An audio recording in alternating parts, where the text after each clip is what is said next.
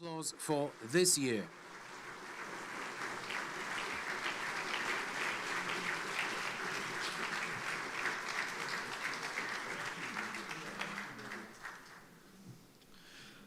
Dzień dobry.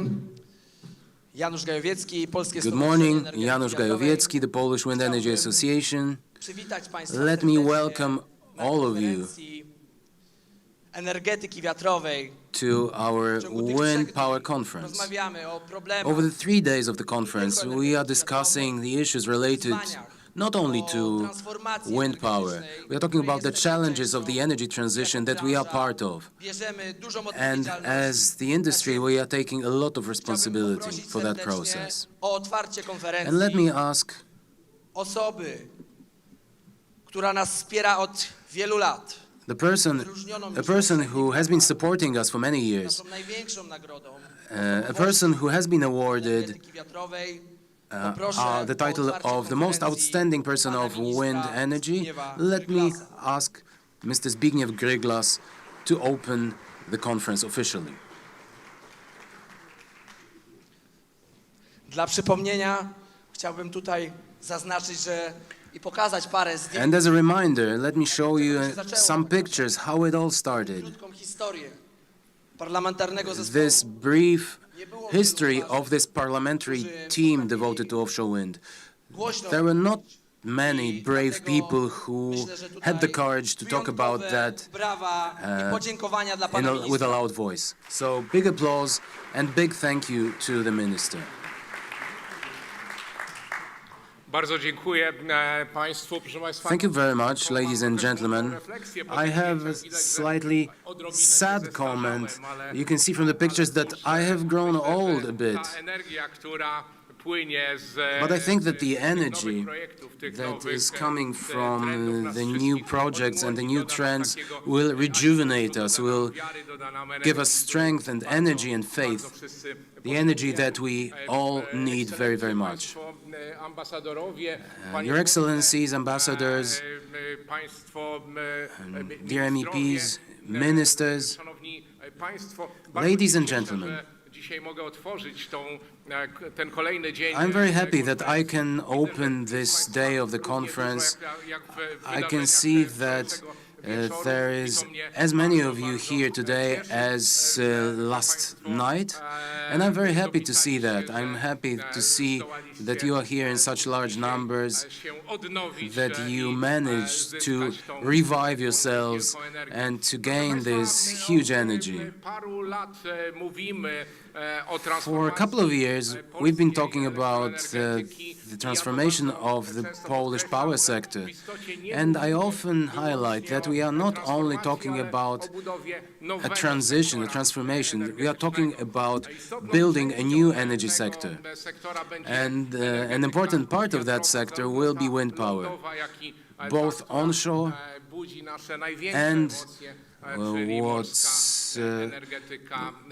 generates most emotions and feelings today, that is offshore wind.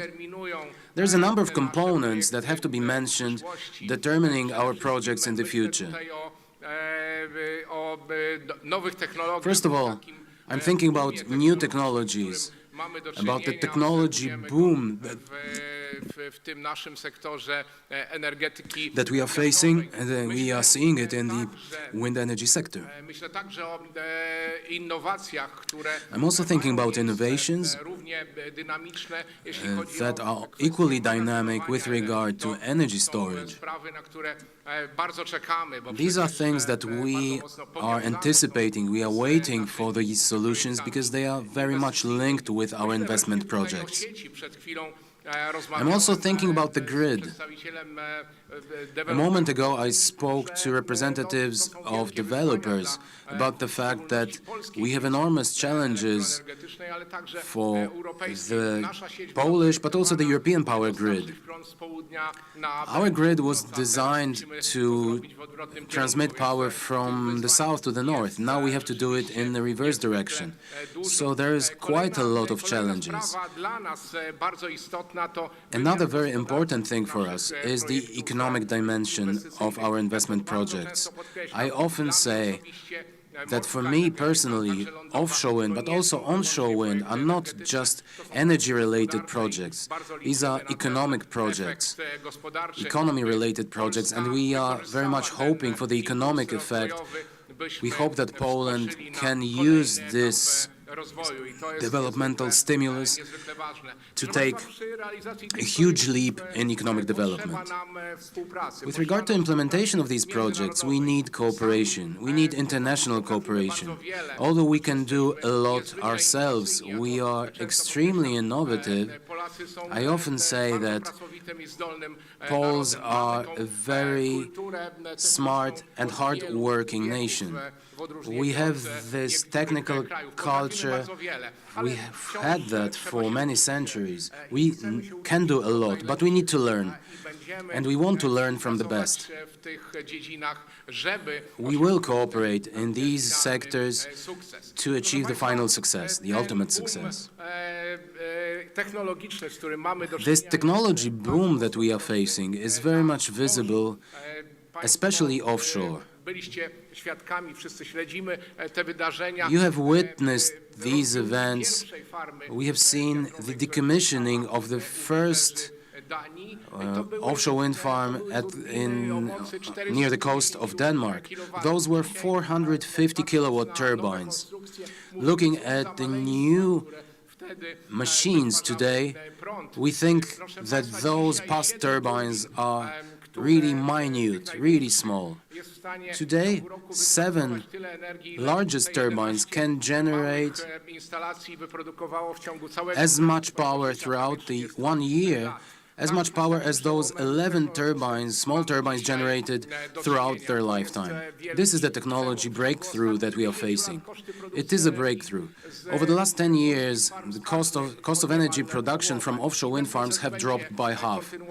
And this process will continue. I've heard declarations of manufacturers today. They are talking about not 10 or 12 megawatt turbines. They are talking about 15 or even 18 or more megawatt turbines. I don't know where this race is going to end. It's hard to imagine, really. I'm trying to take care of the welfare and good experiences of the beachgoers on the Polish coast, and I hope that we will not be able to see those huge structures on the horizon. The issue of energy storage. It is of key importance in order to solve the issue of instability of energy production from wind turbines. But this fuel of the future that we are hearing more and more often about, I'm thinking about hydrogen. We hope that hydrogen will help us solve these problems. There's also huge progress in this area.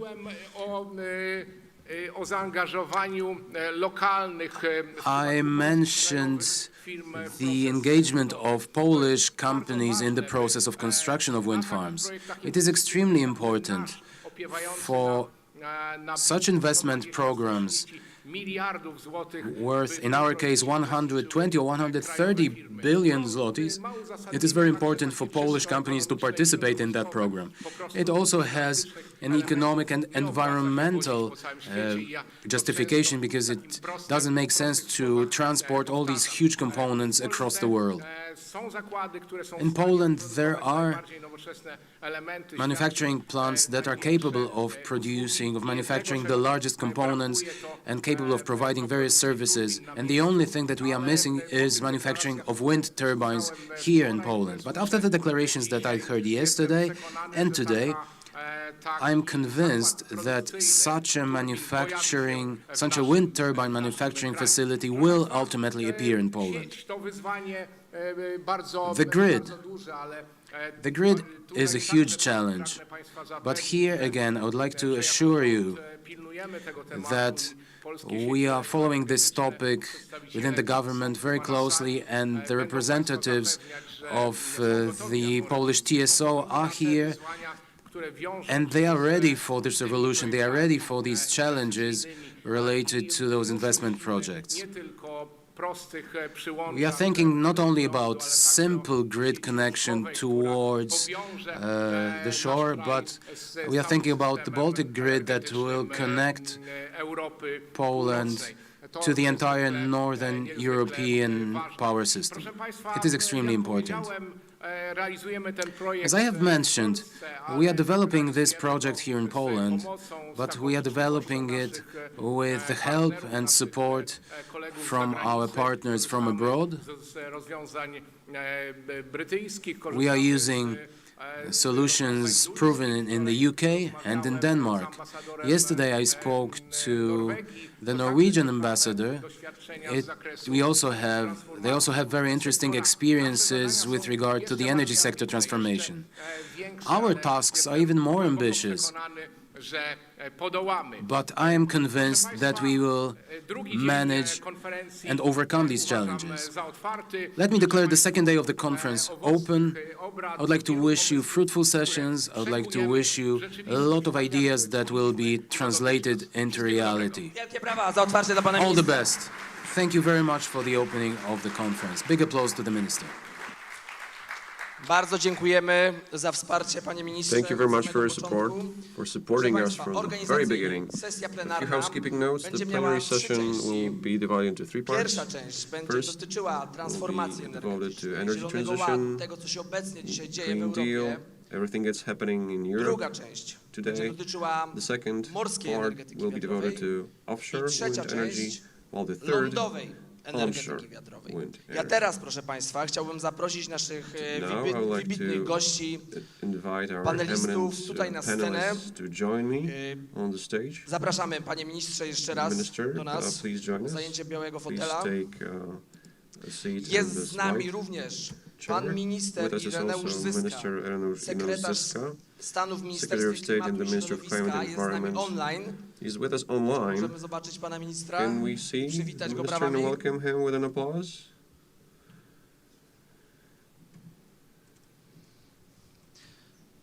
W międzyczasie In the meantime, oh, there's the minister. zapraszam pana. Jest z nami pan minister. Wielkie brawa! Wspaniała również osoba, która wspiera A round of applause. It's a great zmiany, transformację i branżę person wiatrową supporting energy w transition in the Ministerstwie whole Klimatu. sector Nie of the mógł Ministry of osobiście Climate. He couldn't uczestniczyć, be ale with jest us z in nami person, tutaj w but wersji he's with us elektronicznej. Dzisiaj online. ważne obchody sierpniowe. Today we have an Zapraszamy important historical event do nas for pana us to attend. ministra We Grzegorza also have with us Tobiszowskiego. Zapraszamy, Minister panie ministrze. Grzegorz Tobiszowski. Please join Poseł us. do Parlamentu Europejskiego Sorry, he's a dzisiaj. member of the European Parliament today. Wielka osobowość, również wspierająca transformację He's also energetyczną w naszym supporting kraju. energy transition in our country. Zapraszam na scenę pana Let's Nilsa have, de Bara, Niels de prezydenta Baar, Vestas Northern and Central Best is Europe. Northern and Niels, Central Europe. Please join us. welcome. Niels.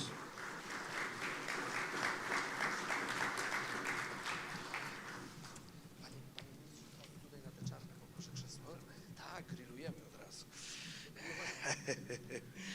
Jest z nami pan We dr also Grzegorz have Górski, Dr. CEO Grzegorz Ocean Górski, Wind. CEO Witamy, wielkie Ocean brawa. Wind, Również na czarne. COO Ocean Winds. Sorry. Jest z nami pan We prezes also have with Sebastian us, Jabłoński, prezes President zarządu Respect of Energy. Wielkie Respect brawa. Energy, Sebastian Jabłoński. Let's give a hand to him as well. Jest pan We prezes also have with Polskiej us Grupy President Energetycznej of Paweł the Szliwa, Polska Grupa Energetyczna wiceprezes Paweł zarządu. Szliba, Vice President of the Board for Innovation. Last, Giles Last Dixon, but not least, Wind Giles Europe. Dixon, Welcome. CEO of Wind Europe. Welcome.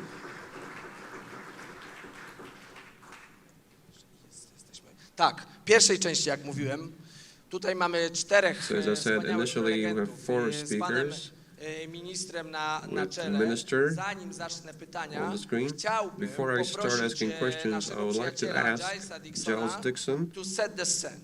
to Przedstawić set the scene. prezentację wprowadzającą deliver an dla Państwa introductory do presentation tej for you. części naszej Introductory sesji presentation to this part plenarnej. of the Giles, plenary session. the Giles, floor the is floor yours. is yours.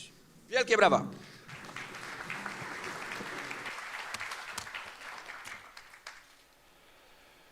Dziękuję bardzo, Janusz. Panowie ministrowie, Thank you, Janusz. panowie Ministers, ambasadorowie, Your panie i Excellencies, panowie, Ambassadors, ladies and gentlemen, dzień dobry. good morning.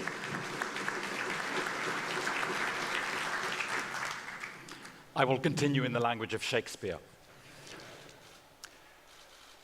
Where is wind energy in Europe today?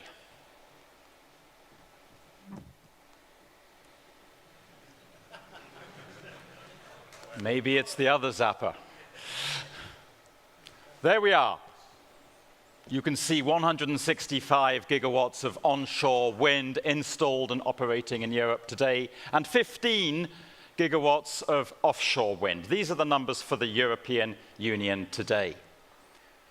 Where will wind be in 2030? The European Commission says we need these numbers of capacity by 2030, a huge increase in offshore wind capacity, an even bigger increase in onshore wind capacity. Where will we be by 2050? Huge ambition, huge increases, both in offshore and onshore. These are the capacity numbers.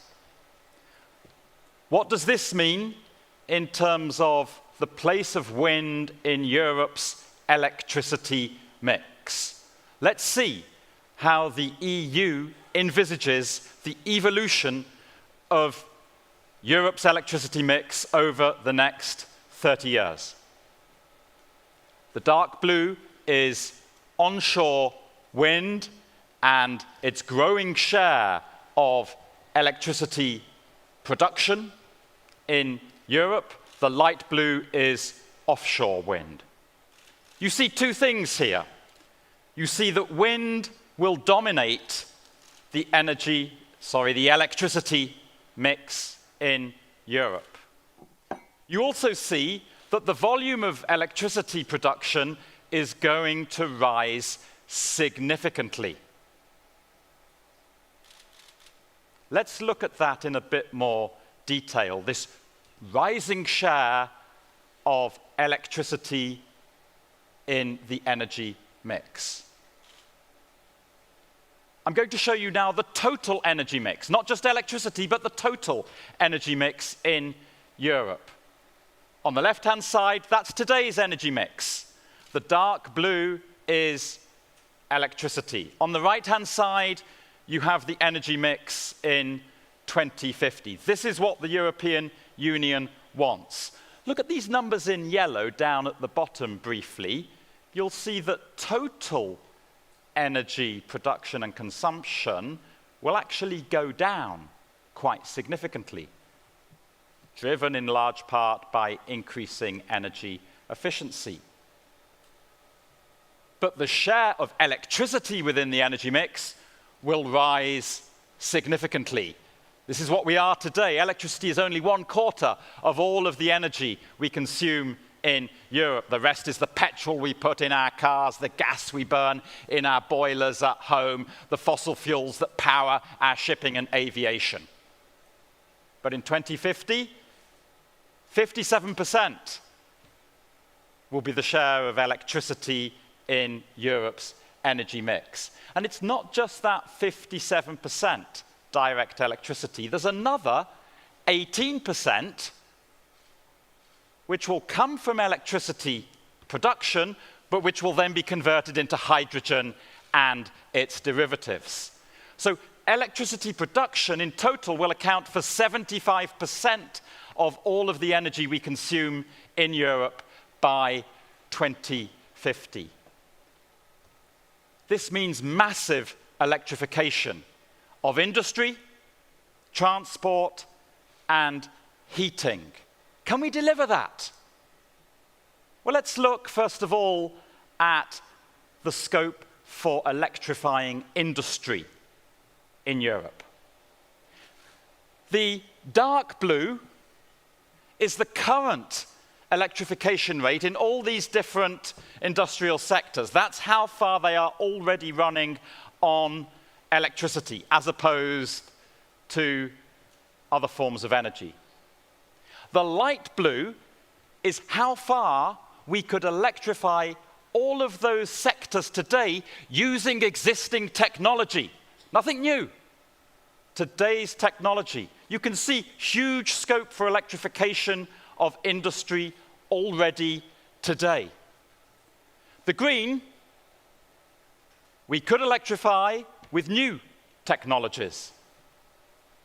The yellow, we won't be able to electrify. That's the hard to abate. If we're going to decarbonize the yellow, we'll need other things than electricity. But the point here is clear. The scope for electrification of industry in Europe is huge. Now you might be saying, okay, we could electrify, or we could decarbonize industry in other ways, including using hydrogen or biofuels or whatever. But the key point is this. Decarbonization via electricity will always be more energy efficient and therefore cheaper than decarbonization through other sources, whether we're decarbonizing industry, transport, or heating. So if we can electrify something physically and technologically, it makes economic sense for us to do so. That's the electrification of industry. How far can wind help drive this electrification of industry? Well, all these sectors you see here, they used not to like wind. They used not to like renewables. They thought we were expensive. They thought we were messing up the whole energy system with our intermittency. That was about 5 years ago. What's the position today? Today, these sectors are knocking on our door saying, please help us decarbonize. We've seen your costs have fallen. You are cheap. We've seen your capacity factors have gone up. You are an increasingly stable form of energy production. We want you to help us decarbonize our industrial processes. Can you build a wind farm next to our factory, please? Or, okay, can you connect us to one of your wind farms? Or can we sign a power purchase agreement with you? So we're decarbonizing indirectly via wind. These are the conversations we are having today across Europe, and I know many of you are involved in these sort of conversations here in Poland. What about the electrification of transport? I'm going to tell you one short and simple story. It's a member of Wind Europe, a wind farm developer in France. Their name is Calista. Some of you may be familiar with them. They have a plan which has been approved by the French government. It is to build 85 charging stations across France's motorway network. Each of those stations will have up to 40 charging points. Each of those 85 stations will be powered directly by 1 or 2 wind turbines built next door to the motorway, next door to the charging station. This has the backing of the French government. This is win-win. It's building wind turbines next to transport infrastructure where the electricity can be used directly. There'll be a grid connection. When the wind isn't blowing, they'll source from the grid. When there's surplus wind, that will feed into the grid. This is the future. Maybe some of you are thinking of doing something similar to this around Poland's transport infrastructure. Finally, if you want to learn more about all of this, this year's annual Wind Europe event is going to focus exclusively on electrification. It's in Copenhagen at the end of November. It's called Electric City, 23rd, 24th, 25th of November. We are delighted, Mr. Gryglas, that you will be joining us there and speaking about all the excellent things you've just been talking about, the crucial role of both onshore and offshore wind in the energy transition here in Poland, and what you are doing to drive the electrification of your energy system in Poland. There'll be 300 companies exhibiting at Electric City. There's still space in the exhibition halls. If you want to come, let me know. Go onto our website and we will be delighted to see you there. Ladies and gentlemen, thank you for your attention.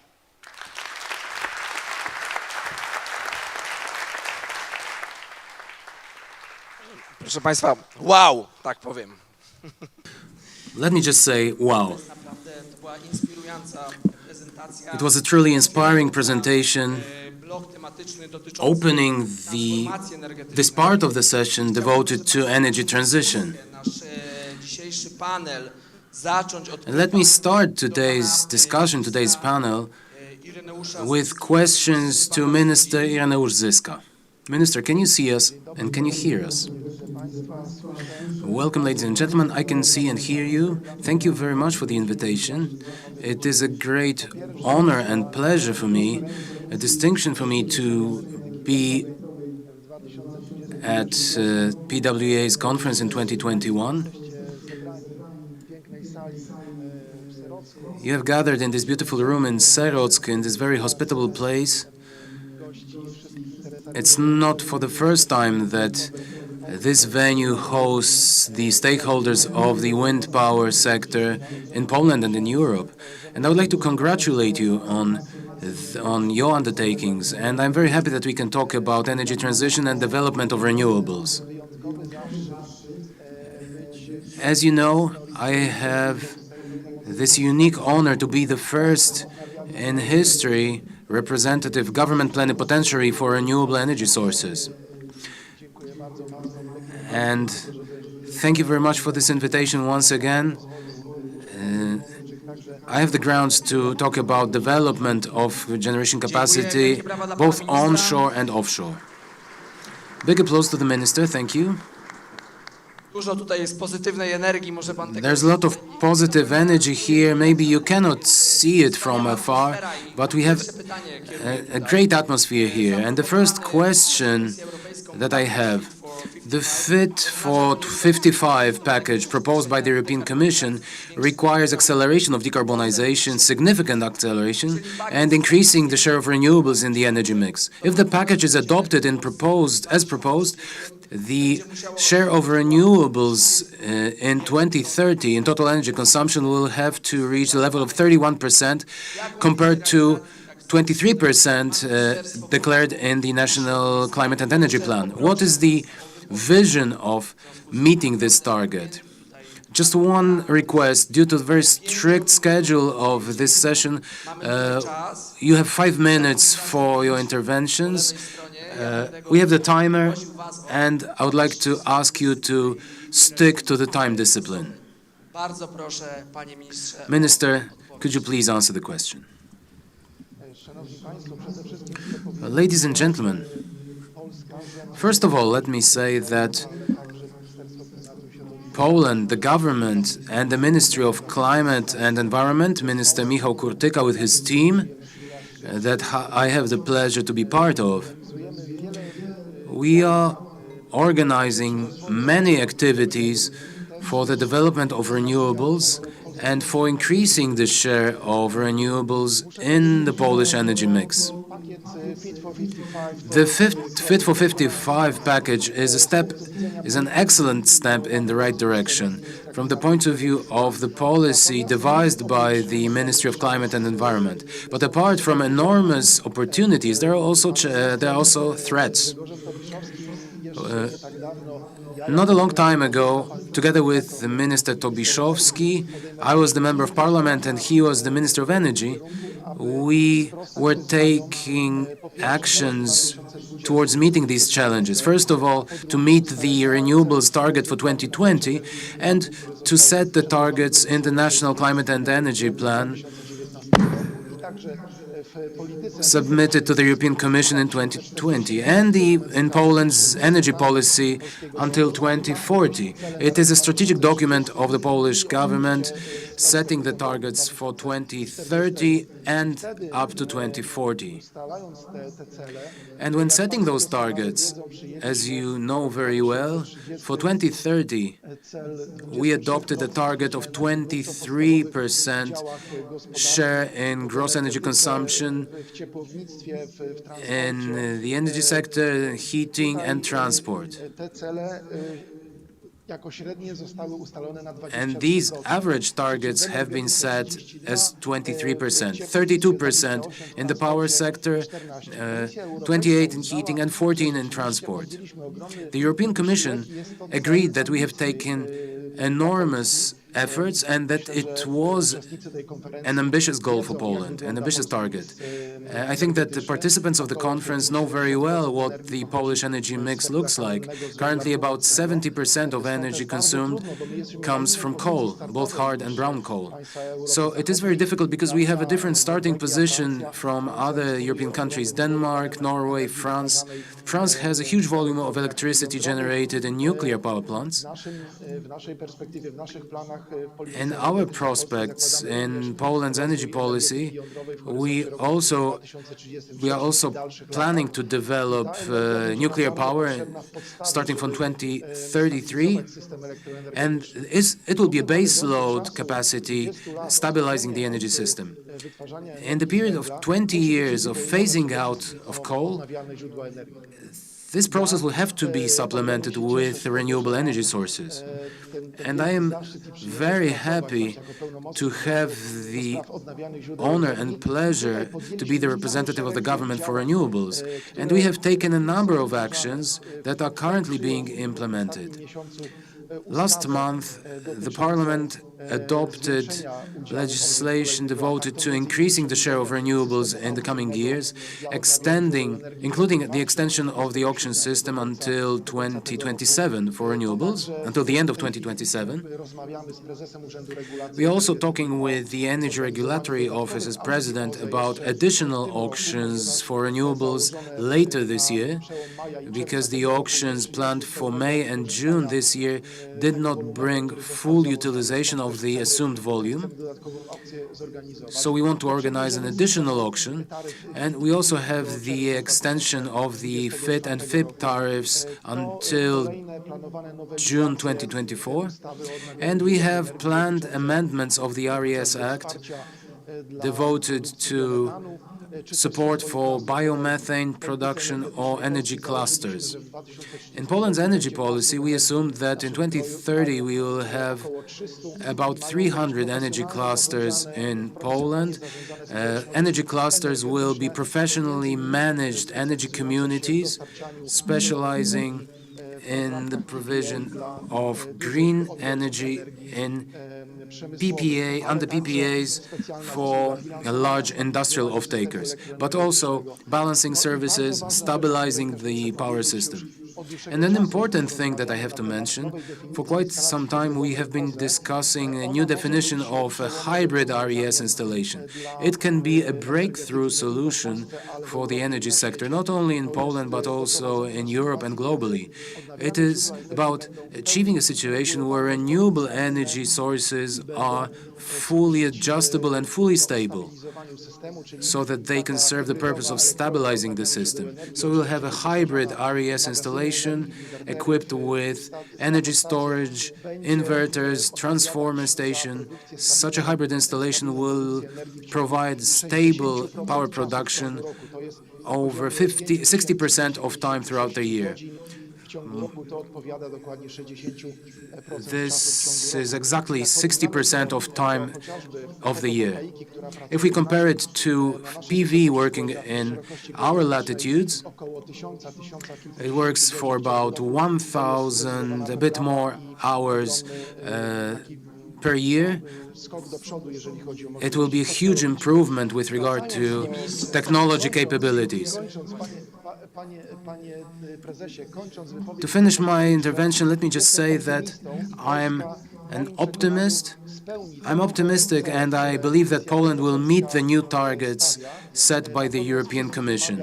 However, it all requires detailed work, discussions.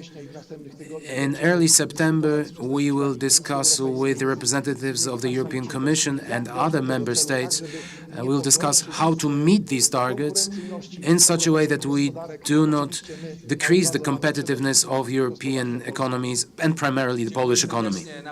Thank you very much. We certainly need decisive action, and Minister Kurtyka has full support of our industry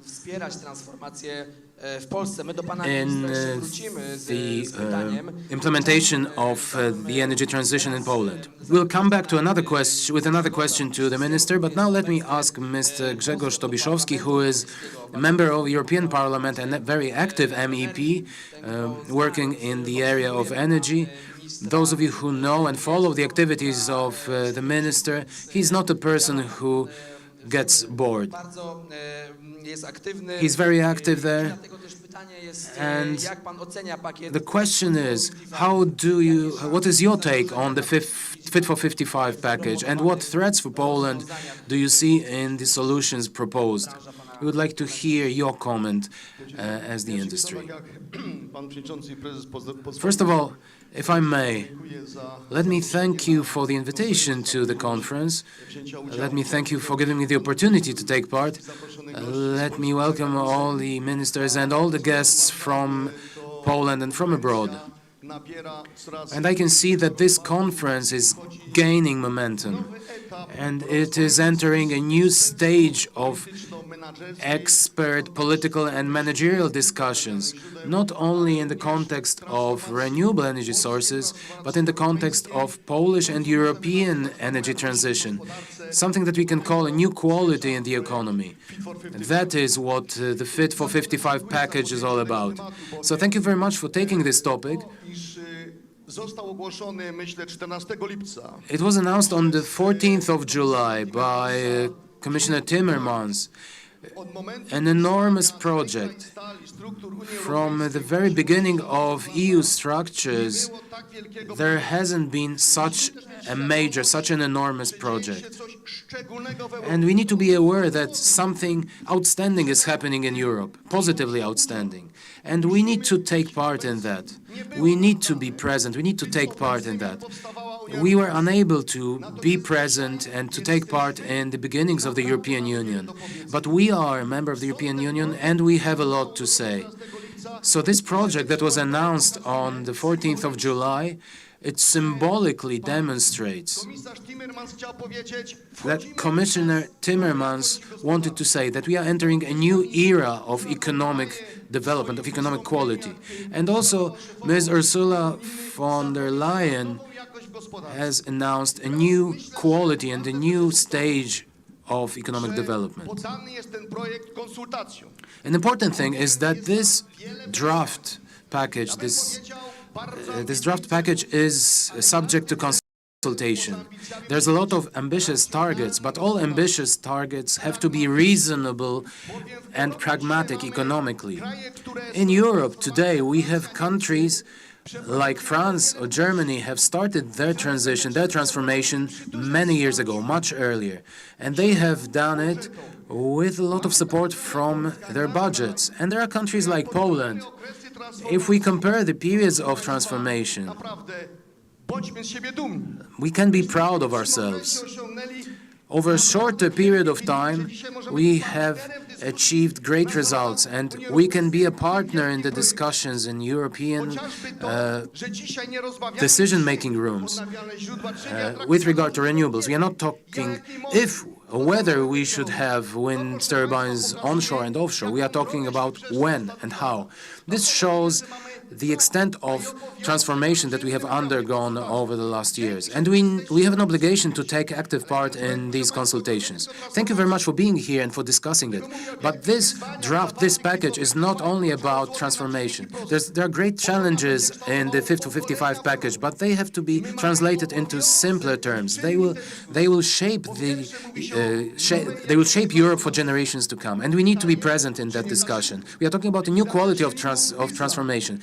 The question is whether it is not too quickly, not too fast, phasing out diesel engines completely. And the question is whether we can change the entire fleets of heavy goods vehicles, like in Poland? Can we electrify them so quickly? The Polish government says that it will be hard to achieve or impossible to achieve, and I share this opinion. But there are also other countries like Italy that have some doubts. So we need to have very serious consultation in Europe, and it's very good that we are talking about it. Second thing, for the first time we are talking about the construction industry and payments for CO2 emissions. This may impose a burden on average citizens. This may result in poorer citizens not being supportive of an environmentally friendly economy. Because poorer people will look at the money that they have available in their wallets. If we are talking about 50% in 2030, a big nod to the European Environmental Agency and their estimates. Many countries do not meet the target of 40%. And the question is why they did not meet those targets. Because this will be the answer to the question what to do to achieve the targets set in the Fit for 55 package. Again, we are talking about agriculture and forestry. There are a lot of quality questions about the quality of our forests. I know that there are some reservations or some objections from Germany and from Poland regarding the forestry and transition in the forestry sector. Another thing, the reform of the ETS system. We have to say that the ETS system that was aimed at developing and transition in the energy sector, it is burdened with speculation on the emission allowances. This will choke the energy sector based on coal. It has to undergo the transition towards renewables, perhaps towards nuclear, just as we are planning. France is supportive of that. Germans not so much, but France is not supportive of us developing our gas-powered sector. So these things will have to be decided in Europe, and it is still an open question. We have investments in renewables, we have investments in gas, we are preparing nuclear in Poland. These are unprecedented projects, and they have to be reflected in EU documents so that we, as Poland, can undergo this long journey. We have a different starting point, we have the challenges, but we want to meet the targets. We only want them to be realistic. We want to ensure our energy security, security of supply, and the welfare of our citizens. Just a few more words. We are getting out of the pandemic. We are recovering from the pandemic, and we hope that the pandemic will not affect our economies anymore.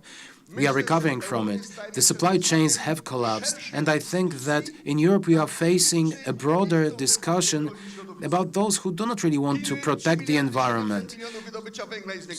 China is increasing their coal extraction. The US, Russia, India. These are the challenges, and we need to transfer our ideas towards the modern economy. Only then will we be able to protect our planet and protect the environment. But it has to be realistic. It has to apply to all the global players. It cannot be Europe alone carrying this burden of environmental protection. It's not possible. We have 11 or 12% of responsibility for the climate. So our ambitions have to be related to the EU's efficiency in global diplomacy. And I think that Poland, as a large country in Europe, we can propose these solutions because we are in the process where, for example, India want to use our experiences. Indonesia, even China is talking to us about our perception of certain processes related to renewables and the energy mix. And big thanks to the ministers for mentioning the activities taken by the Polish government. I think that today we can demonstrate our solutions because we have similar historical conditions like India or the United States, and we're also talking to them about possible future solutions. Thank you very much for that. Wielkie brawa. Give a hand to our speaker. He deserves a round of applause. Thank you, Minister. These are important words for all of us here to look at it from the point of view of Poland, but also of these dire straits we're in as a country, the challenges we are facing, and what we're doing as the Polish government, as Poland, that we have already started this energy transition process. How much is ahead of us to be done? And this is what we're talking about today. Well, Giles. Next question goes to you. Wind Europe szczegółowo Wind Europe analizuje is krajowe plany na rzecz closely analyzing national działania plans for transformacji energy and climate. wyglądają z perspektywy How does the Polish plan look like from the point of view of Brussels? a w jakich obszarach powinniśmy podjąć Where do we have bardziej zdecydowane good achievements, and where should we take more decisive steps? Thank you very much, Janusz. The Polish plan is extremely ambitious. As Minister Zizka has said, it entails a switch out of coal into renewables and other sources in 20 years' time. It's hard to think of countries elsewhere in Europe who have undergone that scale of transition in so short a space of time. And you have, I think, expressed it very passionately yourself, Mr. Tobiszowski. You called it the positively outstanding scope and scale of the Commission's latest proposals in the Fit for 55 package. And I think Poland is doing a lot of things that are a source of inspiration to others in Europe. I'd like to single out one thing that Minister Zizka talked about, which is extremely important, and that is these so-called hybrid or combined renewables projects where you put wind and solar together. These are going to play a crucial role in the energy transition. As Mr. Zizka expressed very clearly himself, you get a very high combined capacity factor out of such assets because the wind and the solar are so compatible and they can together produce such a stable form of electricity. One quick observation on this. I must confess I don't know what the legal situation is in Poland regarding these combined renewables projects, but in other countries we are saying to the governments, please make sure that your legal framework actually recognizes them, because in some countries in Europe the permitting authorities don't give permits for these combined projects because they say, well, our rule book tells us how to permit a wind farm and it tells us how to permit a solar park, but we don't know how to permit a combined wind and solar park, which of course is crazy. They're holding themselves back. The other point is the TSO, in your case PSE, it's very important that they should be able to give a grid connection permit for a volume of megawatts that is less than the total installed capacity of megawatts. It doesn't make sense if the TSO says you're 50 megawatts wind, 50 megawatts solar, therefore you need a grid connection of 100 megawatts and you must have that.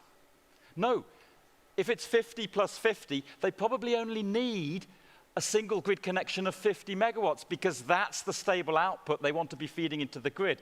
So it's very important that PSE should be able to give them a grid connection for 50 only and not insist on 100. Spain and Portugal have just changed their laws in that direction, by the way. It's extremely important.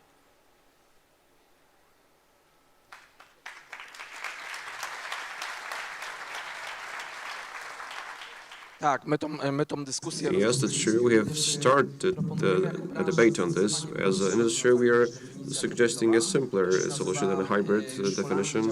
In the Netherlands and in Denmark, it's so-called cable pulling. We'll be talking about cable pulling. We have a friend, a president of the Dutch Association, with us. I'm not sure if he is in the room and can hear us, but today he will deliver a presentation on cable pulling.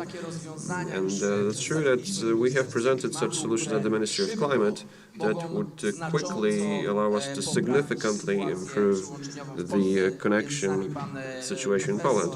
With us we have Piotr Kacejko from the Lublin University of Technology, the dean of this university, and he calculated this for our grid, and we can see that great benefits are possible, and we have to implement it quickly because these steps that we were talking about, the transition, have to be decisive. We should not be stifled in any way. So we are quite a bit behind the schedule. Just the quick last question to Minister Ireneusz Zysk. Now, in reference to the required changes due to the growing energy prices, can we count on, in your opinion, on the rapid adoption of the Distance Act so as to free up the onshore energy potential and to quickly feed the grid with new capacity? Personally, I'm confident this is what has to be done. The Distance Act has to be amended. So these postulates are coming from local authorities, from municipalities. They would like this 10H rule to be more liberal. The whole wind industry, of course, is supporting that. And there's a draft at the Ministry of Development of an end. It is on the schedule of the legislative work of the government, and I'm confident that soon this draft will be debated by the Parliament. So this is a necessity. To conclude, I know that we are behind the schedule. I'd like to say that I'm extremely pleased that last year we've managed to adopt the Act on the promotion of electricity generation in Polish wind farms. That's, we could call it the constitution of offshore wind energy. And I can boast a little bit. It was my initiative as the plenipotentiary for RES. Work was started on the sectoral agreement for the offshore wind. And as the President has mentioned, soon on September 15th, we will officially sign this Polish sector deal based on the British sector deal for the good of development of the whole industry. It's worth mentioning that hydrogen will also play a significant role both in energy storage and the use of surplus energy from RES as a fuel in transportation, especially heavy transportation, freight transportation, also in airlines in the future, in shipping as well, because there are some tests of the technology.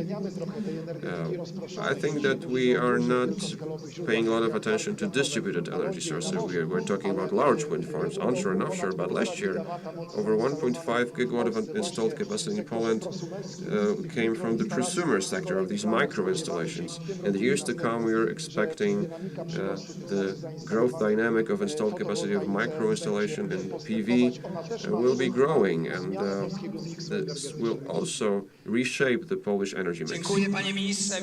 Thank you very much. Let's give a hand to the Minister not only for his address today, but also for the fact that with his hard work he's been supporting the wind energy industry onshore and offshore. We appreciate that a lot, and we'd like to thank you for your hard work. Let's have a round of applause for the Minister as well, again. Proszę teraz o podsumowanie pierwszego bloku naszej sesji plenarnej dotyczącej transformacji energetycznej Polski w kontekście polityki klimatycznej. Now we have a summary of the first session delivered by Grzegorz Górski. Dziękuję bardzo. Thank you. Państwa, o transformacji, tyle, że ja sam jestem przykładem transformacji. I'm an example of energy transition myself. I come from Silesia, together with Mr. Tobiszewski. I was counting this 28 years ago. We were solving the problems in Ruda Śląska and related to this sewage My colleague used to be the mayor, and I would work with coal energy, and now I'm working exclusively with wind energy and exclusively offshore. W takim krótkim Now, podsumowaniu to sum the session myślę, że up quickly, pandemia I jest think that the times of the pandemic, in the long term and structurally speaking, is an opportunity, ponieważ really, o transformacji to energetycznej, achieve czyli tak jak energy Dariusz transition. tutaj mówił, Just like Giles z jednej mentioned, strony on the one hand, zelektryfikować, co we need się to da, electrify whatever we can and generate electricity based on renewable energy sources. We also talked about this before, but now pandemii musimy zrestartować we're thinking how to finance this. But after the pandemic, we need to think how to restart our economies. Nobody's thinking how to finance this because we just have to do it. So we can kill two birds with one stone, really. zrestartować We can gospodarkę restart the economy w sposób and to zielony achieve this energy transition. w ten sposób transformację. Oczywiście trzeba rozwiązać Obviously, there are many problems to be solved. z tym, że Europa jest pionierem. jeśli Obviously, chodzi Europe is a pioneer in energy transition. o podatek graniczny, jest jakimś I think that rozwiązaniem. a border tax would be a solution. I also think that the Biden administration in the US has a different approach Unii Europejskiej. than A it jeśli used to chodzi have, o similar to the EU. And I'm talking about Poland o to, jak my się mamy and transformować. how we should achieve energy transition. Just like Mr. Ziska, I have no doubts that we will achieve this objective. Myślę, że nawet z naddatkiem. And Z powodów przede wszystkim ekonomicznych. we will even achieve more than we planned. Poza Renewable energy sources are the cheapest form of energy, z jednej even strony outside of auctions. inwestycji w We'll have oparciu more and more investments based on umowy, tak zwane PPAs z przedsiębiorstwami. with entrepreneurs. One już są zawierane w Polsce So i będzie. first contracts have already been signed, and we have more of them for sure. On the other hand, based on distributed sources. I'm not sure if you know, but Poland is the leader in Europe from the point of view of distributed PV, whether it's built on roofs and households W obiektach przemysłowych. and in industrial facilities. So this is this bottom-up process który trwa i that's nabiera been going on, tempa i myślę, że jest gaining momentum, nie do zatrzymania, bo and I koszt think będzie it's unstoppable. tylko malał. Because the cost of Dziękuję electricity serdecznie, will be Grzegorz, just za going down. podsumowanie. Thank you, Grzegorz, for the summary. Let's give a hand to all the participants of the first session. Teraz na scenę chciałem zaprosić Now I'd like panią to invite prezes, dr Kamilę Tarnacką, Dr. Kamilę poprowadzić Tarnacką część to dotyczącej join me. morskiej energetyki She wiatrowej. will Wielkie brawa! moderate the part on offshore wind energy. Tak, ja tu panów bym Good poprosiła, morning, ladies and gentlemen. to znaczy And I would like to zaprosić pana ask ministra you, Zbigniewa gentlemen, to Gryglasa. mix it up a little Chciałam bit. zaprosić Let pana me prezesa Nilsa invite Debar, Mr. Zbigniew Gryglas, Mr. pana Niels de prezesa Bar, Pawła Śliwa, and Mr. Paweł Śliwa, pana prezesa Grzegorza Górskiego. and Mr. Grzegorz Górski. Sobie. I rozpoczniemy od krótkiej prezentacji. And let us Większość start państwa, with a short presentation. Świetnie się orientuje, gdzie jesteśmy, jeżeli Most chodzi of you know very well offshore'owi właśnie będzie poświęcona where we ta are część, at with regard to naszej offshore, because sesji. offshore will be the main Natomiast, topic of this part of the ja session. chciałabym, krótko przypomnieć państwu, gdzie jesteśmy. But let me briefly remind you where we are. To jest ten materiał, który chciałam pokazać. I don't think this is what we wanted to show on the screen.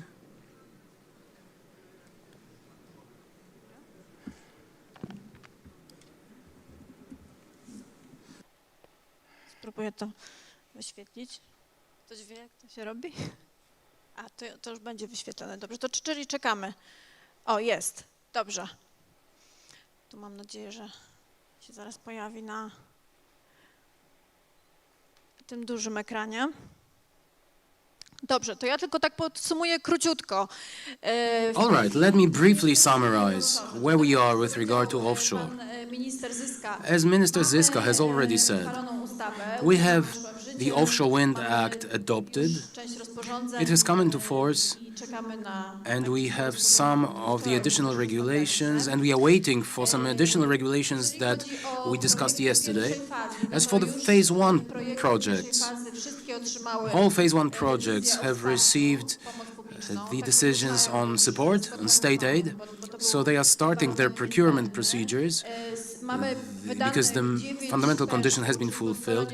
We have 9 seabed permits issued, or location permits. 7 of them will be used in the first phase, and 2 of them, PGE's and Polenergia and Equinor's project, will be developed in the second phase. So in the first phase of offshore wind projects, we'll have about 6 gigawatts of installed capacity.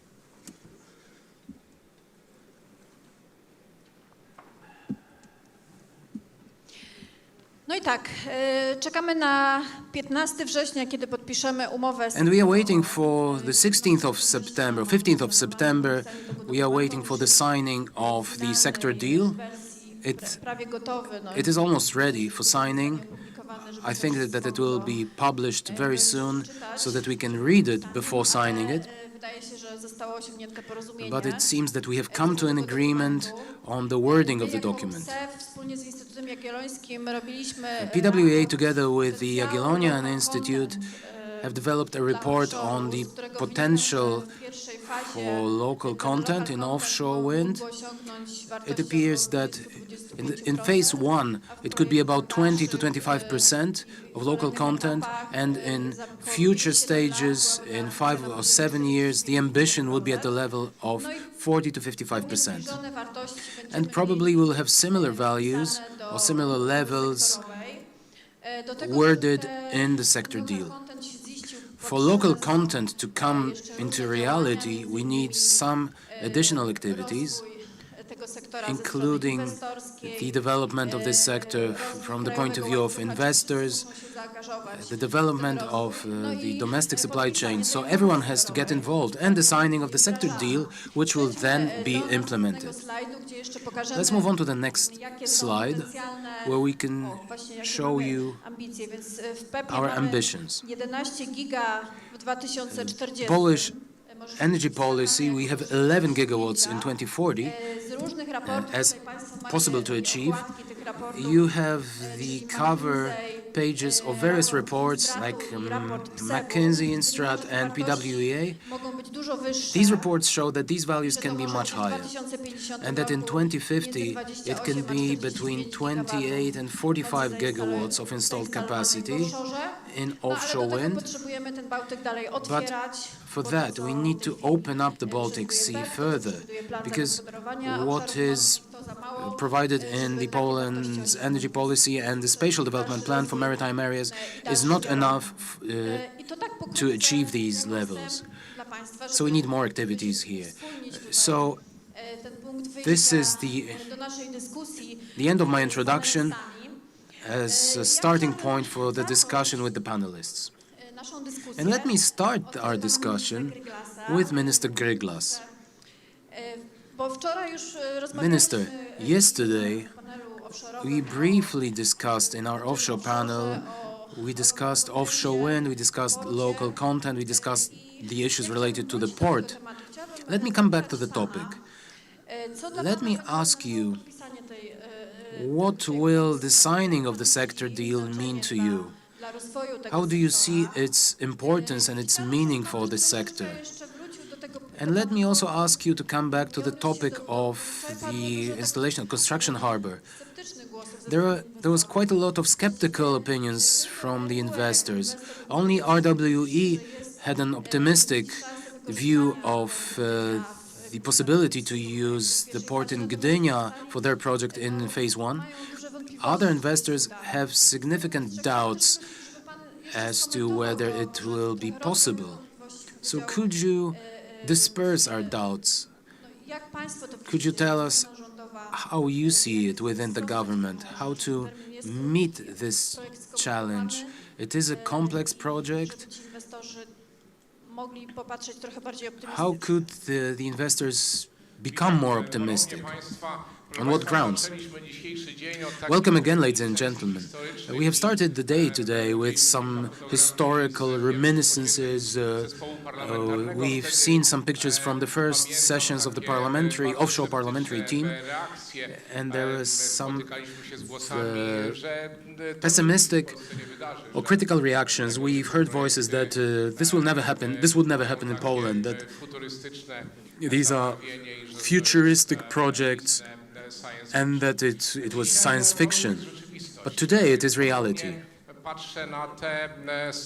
So I have a similar attitude towards these skeptical voices and opinions. And let me tell you, we will do what we have to do. We'll do our job, and the infrastructure will be ready in time. We have the regulatory framework. We have the spatial development plan for maritime areas, and those are very important regulations.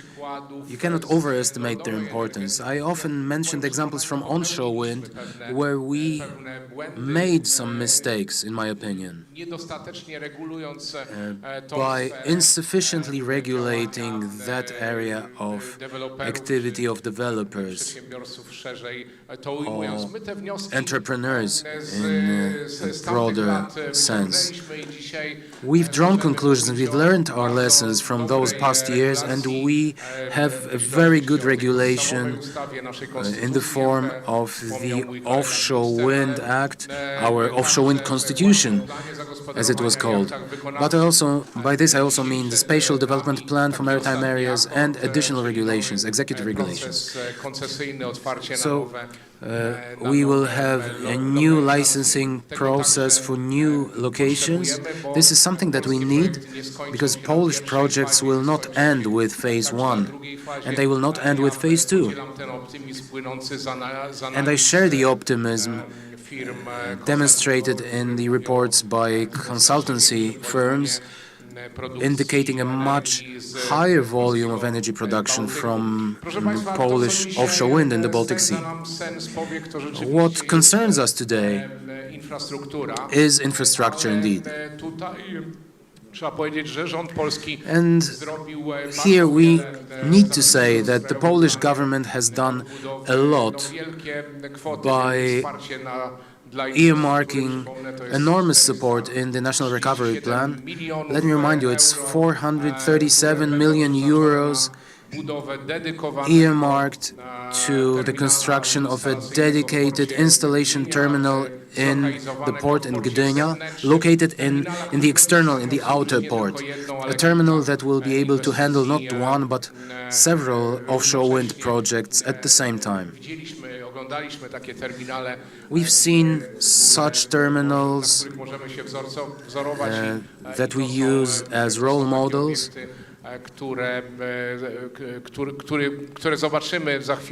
and we will see similar facilities here in Poland very soon.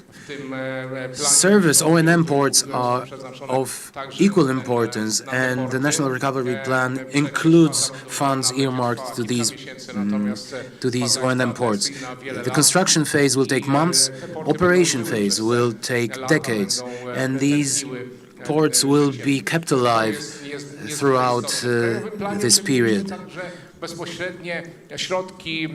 the National Recovery Plan, we earmarked significant, repayable but significant 30 billion euros for the support of investment projects, and I think it will help investors in closing the financing structure of these projects.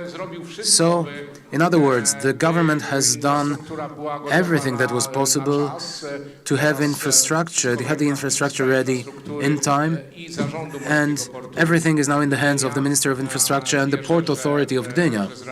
And I believe that they will make it happen. They will do the jobs that they were given by Prime Minister Morawiecki and by the Polish government. As for the sector deal, it is a great sign for the future and for these ambitious targets for Polish energy production, because it is only with full consensus and full understanding that we can meet these targets. The figures that you have presented in the screen, 20 or 30% of local content, is not sufficient. It's not the level that we are interested in. And once again, let me call upon all large suppliers, mainly turbine manufacturers, but also manufacturers of other components like towers, blades, and other components,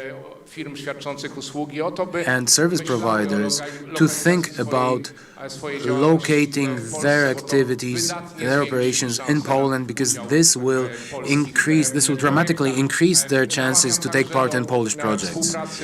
Let me also encourage you to cooperate with Polish companies, those state-owned, but also other companies, private companies, small and medium-sized companies, companies that are really very innovative, and the participation of these companies in your projects will allow you not only to take the part of this Polish pie, but also have efficient production and the possibility to compete in global markets. Thank you very much. Thank you. Indeed, the minister has a longer term on his mind. I remember the beginning of the work of the parliamentary team. Indeed, it did seem abstract back then, that we would have a legislation within 2 years' time and that we'd have projects. So perhaps we are overly skeptical, and we would like to be pleasantly disappointed to see that we will be able to use the port in Gdynia in phase 1 projects. Not perhaps, for sure, says the minister. So we keep our fingers crossed, and we hope that it happens indeed. The minister has mentioned the representatives of foreign companies, manufacturers, and we have a very important representative here, Mr. Niels de Baar. Let me ask you, what are Vestas' plans with regard to supporting the sector deal for offshore wind in Poland, and how are you planning to develop the local supply chain in Poland? Thank you for the question. First of all, we're fully involved and committed to the sector deal since we signed the letter of intent in July last year. And we're looking forward now to finalize the discussions and to come to a formal document on that. If it comes to the supply chain, Vestas has a rich history in Poland. We are active for nearly 2 decades in the country and established actually, I would say, quite impressive local supply chain on the onshore wind side. In those decades, we installed 2.2 gigawatts of wind power and invested a total of nearly 800 million euro in the supply chain. With that, we created over 500 direct jobs with Vestas and thousands of jobs with our subcontractors. And we did that, of course, for good reasons. For the local business, but also for export reasons, as the conditions in Poland are beneficial to Vestas. And there I come to 3 key criteria for us. Consistent domestic demand, the cost competitiveness of the supply chain, and of course the required quality. If those 3 are met, and we have very good experience of that in Poland, then it is very interesting for a manufacturing like Vestas to build a supply chain in a country. Not just to serve the domestic demand, but if this really, we excel on the 3 criteria, it is also very interesting to use that as an export hub. So in summary, we are investigating intensively now how we can take these steps. The steps we took on the onshore side, now also on the offshore side. And with that, also investigating the potential of Poland as an export hub, a global export hub in the offshore wind. Thank you very much. My doceniamy bardzo udział państwa już w offshore. Participation in the onshore development, and we are hoping that you will be as active in your cooperation with Polish suppliers for offshore. We're very much counting on you. You're one of the most important players on the market, so it is especially important to us for this cooperation to develop. Now, I would like to ask President Śliwa about something. President, today you are negotiating contracts for your first phase project. Now, what does it look like if you look at the supply chain potential from your side? This level of 20–30% of local content, or even more, is that possible from your point of view as an investor? Are these values achievable and realistic at this stage? Thank you very much for inviting me to the conference, first of all. I hope you will stick to your word, Minister, that Gdynia will be developed and we will be using it as a hub for the construction of Baltica 3 and Baltica 2, because that's the order in which they will be built. Well, today, by 2027, we would like to commission these two wind farms together with Ørsted, our Danish partner. So this is a 50-50 partnership. Now, talking about supply chains,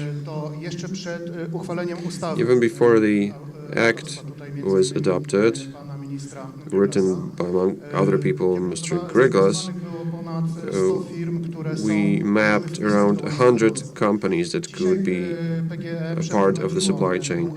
Today, PGE analyzed this, and we are actively speaking with business partners from Poland, and we see the potential of around 400 service suppliers and suppliers that could get on board. Maybe not directly, but as sub-suppliers for large potential global players, like Vestas, for example. We see a huge potential in that.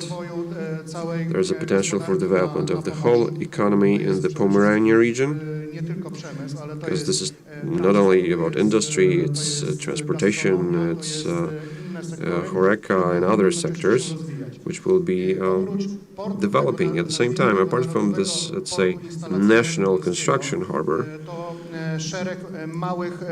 there's a whole list of smaller ports or harbors that are not really used for fishing and for the needs of the sector. They can change their profile towards O&M services and construction of offshore wind farms. A construction harbor is extremely important. To give an example, if we had to construct wind farms using other harbors, the whole Polish sector would need to use vessels, ships from other countries, from other harbors abroad. I think that the significant part of the Polish supply chain we are planning, well, for a large part of the supply chain would be a huge barrier from the legal point of view, from the logistical point of view. That's why the construction harbor is so crucial. Now, to say more about Baltica 2 and 3, the first projects to be commissioned,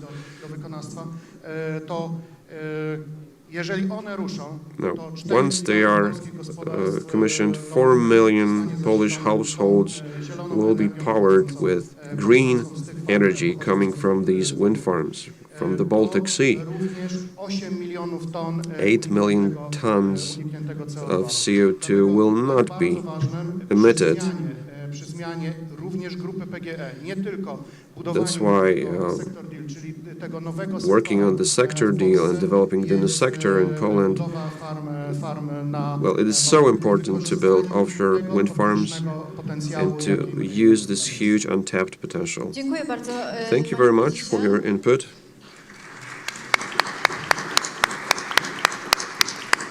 Właśnie wczoraj z naszej rozmowy Yesterday, w poprzednim panelu offshore'owym during the previous offshore panel, the conclusion was that, well, it's okay as far as O&M or service harbors are concerned. The construction harbor is really of key importance for developers because investors cannot do much, really. So the ball is in the park of the public side, of port authorities. That's why there's this huge request and expectation for this construction harbor to be developed. Now I'd like to ask Grzegorz Górski what it looks like from the point of view of a foreign investor. How do you perceive the prospects for development of offshore wind in Poland? What conditions have to be met for offshore to repeat the success from other countries, like in the UK? What are the odds? Well, thank you. I wouldn't compare us to the UK. We have a much shorter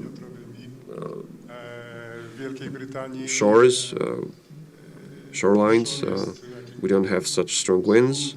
And in the UK, offshore has been one of the main political topics for quite some time. And Prime Minister Boris Johnson, who visited Mare East farm, announced that the UK will become the Saudi Arabia of wind energy. These are the exact words he used, and he's often quoted as saying that. But still, I think we should be ambitious. Polish offshore should be looked at against the backdrop of the potential of the Baltic Sea. You started by listing the figures concerning the prospects in the Baltic Sea. Last year I had the pleasure of participating in Szczecin in a ceremony of signing a Baltic Declaration. Minister Kurtyka signed the declaration on behalf of the Polish government, and other ministers from other Baltic states signed this as well. A few years ago I participated in a similar ceremony for the North Sea. So I hope that what we will achieve in the Baltic Sea will be similar as what had been achieved in the North Sea. Obviously, these figures, these estimates change, but I see one pattern here. Last year in Szczecin, we saw a report by Business Europe saying that Baltic 2050 will allow us 100 gigawatts and 30% in Poland. And this 30% of the Baltic Sea is repeated in many reports. But what changes is the total potential. I even one made a graph, Bloomberg Energy Finance. I think most of you read it. Every 6 months they have a new forecast, and we can present it in a graph, because every 6 months the total increases, both for Europe and across the world. It goes up and up. And this is a continuous growing trend. If 30% of the Baltic potential should be achieved by Poland, this will form a huge base for the development of Polish economy. The infrastructure and companies built around it, which will start working in the industry. New investment projects coming up will serve for the development of smaller markets where it's not economically viable to develop the local supply chain. I'm thinking about the Baltic Sea. The Baltic Sea can be a pioneering region from the point of view of transnational cooperation, which will ensure greater energy security through a hybrid network, through a grid or network to be developed on the Baltic like a backbone, which will be connected to the grids of all the countries so that the electricity is available always. because in some places there will be stronger wind, and in some others the wind will not be as strong. And if we are talking about the decades, that's the future, these interconnections. I think obviously offshore is the future for Europe, and for the Baltic Sea, Poland will be the main component. As I said before, when I talked about these PPA contracts or agreements, apart from auctions, we will see these direct agreements. We signed a first contract, not in Poland, but in another country, for a few hundred kilowatts, and the project will be developed based on the PPA, not a CFD with the government. Now, talking about infrastructure, Minister, I hope you will keep your word here. We have similar plans. We hope that the construction harbor will be built in Gdynia. We're hoping to be using that in the future. And also Władysławowo as an OEM harbor. But we hope it will be built. But as President said, what we saw in the UK, there are lots of harbors. Even some, let's say, forgotten places are developing. In the past, they had a lot of fishing vessels that were phased out. In the UK, these were harbors servicing the oil and gas industry, which is being phased out in the North Sea, and now they are repurposed for the needs of offshore wind. And I think this is a chance for the economic development of such difficult areas, I mean socially and economically difficult areas. But we need this incentive, this impetus that will encourage investors to invest there. So that's it. Now we have a second round of questions. I would like to ask you for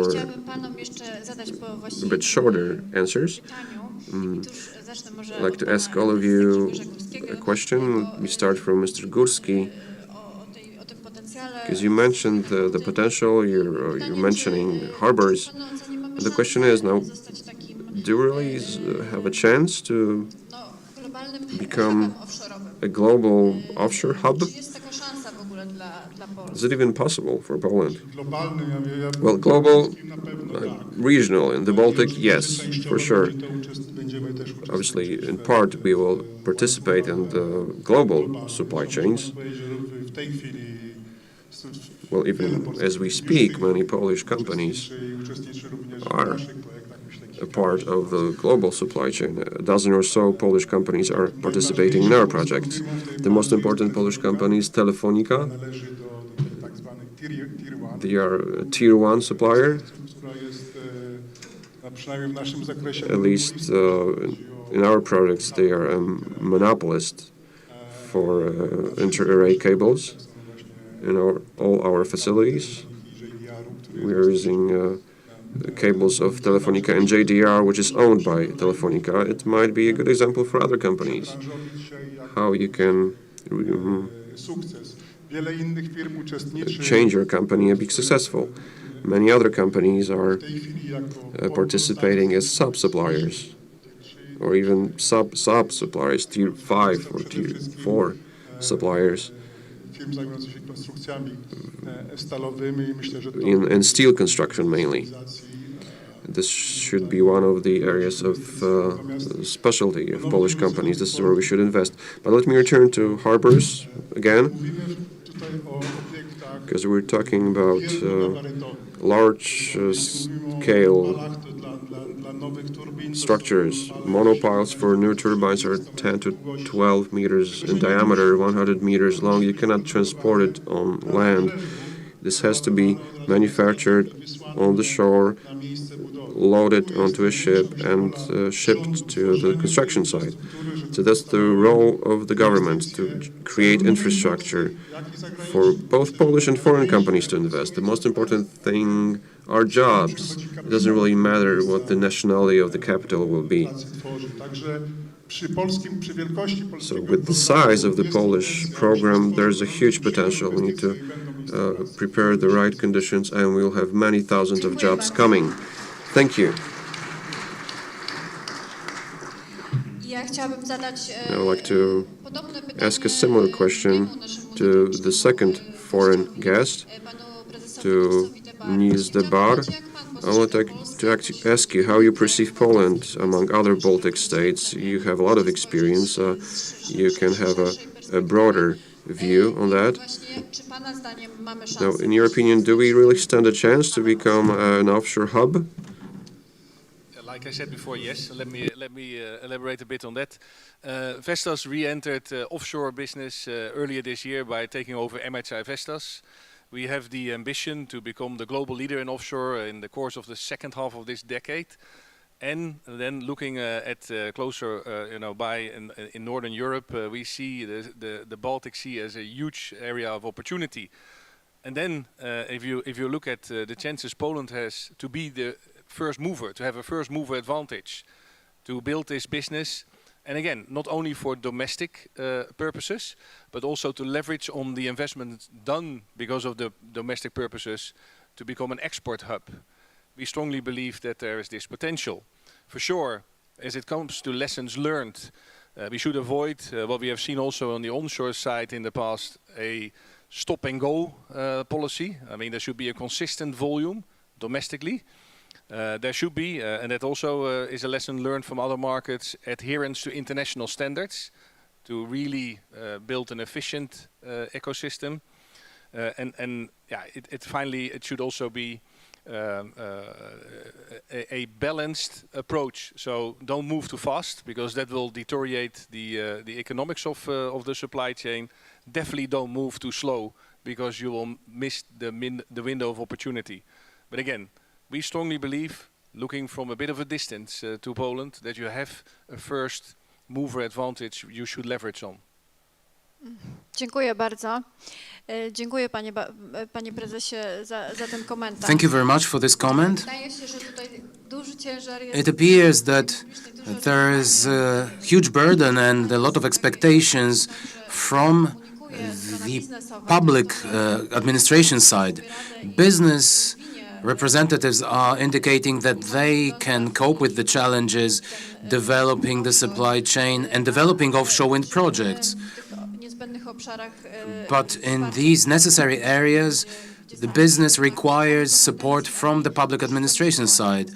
Wherever businesses don't have the possibility or competences to act. It is an important lesson, important conclusion. I have a question to Mr. Paweł Śliwa.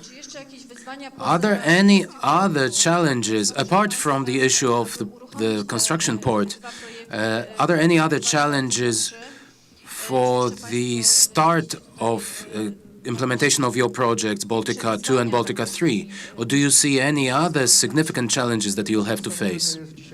Well, the fundamental thing is the installation port. This is the biggest challenge. We are starting, together with our Danish partner, we are starting procurement procedures, and we believe that the companies from the offshore wind sector are willing to cooperate with us, and through this cooperation, we will build our Polish offshore wind hub. Let me also tell you that these are only two of phase 1 projects, but we have Baltica 1 planned for 2030, and we are going to apply for additional permits that Minister Gryglas has mentioned, and we want to do it with our Polish partners, Polish energy companies, Tauron and Enea. And I believe that the experience that we are already gaining, the experiences that we already have, and we keep learning, we hope that with this knowledge we will be able to be the company of first choice, that we will be the Polish champion in offshore wind. każdy element, każde postępowanie zakupowe. So all components and all procurement procedures are, each of them is a certain challenge. Why? Because no one has done that in Poland, in the Baltic Sea, ever before. So we are learning today. I believe that we will not fail, that we will not make mistakes. We are doing it with a good, proven and trusted international partner, but I believe that in the future we will become a Polish champion and that we will be able to compete globally. We keep our fingers crossed for the Polish industry and for Polish companies to be able to build projects in other countries. It will be great to see Polish companies on global markets, not only in Poland. And one last question to Minister Gryglas. Minister, you are sitting here among the representatives of business and you are listening to those expectations. And I understand that there is a huge burden of what you are facing as the public administration. And it has to succeed. But I would like to ask you about your expectations or expectations of the administration, possible disappointments with regard to your cooperation with the private investors, developers, or the supply chain. What could happen, what could be done better from your point of view so that we can successfully develop offshore wind projects? Thank you very much for this question, and I will try to summarize this part of our discussion. And referring to what has been said, since Prime Minister Boris Johnson says that the UK wants to become the Saudi Arabia of Europe, we might want to become the Qatar of Europe, with a slightly smaller, a lower level of development, but an equally dynamic economy. And I very much appreciate this statement from one of the speakers who said that we need to look at the preparation of the investment process not only from the point of view of the domestic market. Our companies, similarly to Telefonica, who set very high standards, and that's very good, we need to look at the efficiency in a global, European or even global dimension. We need to build companies that will be competitive in international markets, because only then will it make sense. I believe that Polish companies, perhaps together with global companies or with players who are already present in international markets, I believe that Polish company can be successful, because we know these local conditions. As I've mentioned earlier, our industrial competences are very high and very valued globally. We have the technical culture, and it is something that cannot be overestimated. You cannot just place a wind turbine manufacturing plant anywhere in the world. It will simply not work. But if you do it in Poland, I can assure you that it will be efficient, effective, and that it will provide highest quality products to both Polish and international European markets. What I could formulate as a sort of a postulate or statement, I do not want to talk about any disappointments, because I have a positive attitude, and I always look at projects or challenges in a positive way. But I would like to call for a broader and more bold attitude towards the Polish market and the Polish economy. Those of you who will notice these opportunities early enough will reap the benefits. I think that Vestas is a great example. You believed in the Polish onshore market quite early. You believed in onshore wind power in Poland, and you benefited from that to a large extent. There's almost 2.5 gigawatts and almost 1,000 turbines. Because earlier those were lower capacity turbines. These figures are proof of that. So those of you who will not miss that moment will gain a lot. Those who will be left behind will not share these profits, will not have a share in these profits. So that's my conclusion for the end of this discussion. Thank you very much. Mr. Niels de Bar is smiling, so we are very happy to see that.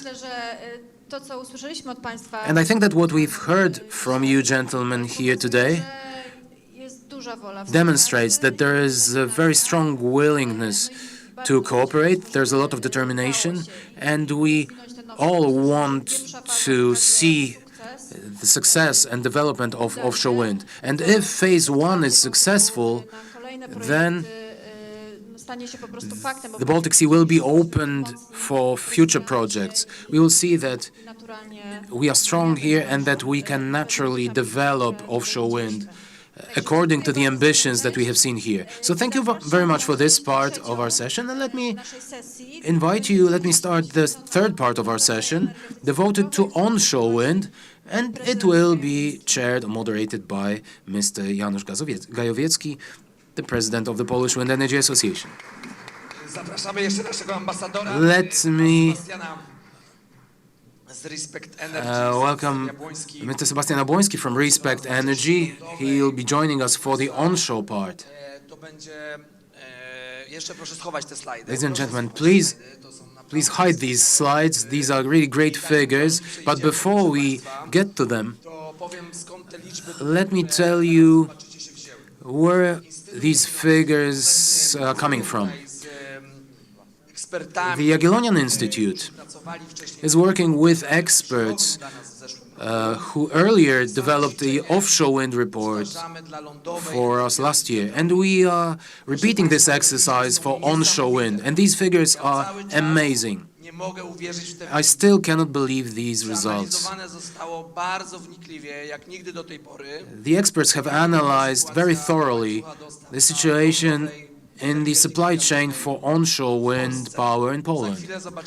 And in a moment you will see it for yourselves. This report is not finished yet, so I will be able to present these figures, to brag with these figures at conferences starting in September. We will take part in various congresses, European Economic Congress, Katowice. We will demonstrate these figures because we have a lot to boast about. I will not show you the entire presentation due to the fact that we are half an hour behind our schedule.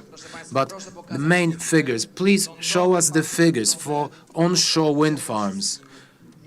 Onshore wind farms generate primarily jobs and their impact on the GDP. In the development scenario until 2030, at the level of 9 to 11 gigawatts, we are talking about accumulated GDP contribution of 70 to 133 billion zlotys. This is what we can contribute to the Polish GDP. Jobs. In a realistic scenario, if the government decides to revive onshore wind, it's 50 to 100,000 jobs, including direct and indirect jobs. But these are enormous figures that will be necessary to develop this scenario. Revenues from real estate tax. This is what the municipalities are waiting for. Local mayors are waiting for this. They are calling us, they call us and they are waiting for this money. They need this money.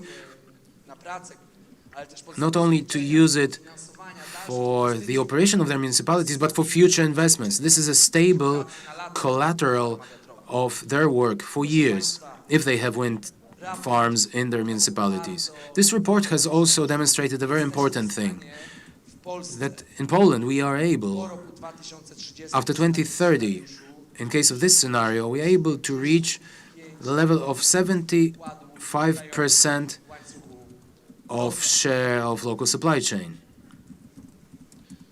Pozwolę sobie przeskoczyć tutaj kilka slajdów.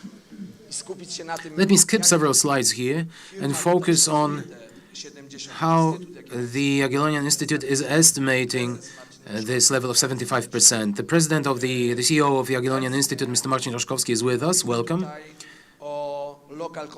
We are talking about local content used in case of auction scheme. It's about 40%. This is what we have now, despite the fact that the current maximum potential already today is at the level of 50 to 60%. We know that there are regulatory issues, uncertainty with regard to future schedules. This doesn't allow us to fully utilize today's potential of the production facilities that we have in place today. And we have 70 or 75% that's within our reach. And I hope that in this discussion we'll be able to talk about when and how it is possible to achieve this level. I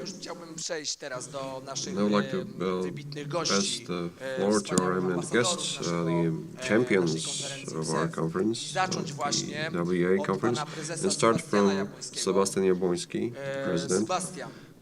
Sebastian, what's going to happen if the government does not adopt an act changing the current rules on choosing the sites for wind turbines that we have today? What's going to happen if these legal requirements are not changed? Well, it depends on at what period of the development of the market we're looking at. If we're talking about the next year or two, apart from the fact that we will be unhappy and we will delay our energy transition by a year or two, it will not have more ramifications. But the further in the future we look, the greater the systemic issue is. Because year by year, with a scenario where we are decarbonizing our economy, because we can always go crazy and decide not to do it. And so assuming there's a huge development of both hydrogen and electric mobility in Poland, we will see a huge growth in demand for electricity.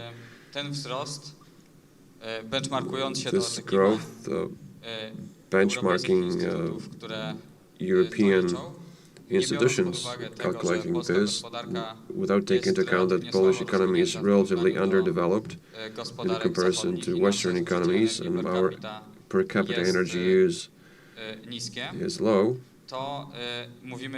We're talking about the potential growth of energy demand in the range of 45%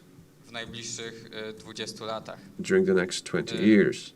Apart from that, what we must do is to switch off 120 terawatt-hours from coal, which accounts for 70% of our electricity generation. In 2020, we have a 14% share of natural gas. RES was just negligible so far. Our government's plan assumes that we will build only 11 gigawatts of offshore wind by 2040 and 6 gigawatts in nuclear power plants. So these values, assuming that the 10H Act will not be amended, will allow us to satisfy around 30% of electricity demand in Poland only. Obviously, it would be great that we have nuclear power plants. We do need nuclear power plants, and we very much need offshore wind farms, that's true, but the whole system will not be technically viable if we do not build many onshore wind farms and PV farms. Another reason why we have no choice, and every month's delay in the amendment of the 10H Act moves us further from a balanced energy system after 2026, because by the end of 2025 we will manage somehow, but later on we will definitely need new sources, zero emission sources and low emission sources regulating the functioning of the grid. So starting in 2024, we have to build at least 2,000 megawatts a year of new wind sources, which is not taken into account into the projects that can be built today without amending the 10H Act. And in further years we will need an even greater growth dynamic of the development of onshore wind to even have a chance to meet demand and supply. So we just cannot dream about importing electricity from Germany. But they also dream of importing electricity from Poland at the same time. So within the green scenario, the German economy is importing 35 terawatt hours of electricity in 2050. And the question is, how are we supposed to help our neighbors and to supply electricity to them? Because we won't be able to use coal anymore. We will need to have other energy sources. So the European electricity system is great. Interconnections and transnational interconnections are great, but every country apart from Scandinavia is thinking that in the midterm they will be an importer. It's obviously impossible that everybody's an importer because somebody needs to generate electricity.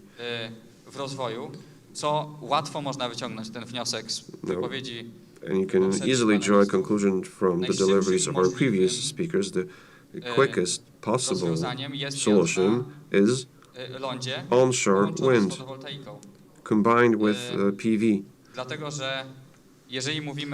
Because if we are talking about first offshore wind farms around 2027 and the first nuclear power plant after 2030, until that time we should have had enough sources of electricity even to be able to build these offshore wind farms, or even to manufacture enough concrete for the foundation of the nuclear power plant. Alternatively, or otherwise, we will have we won't have enough electricity. It will not be about the price. Simply, we will have limited access to electricity, a limited supply of electricity. Thank you.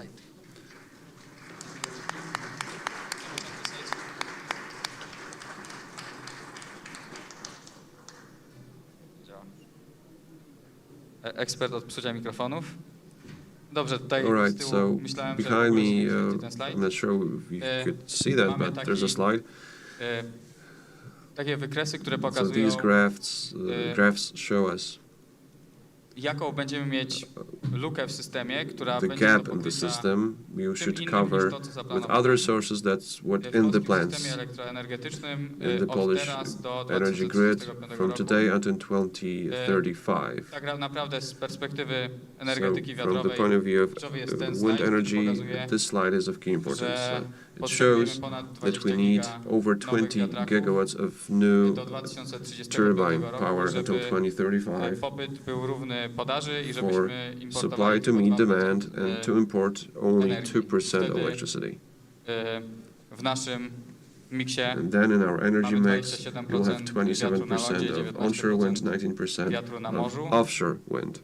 Ja tutaj byłem bardzo optymistą. I was quite optimistic here. I assumed that we will have operating nuclear power Na morzu plants. będzie już stało 11 giga. And offshore, we already have 11 gigawatts of z wind takimi capacity. faktami będziemy So these are the facts we need to face in years to come. Im dłużej czekamy, tym And the longer we mniej wait, jest prawdopodobne, the że my less w tym probable it 2035 is that roku in te cele 2035 zrealizujemy. we will achieve I our objectives. tym bardziej prawdopodobne, że powiedzmy, że The more probable it is gdzieś tam z tyłu that głowy każdy może mieć the back of your heads scenariusz awaryjny, you czyli should że have my an nigdy emergency tego nie scenario, wyłączymy. that we will never I, switch off że coal-based power będziemy mieć plants. dalej 25 And we will still have 25 dostępnych gigawatts mocy of węglu, available bo nie capacity będzie się coming dało from ich coal, wyłączyć, nie because powodując you will zapaści not be able to switch it off without causing a po prostu breakdown codziennie of the wszyscy system. będziemy ponosić Every day konsekwencje we'll tego, have że to CO2 jest po 195 euro, face consequences that CO2 500 cost euro. is 125 euro, for example. Wiatraki, które będą miały And koszty kręcowe turbines na poziomie with 8-9, the cost of 8 to 9, bo takie są OPEX-y, these are the OPEXs, będą ekstremalnie rentowne, will be te, które extremely będą istnieć, profitable, ale, the existing gospodarka, ones, while the jako economy całość as a będzie whole niekonkurencyjna. will be uncompetitive. Dziękuję, Sebastian, So za thank you tą analizę. for Wielkie this brawa. in-depth analysis. Let's give a hand to the speaker. Też was tutaj publicznie chciałem pochwalić za So I'd wasze like stoisko to i wrażenie na wejściu na say halę that your handlową, stand więc, is great naprawdę when super, you're entering the pomysł. hall. It is quite Proszę impressive, Państwa, your przechodzimy stand. do pana prezesa PGE. Now a question to President of PGE. Obecnie, jak wynika z informacji Currently, prasowych, based on Polska Grupa materials in the Energetyczna press, dysponuje zamrożonymi PGE projektami has wiatrowymi na lądzie o mocy frozen 150 onshore of 125 megawatts in very good locations. Jak liberalizacja 10H How could the wpłynie na te liberalization of inwestycje? 10H impact these investment projects? Jednocześnie mówimy tutaj At the o same time, we're pakiecie talking about Fit for the 55. Fit for Wszystko 55. przyspiesza w Everything's accelerating in the EU, in the European Commission. liczby zaczynają rosnąć. These figures are going up. Pod uwagę Taking takie this into account, does PGE plan to accelerate green transformation moce inwestycyjne w lądowych and farmach to have new wiatrowych? Proszę o investment odpowiedź. capacities of onshore wind farms? Dziękuję za to pytanie. Thank you for the Co się question. stanie, jak nie będzie And what's going to happen if liberalizacji? this is not liberalized? We will not build these 150 megawatts simply. We will not be able to achieve the objectives of our strategy in part announced in 2020. By 2030, the objective is to have less CO2 emissions. I mean, we have 50% reduction of CO2 emissions in comparison to today. Just to give you an example, I can say that last year the PGE group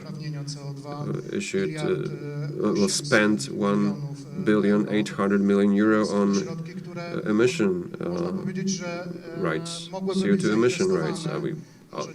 We would prefer to invest it otherwise, not only fully in renewable resources, but into other projects we would like to have. Apart from these conditions, we are still doing our job. In 2020, we have realized an ambitious objective. We've increased our onshore wind farm capacity by 20%, and here I wanted to praise the current president of PG&IG. He's not here with us, but then he was the president of PG and Renewable Energy, who started the development of the Karnice to Starza Rybice wind farm, which was commissioned last year. So here I'd like to thank him for this. Apart from that we purchased Skoczykłody farm. We are actively working in this area. We're acquiring wind farms. This is where we're headed in our business operations.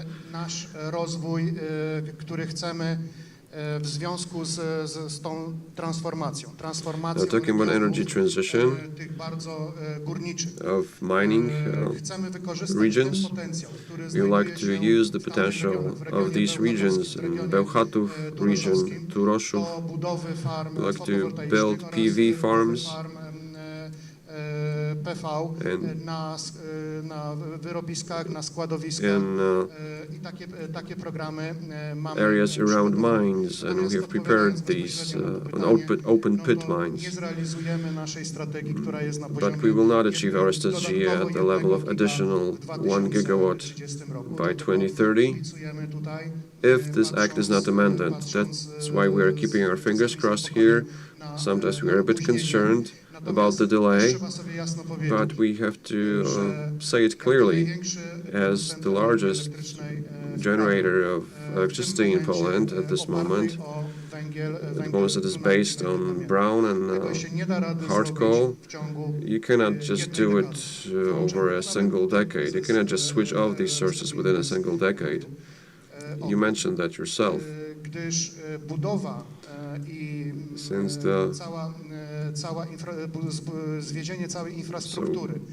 building the whole infrastructure, restructuring the Polish energy system will take a few decades. I think 2050, 2040, that's minimum. This will be just the light at the end of the tunnel. We will see the end of the beginning, really. We're estimating that by 2040 as PGB we will have started 6.5 gigawatts, and then we'll have these 11 gigawatts coming. But this will not be directly replaceable, will not be directly replacing traditional electricity, because this is unstable, it has to be balanced.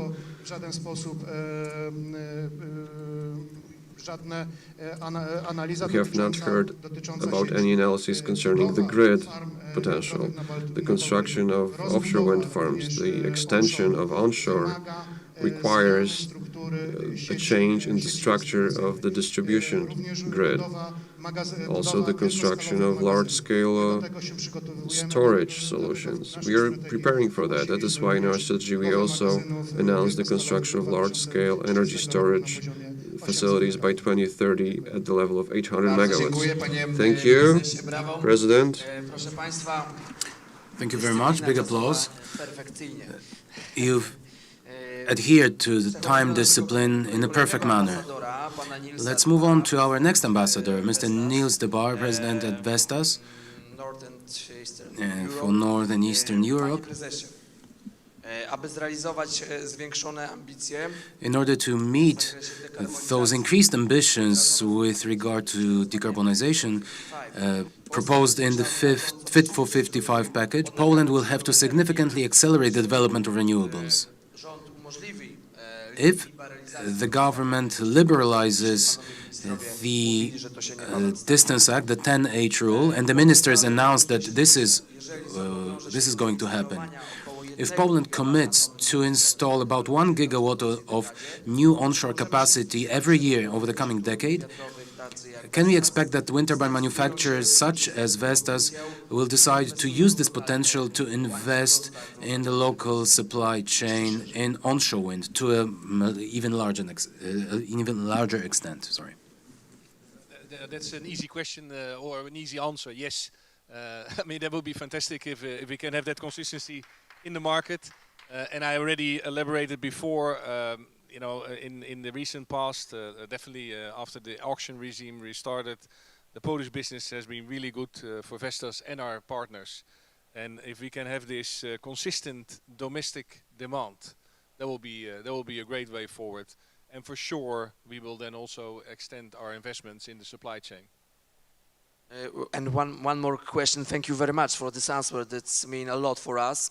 W maju Vestas zaprezentował technologię recyklingu. One more question. In May, Vestas has revealed recycling technology for wind turbines, and this, in my opinion, is a game changer, especially with the communication with the general public.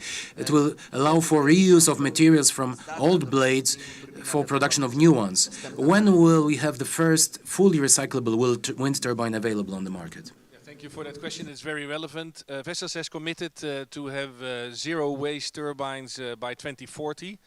A few months ago, we announced the initiative called CTEC, which we started in close collaboration with academic institutions in Denmark. to develop a epoxy resin which is recyclable. The current expectation is that we will have the first application of this recyclable epoxy resin within 3 years. Then again, of course, an implementation will start to come to full recyclable blades. Where, as I said, we want to be, and we're the first one to set that clear target to have zero waste turbines realized by 2040. But the first big step will be taken already in 3 years. Thank you very much. I wielkie brawa Vestasowi za to, co zrobił. Thank you very much for this answer, and big applause to Vestas for what you have done. Pytanie jeszcze do pana. One more question to the representative of Respect Energy. Sebastian, is it possible to ensure financing of onshore wind farms, that's what you're talking about, based on market-based mechanisms? Myślę, że jak już pojawią się projekty, Once projects are there, once projects appear, it will be possible. That's for sure. We know that the prices in the auction scheme odbiegają znacząco od cen rynkowych. deviate significantly from market prices. There is a discount of about 60%. I średnia cena aukcyjna. So the average auction price in the most recent auction was about 230 zlotys, Rynek terminowy and the futures market is currently 370. at the level of 370 zlotys. At least it was like that before the panel started. So this spread, this room between 230 and 370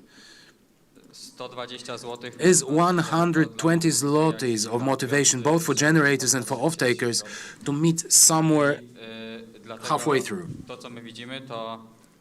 So what we see is a very dynamically growing demand from off-takers to off-take electricity in long-term contracts from generators. And we also see a demand from generators, from producers, to substitute the auction system with commercial PPAs. And this is something that we are working on very dynamically right now. And I think that for companies like ours and for generators and off-takers, this is the future of the power sector. That the way to achieve competitiveness in the market, both for off-takers and for producers, is to enter into long-term PPAs, long-term contracts that will, on the one hand, allow for financing of investment projects in wind or PV, and on the other, will will guarantee a certain discount with regard to the market price, making it profitable for the off-taker. So it is a win-win situation. And I have no doubts that this is the future for our market. Thank you very much. And speaking of this, let me invite you to take part in the discussion session related to PPAs. We also have a discussion about the 10H rule. We'll have a representative of the Ministry of Development responsible for the liberalization of the 10H legislation. So I can't wait for this panel to start. And one last slide summarizing this part of our plenary session. As you know, Prime Minister Morawiecki has his 5 pillars of his program. We have the Gajowiecki 7. So primarily onshore wind is jobs. We already discussed that. Secondly, money for investments for local authorities, revenues for the state budget, a competitive economy, clean air and health. 6, lower energy bills, and 7th, cheap and clean energy. That's the 7 arguments in support of onshore wind. Thank you very much. I would like to thank our distinguished guests, our panelists. Thank you for this discussion. Thank you for your attention. And let's have lunch. The lunch will be served in the restaurant. Thank you very much.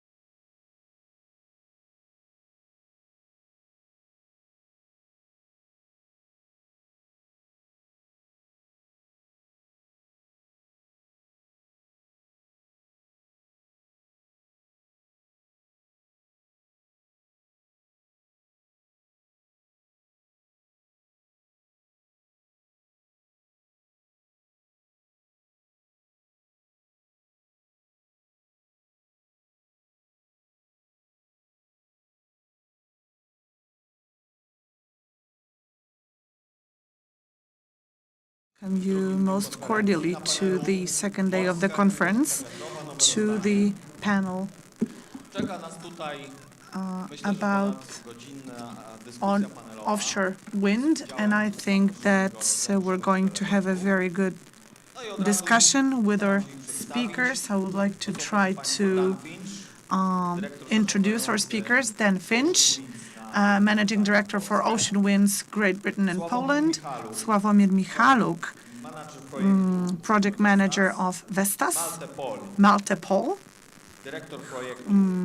Project Director for RWE Renewables. Krystian Słodzinka, Project Manager DNV. Radosław Wajer, Energy Leader at EY. Good afternoon. Just like I mentioned, we're talking about a new deal for offshore wind.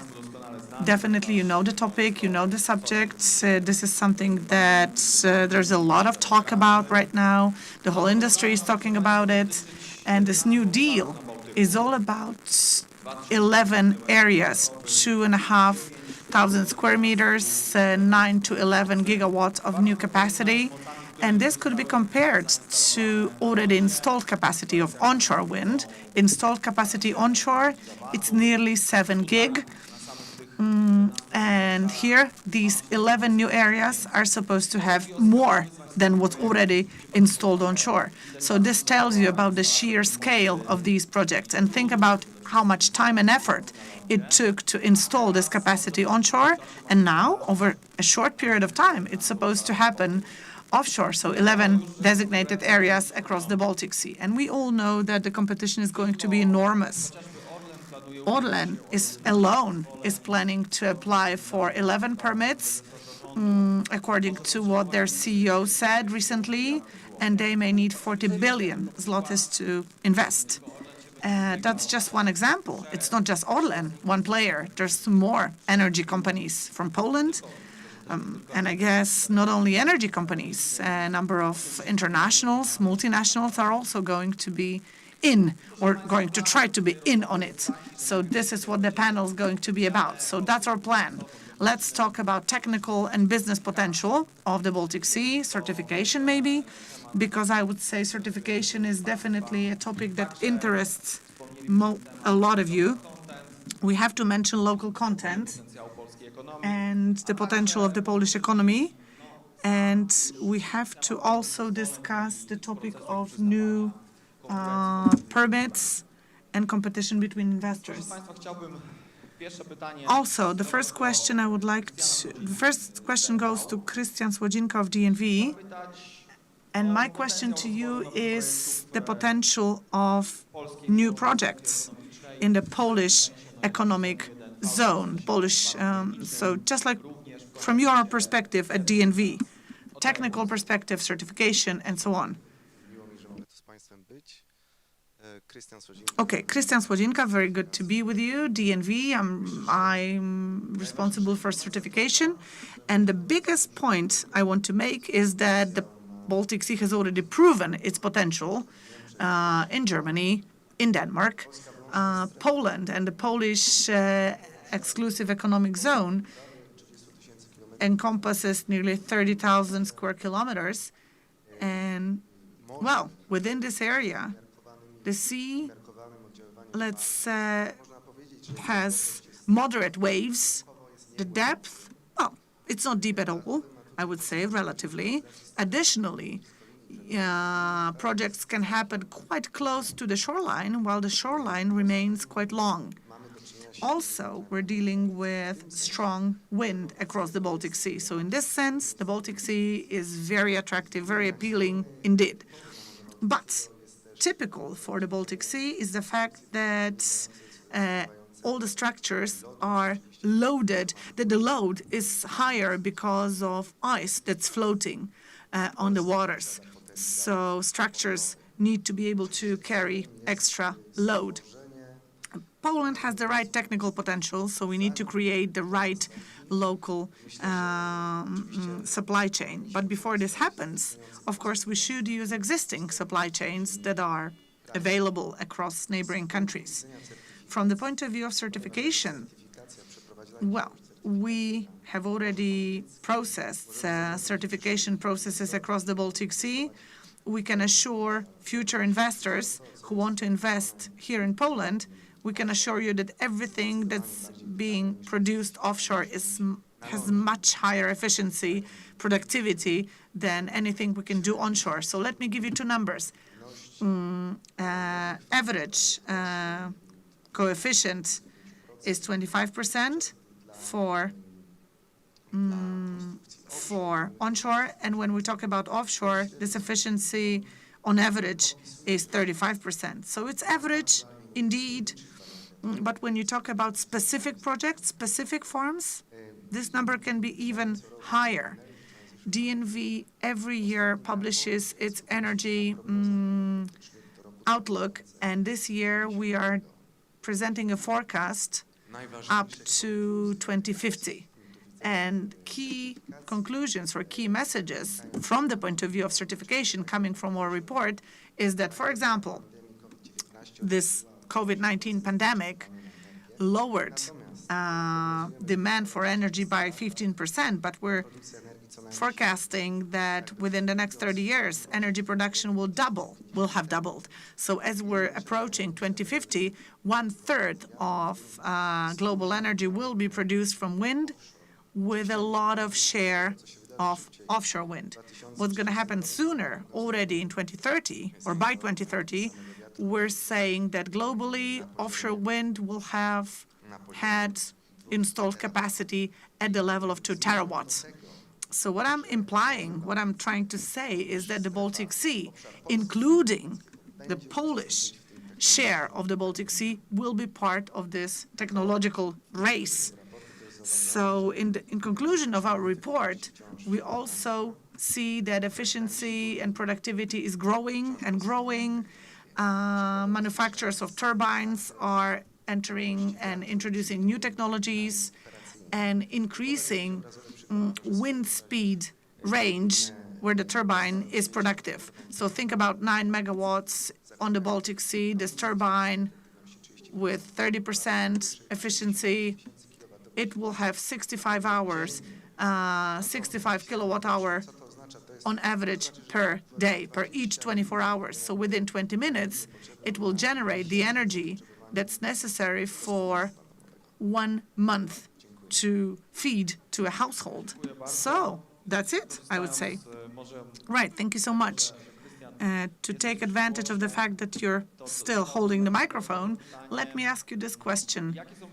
What are the benefits of certification? Why are people doing this? Also in the context of different countries. What's in it for everyone? Let me talk about 2 laws or 2 provisions. So, offshore energy comes from wind that's definitely stronger and more stable than onshore wind, right? So this makes investment in offshore wind very attractive. But on the other hand, all the structures that are necessary, logistically, how complex it is to build anything offshore, that's the additional cost that we need to carry as the industry.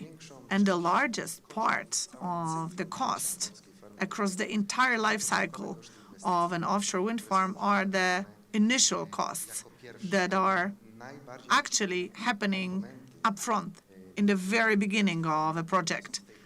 So the important components like turbines and blades and the towers and the foundations, right? So 1/3 of costs are materials, 1/3 labor, 1/3 all associated costs, right? So what I'm saying is that building offshore wind farms is not just high costs. It's also a very complicated logistical process. So before energy can be generated, before there's any return from investment, these investors, these owners, manufacturers, developers, everyone, all stakeholders involved have to be ensured at every single step of the way that the whole process is going in the right direction. So that's the goal. That's the objective that certification provides. So when we're talking about the process going in the right direction, what I mean is, of course, ensuring that the structure is going to be safe and sound and solid and compliant. Secondly, that the project is going to be done on time. And thirdly, investors can be sure, and everyone can be sure, that this energy will be generated and will be delivered where it needs to go. So every single stakeholder has their own job, their own role to play, and the role of certification is a little bit subtly different, I would say. So let's imagine dozens upon dozens of engineers who are working for a manufacturer or for a designer of a component, and they do their designs according to, well, in good faith, according to their latest knowledge, right? And the role of certification experts, is to check the work that engineers are doing, whether the work is really compliant with all the technical standards and requirements. So actually, we have one common goal, but certification here is like a check or a checkpoint. So theoretically speaking, certification is like an independent check of compliance. So if you allow me, I'll say one more thing. Yes, please do. So certification is one thing. What are the benefits of having certification? For our partners, we see year on year that projects get bigger, get more complex. There is a huge number of parties involved in even just one offshore wind farm. So having this multitude of stakeholders creates a risk, and certification lowers that risk, because certification is done according to a certain process, a certain schematic that identifies all the key components of a process, and thanks to certification, our partners are brought step by step to a successful finish. Certification does not only check whether things are compliant with the norms, but also things that you can see. So, for example, if something hasn't been omitted. So we check what's there and also what's possibly not there. Also, certification provides for optimization, constant optimization, because certification as an independent checking mechanism guarantees integrity of the entire process, of the entire business process. So the final product is a certificate, but also the partner is getting the whole documentation. So it should help. It should make it easier for partners, for companies to iterate and to work with different authorities. Sometimes people ask me, can certification be done only by a certifying authority, by a certifying body? Maybe a third party can do it, as independent as you are, as we are. And it's a good question, because it shows you the difference. Certification and a certifying body, authority, is not only independent, but also competent. And we're not just saying it, we're competent. No. The fact that we're competent, it's being checked and controlled and inspected on a regular basis. Since '86, we've been creating and developing standards. We've been developing along with the industry, and we try to keep up with the needs and requirements of the industry. And we represent existing latest standards and the state of knowledge. Christian, thank you so much. I can tell that you're not waiting for questions for me, the moderator. You can ask yourself questions and answer them. You're a good lawyer, it seems. So definitely we will continue to work together. So now, taking advantage of the fact that we still are talking about some technical aspects, I would like to ask my question to Sławek Michaluk of Vestas. Well, as it's been mentioned, all these the new areas on the Baltic Sea where the permits are going to be granted, it's 9 to 11 gigawatts of new capacity equal 9 to 11. So if you add it to areas where permits have already been granted, this makes for a huge investment, huge, maybe even too small for it. So technically and logistically speaking, this means a lot of challenges. You, as a representative of a turbine manufacturer, I'm sure that you know about all those challenges, and I'm sure that you all have it figured out. So what kind of what experience, what kind of tips you can give us? Karol, thank you. Good afternoon, ladies and gentlemen. Thank you for inviting me to be part of this panel. Let me start by saying that this context and the fact that we have additional gigawatts on the table, well, this is all happening in the context of the fact that globally demand for offshore wind is growing. So what we see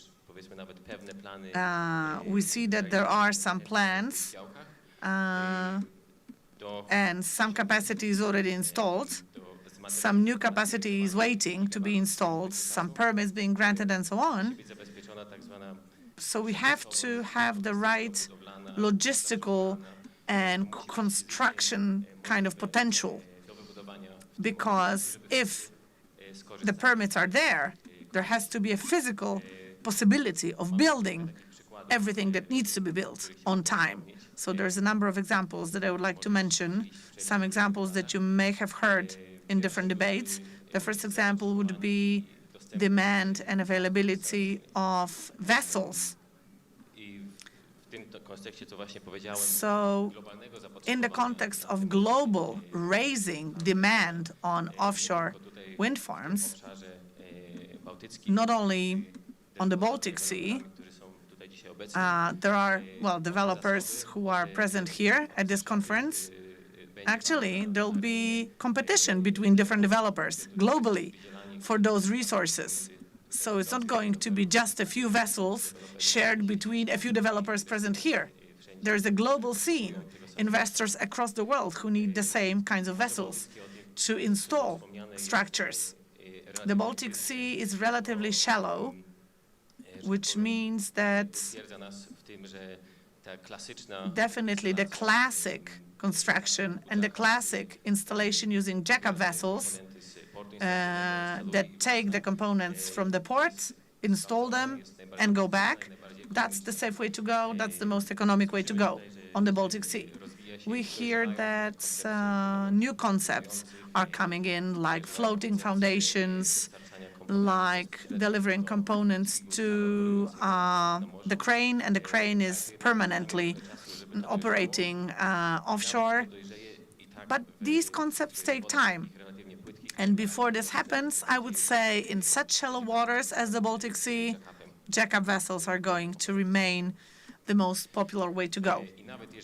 And even if new technologies come in, one needs to remember that jack-up vessels, we still need them. They are absolutely necessary during operation and maintenance for all the existing wind farms and for the ones that are going to be built. So there's no going around it. Jack-up vessels will continue to be used.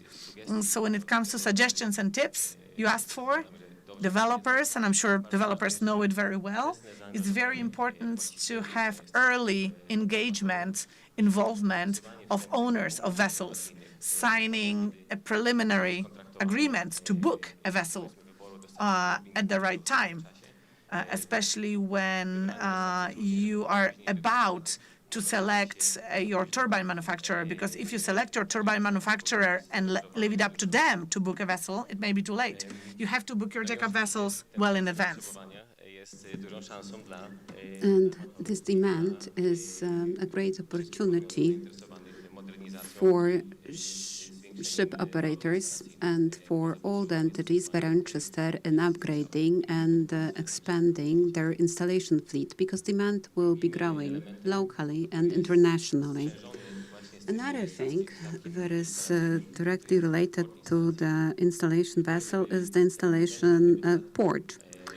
And if the vessel capacity is to be used to the maximum, you need a well-located port. It has to have a good location, it has to meet all the technical requirements, and it has to enable operations with no restraints.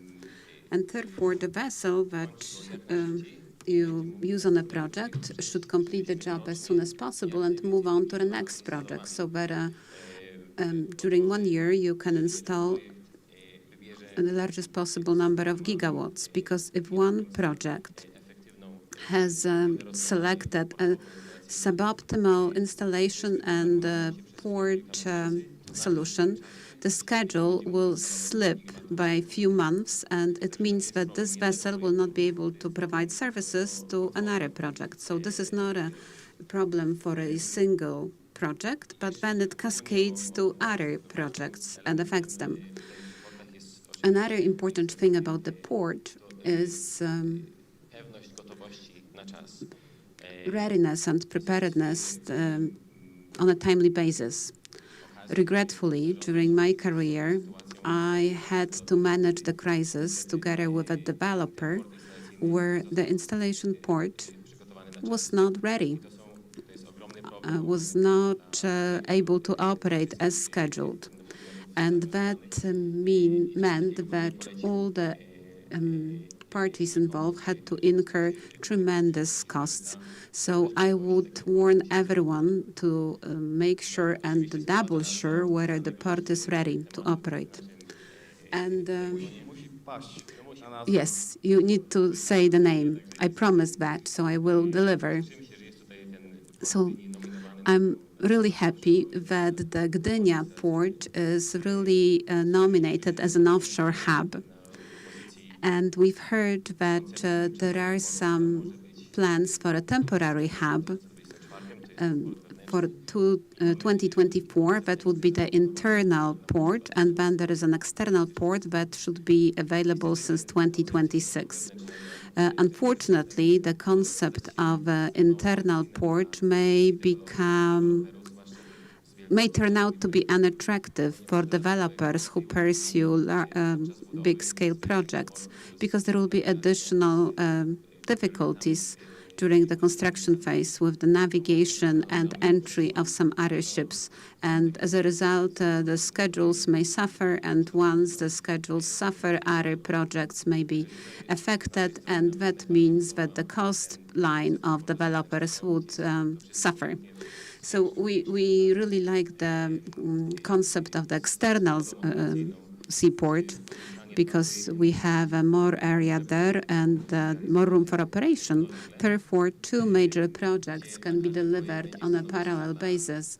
For each project, you would have a proper position for the jackup vessel, and you would have another place where another ship will deliver components, and then your installation time can be kept to the minimum that is absolutely needed.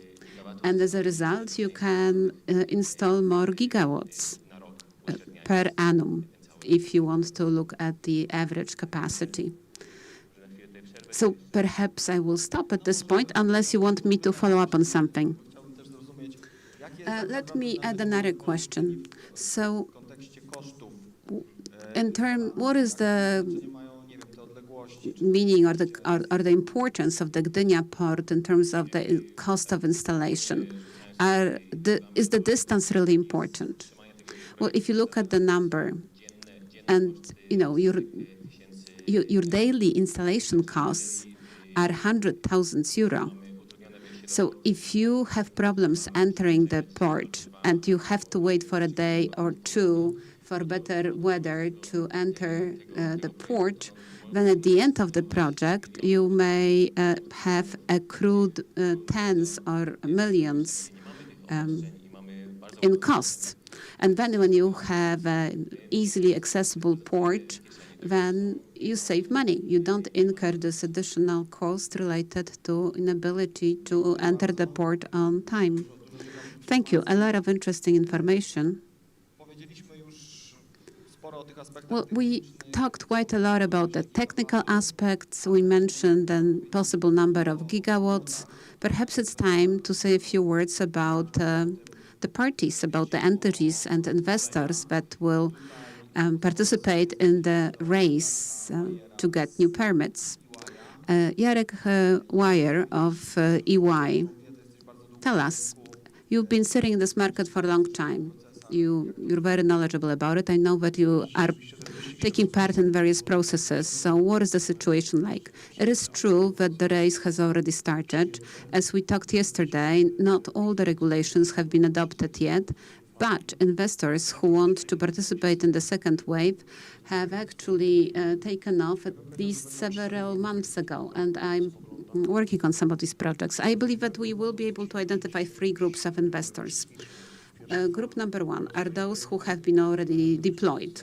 They have their projects going, and for them, the end cost will be lower than the average cost. Therefore, they are able to optimize their old projects with the new projects. So this is a group that is taken for granted. Another group are power entities and oil and gas companies. The largest players, global players, are actually watching the market as it unfolds and develops, and they are getting ready.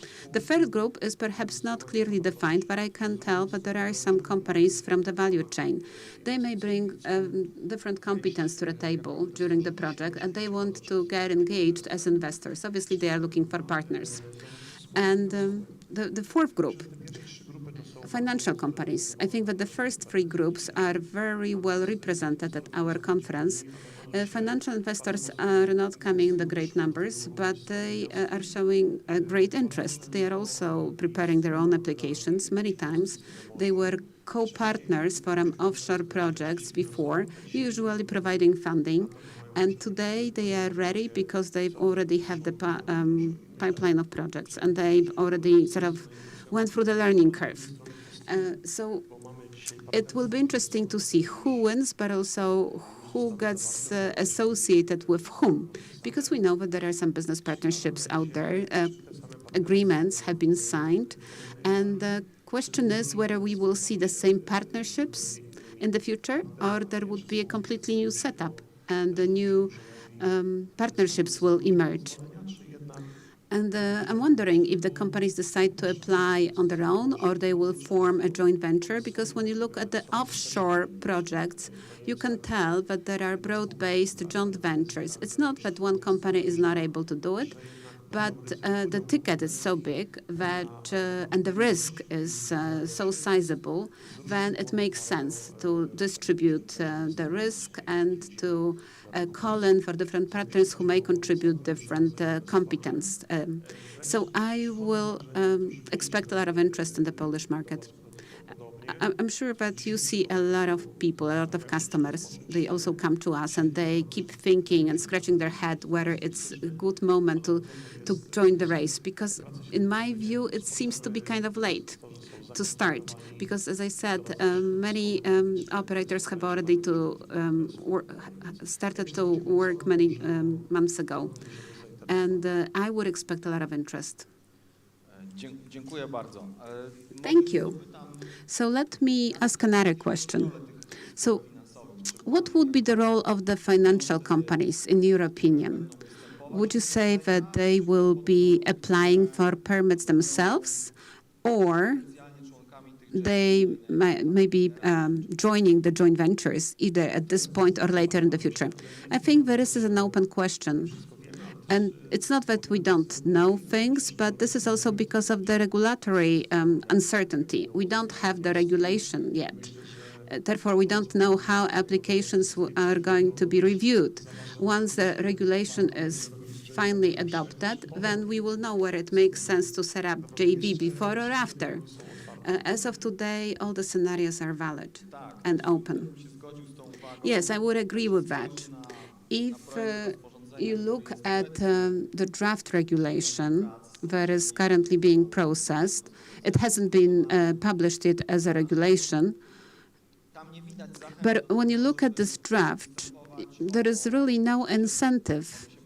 And, okay, correct me if I'm wrong, but personally, I cannot see any incentive for JVs to apply for to apply, because overall there is one capital group in terms of experience and financial capacity. And even if there are more financial groups in the JV, 2 or more, only one is subject to a review.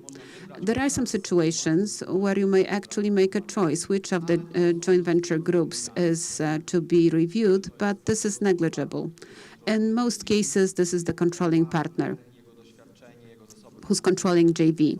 This particular partner, experience and expertise of this partner and financial capacity is scrutinized when the decision is made who should be given the permit.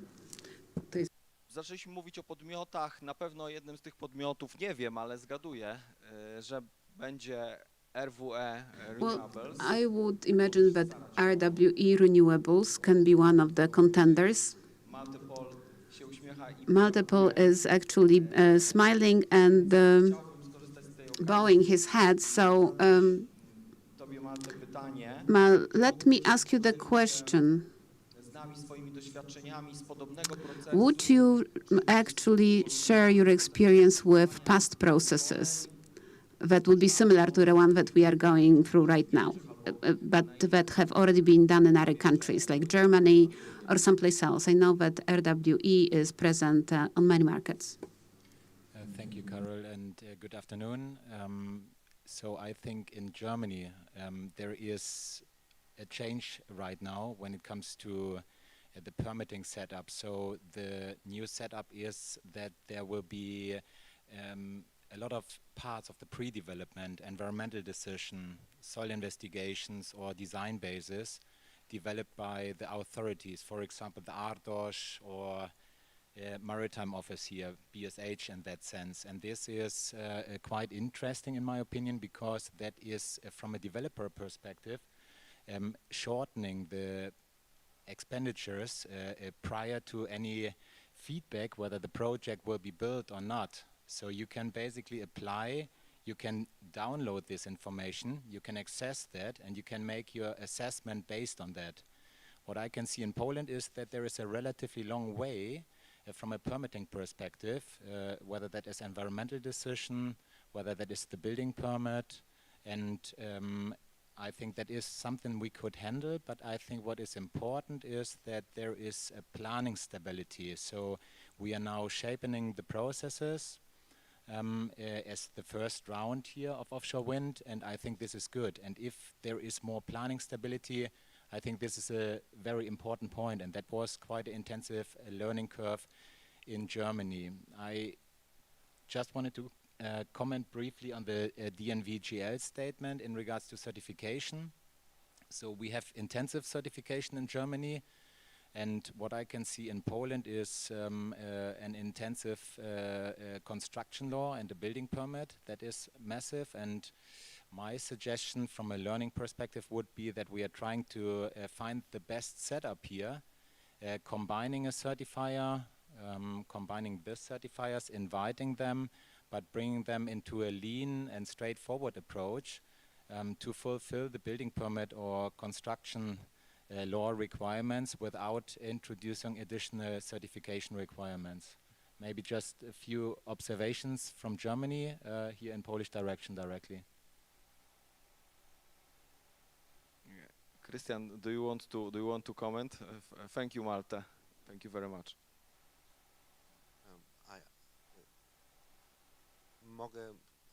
Czy słychać mnie? Tak.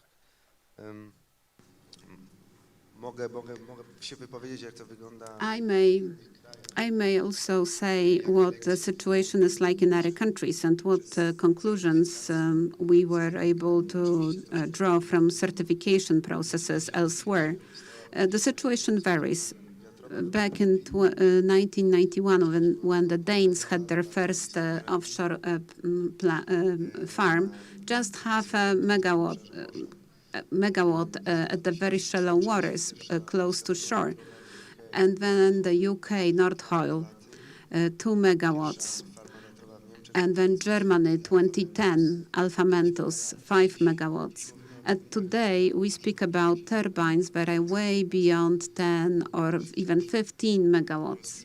So it keeps growing. So not to give you a direct answer, I would say that the most important thing that all the offshore markets have in common, whether mature or emerging, is that this stormy period, the first period, is something that takes a lot of focus from all the parties. And perhaps I should say that certification should help you travel that journey seamlessly and easily.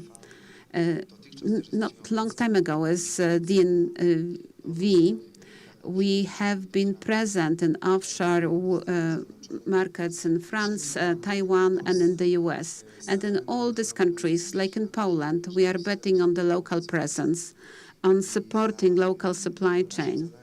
And I believe that we should also provide workshops, training for developers, lawmakers, all the parties involved in the process, so that we reach a shared understanding how the process of the offshore farm should unfold. And I believe that our partners are happy that, as they say, they gain some certainty, which is so important during this first moment when the market is being formed. From the legal point of view, the full certification is required in Germany. And it covers everything, turbines, substations, and other elements. In Denmark, it's a different story. In Denmark, you need to certify turbines and the support structure. In the Netherlands, you also have transmission grid.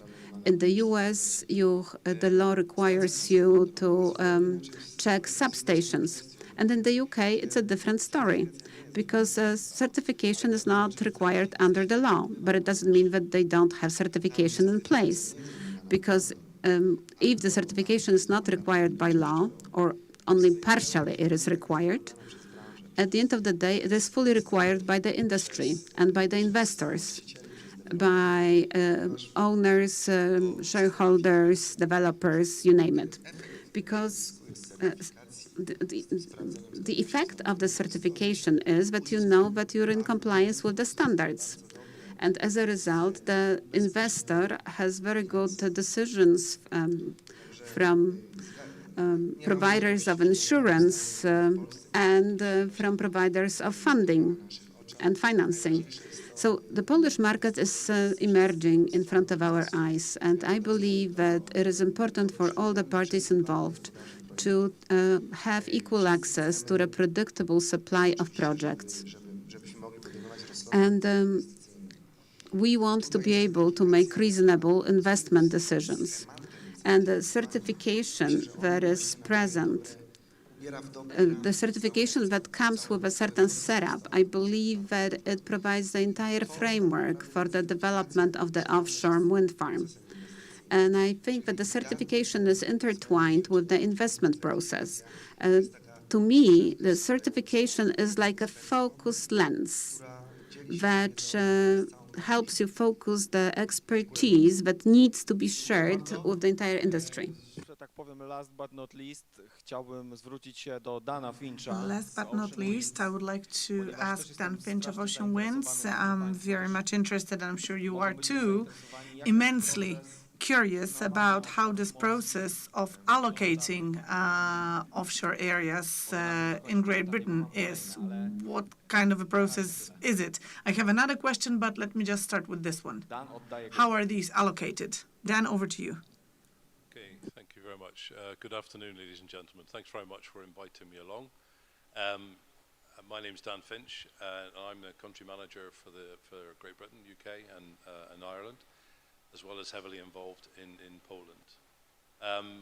My experience goes back about 15, 16, 17 years. So I've seen the sort of development of offshore wind in the UK, but it's by no means the only market, and it's important that different countries have different ideas about the best way to develop wind. And it depends really on the main goals of that particular country. So in some countries, they just want an awful lot of renewable power. In other countries, the supply chain is critical. In other countries, driving the cost of energy down is absolutely crucial. And this is what happened in the UK many years ago, the beginning, North Hoyle, somebody mentioned North Hoyle, a very, very early project. In those days, they were just looking to learn lessons. So they were very small projects, exceptionally expensive. They packed the turbines in. There was a race to build as much as you can really early on and to learn as much as you can. And I think one of the things that taught the whole industry was not to repeat that in every single country, but to take the lessons learned from one country and to incorporate these, to use the internationalization of offshore wind so that you can work with people within a particular geography, like Poland, but use international experience, international developers who've been through there. They've wasted money, they've made mistakes, they've had problems with ports and things like this. Because these are the lessons that are really, really crucial. Because if you don't take these lessons with you, if you don't have JVs that include this international experience, then all you do is waste money again. You waste that opportunity.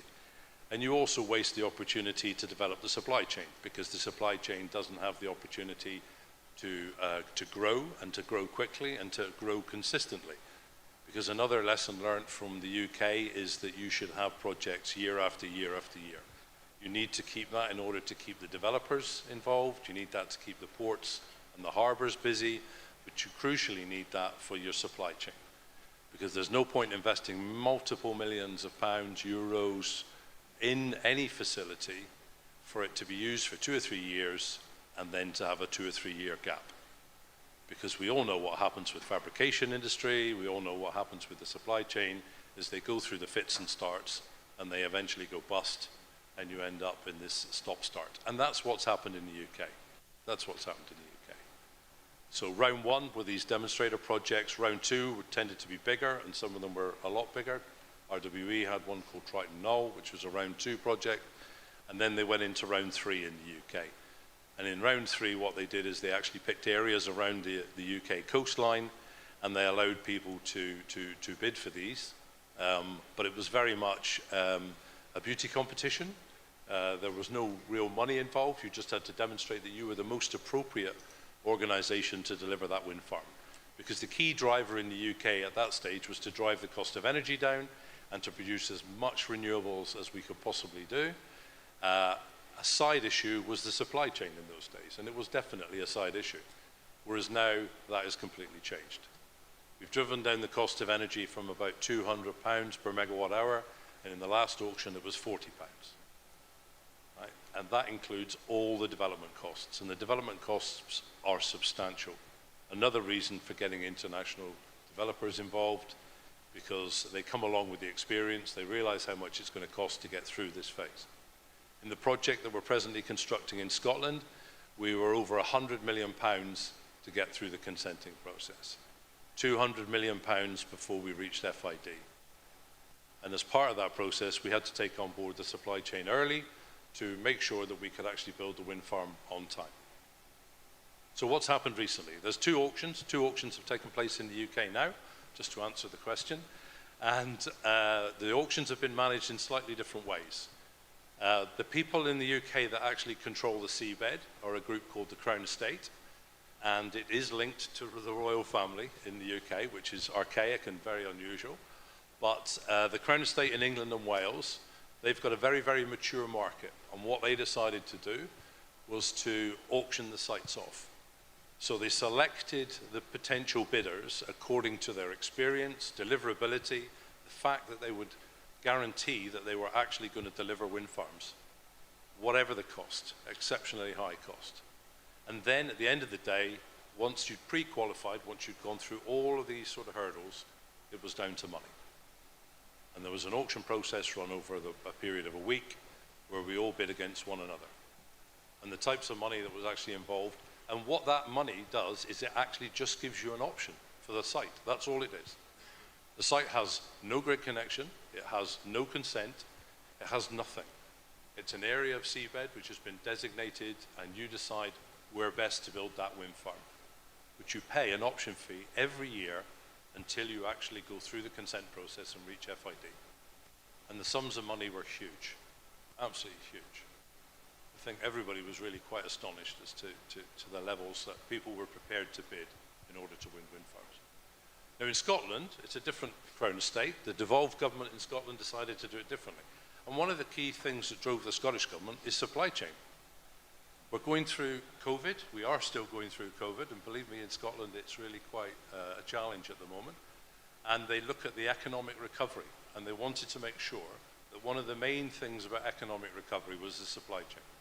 The cost has already been driven down. They're going to get the energy for £40 or less, so they already accept that as a given. They're going to get a huge amount of power. So in Scotland, our one wind farm produces 40% of the power required for all the domestic homes in Scotland. 40%. 3 wind farms next to each other, our Murray East, our future Murray West, and one called Beatrice, will produce more power than Scotland can consume in every domestic home. Just 3 wind farms. So they don't need more and more renewables. So the next thing they need is jobs. They want to see real benefit in the recovery. So at this stage, what they're looking for us to do is there's a basic option fee, but they want to know what we're going to do about skills, what we're going to do about helping industries to adapt and to change. What are we going to do about the fabrication industry in Scotland? What are we going to do about the cable supply industry? And the challenges are very, very similar in Poland. So my point is, you know, it depends on what a country really wants from this, but it's fairly obvious what Poland really wants from offshore wind. So don't start at the beginning. Don't start back in, you know, 2003, 2004 like the UK did.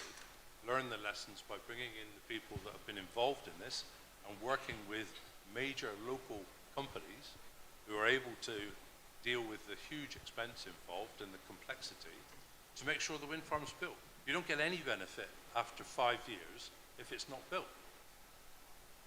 You know, it's taken 20 years to produce 10 gigawatts in the UK. 20 years to get to where we are today. And the target by 2030 is 40. So in the next 9 years, we're going to go from 10 or 11 gigawatts to 40. And I still think it's achievable in the UK. The wind farms are huge now. Our wind farm's 1,000 megawatts, just under, and it's considered to be relatively small. They're 1,200, 1,400, 1,500 megawatts each now. Thank you. Malta, you would like to comment?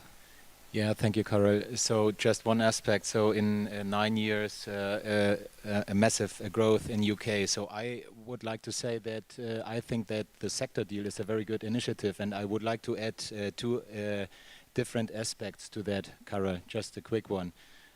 So I think that offshore wind is growing worldwide, international, and I think it is absolutely needed to mobilize more aspects of the supply chain.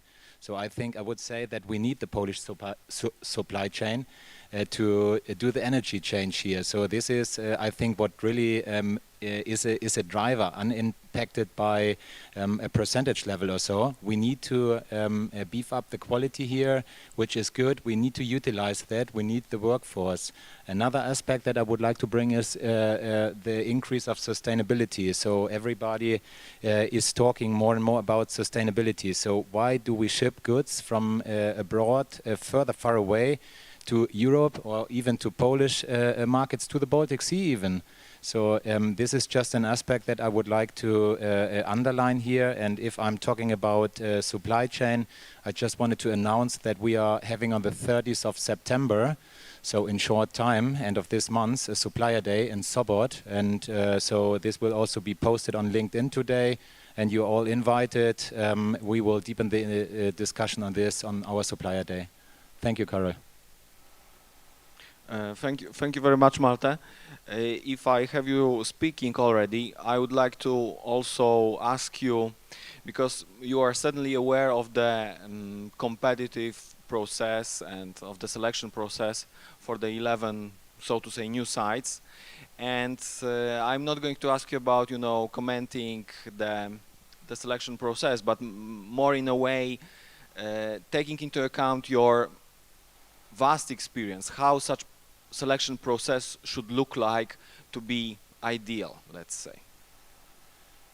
Maybe I can take it with a last statement. So I see that worldwide there will be a lot of offshore wind, and if you want to do an energy change, then I think you need to invite experience. You need to look for corporations to really do this massive build of offshore wind. And this is, I think, how I would like to comment that, Carol. I hope that there will be good partnerships, there will be good collaboration, knowledge exchange. We are open for that, to bring ourselves in here. And I'm more than convinced that that will be, I think, a good basis for the realization, for the build, for the award of the 11 new sites. That is what I wanted to say to this topic. Thank you very much. Perfect. Dan, I would like to come back to you and ask, how do you see this issue in the way that, how to keep, let me phrase the question that way, how to keep the momentum of new investment and new project development in Poland, taking into account the experience that you told us about in Polish conditions? Okay, I think one of the things that's got to be considered is the amount of capacity that a particular geography wants, but also if the geography is an early mover within the area in which it operates, like the Baltic regions, there's an opportunity for Poland to be a hub or a supply for not only Polish market, but for markets in the region around Poland, in the Baltic in particular. Poland has experience in fabrication, shipbuilding, and so on. One of the real benefits for Poland is the infrastructure with regard to ports and harbors, but don't underestimate it. It doesn't matter how big that port and harbor is. By the time it's full of jackets or structures or monopiles, it will soon fill up. And if there are multiple projects all looking for that one harbor at exactly the same time, that doesn't work either. So what you need to do is to be able to deliver projects in a reasonable flow of projects. You don't want a glut of them. There's no point having 4 or 5 projects immediately, all at exactly the same time, and then nothing. Naturally, the projects spread out, normally. Developers are always optimistic. Project managers and engineers are always overly optimistic. We all think we're going to do it in 4 or 5 years. We've all got the same program, and you can bet that we'll all spread out. 1 or 2 of us will be fortunate, 1 or 2 of us will have real problems, and the projects will spread out. But it's been really crucial for the infrastructure and the supply chain that the projects come in, and keep coming. So if they're not actually projects within Poland, we've got to be able to produce a supply chain in Poland that's capable of competing on the international market. There's no point in actually having an exceptionally expensive supply chain in a country, because you start to pay huge price anyway internally for that energy, and it's unable to compete internationally. I've operated, I work in France, in Portugal, in the US, and even in the US, everybody anticipates in the US that they would have all the infrastructure, all the supply chain that they could possibly need. And it couldn't be further from the truth. A lot of the infrastructure, a lot of the supply chain for the US in the first few years is going to come from Europe, because the US hasn't got that in place today. And that's a danger for Poland. Unless it's prepared and unless it's got the investment in the supply chain, the first few years, you might end up bringing everything from somewhere else. So the supply chain needs to be ready. The developers need to be encouraged to use the supply chain, and the best encouragement is for it to be cost effective. And the best thing for the supply chain is to be really cost effective so that you can benefit from exports. In the project that we are putting in, or Vestas is putting in nearly our 90th machine on one project. We've got 100 machines in the project in Scotland, and we've used cables that have come from a subsidiary of Telefonica. We've used some aspects of the fabrication that's come from Poland and been sub-assembled within the UK. So components have come from Poland and from Belgium and so on, and been assembled in the UK. So there is already the basis of a supply chain. But the crucial thing is continuity of work. I've just got one example. Siemens built a huge facility in the UK. They were encouraged to build the facility by winning 5 projects, or 4 projects, I think, all at the same time. So they knew they had all this work coming. There was a huge glut of work, and they spent a lot of money. The UK government was really, really pleased. The 4 projects were built, and then there was a gap. And it's a real problem. It's a real problem for the turbine suppliers at that stage. They're always being pushed for bigger and bigger machines. There's huge cost involved. So they need to have continuity of projects. And that's really what's going to be very important. After the first phase of 6 gigawatts, the next phase needs to be coming along quickly and efficiently. Dziękuję bardzo. Proszę Państwa, chciałbym przejść troszkę do kolejnego tematu w naszej dyskusji. Right. Let me move on to the next topic in our discussion. In the context of the round that's already happened, namely the seabed permits, now there is a new topic, local content and the development of the Polish economy. We all know that in the first round, the share of local suppliers will not be as high.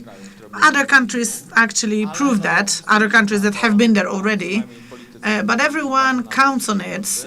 Politicians, businesses count on the fact that the share of local content will increase. So when we're talking about round 2 and permits allocated in round 2, we're assuming that the Polish content will be more like 40 to 50% rather than the existing 20%, including exports, what's being produced for exports. I'm not an expert, so I'm asking Sławek of Vestas. So, what do you think about local competences? How are local competences going to develop? And will local content increase? You're asking me about local competences. Yes.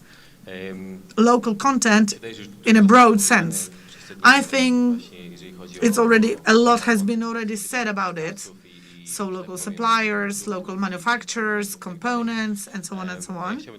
But let me just add one more aspect. Competences, I mean staff, right? Human resources, knowledge transfer, stuff like that, in order to have the right experts ready, to create the right human potential.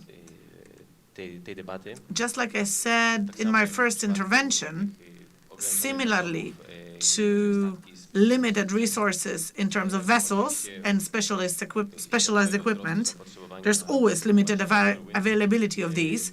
Given that demand for offshore wind is growing globally, same will happen with competent staff, shortage of availability. So with initial projects, all those initial projects, they're not going to be entirely built and managed by just Polish experts, Polish staff. No chance of that, even though many Polish experts worked on numerous international offshore wind projects, and there's people who have experience. But even if they all come back to Poland to deal with our existing Polish projects, it's not enough. We need so many qualified people at different levels, technicians, managers, project managers, leaders, technical managers. We need lots of people to cope with all these projects, this round and the next round. So in the interest of all players, I would say both Polish companies and internationals, in everyone's interest is to build the right sort of base here locally. This is the most economic. If you have in place locally the right people who are specialized, who have experience, who have the know-how, then the cost of your projects is going to go down compared to the situation where you have to get those people from abroad or start managing those projects from abroad. So transfer of knowledge, and of course, how we as developers, as suppliers, as fabricators, how we want to go about it, because we know that there's many players who already have plans how to train people, how to increase competences locally. Vestas is hiring more people year on year, so I hope that we will see during the first phase that we will get young people, maybe interns or junior staff, and then they will learn, and then come the next round, there'll be more local people as specialists. And I would like to mention our initiatives here. Our offshore wind associations, because they help disseminate knowledge in Poland. A good example is a postgraduate course of studies at the Gdańsk Technical University for offshore wind professionals, people who would like to have a career in this industry. So this is an excellent initiative, and I had an opportunity to be part of it.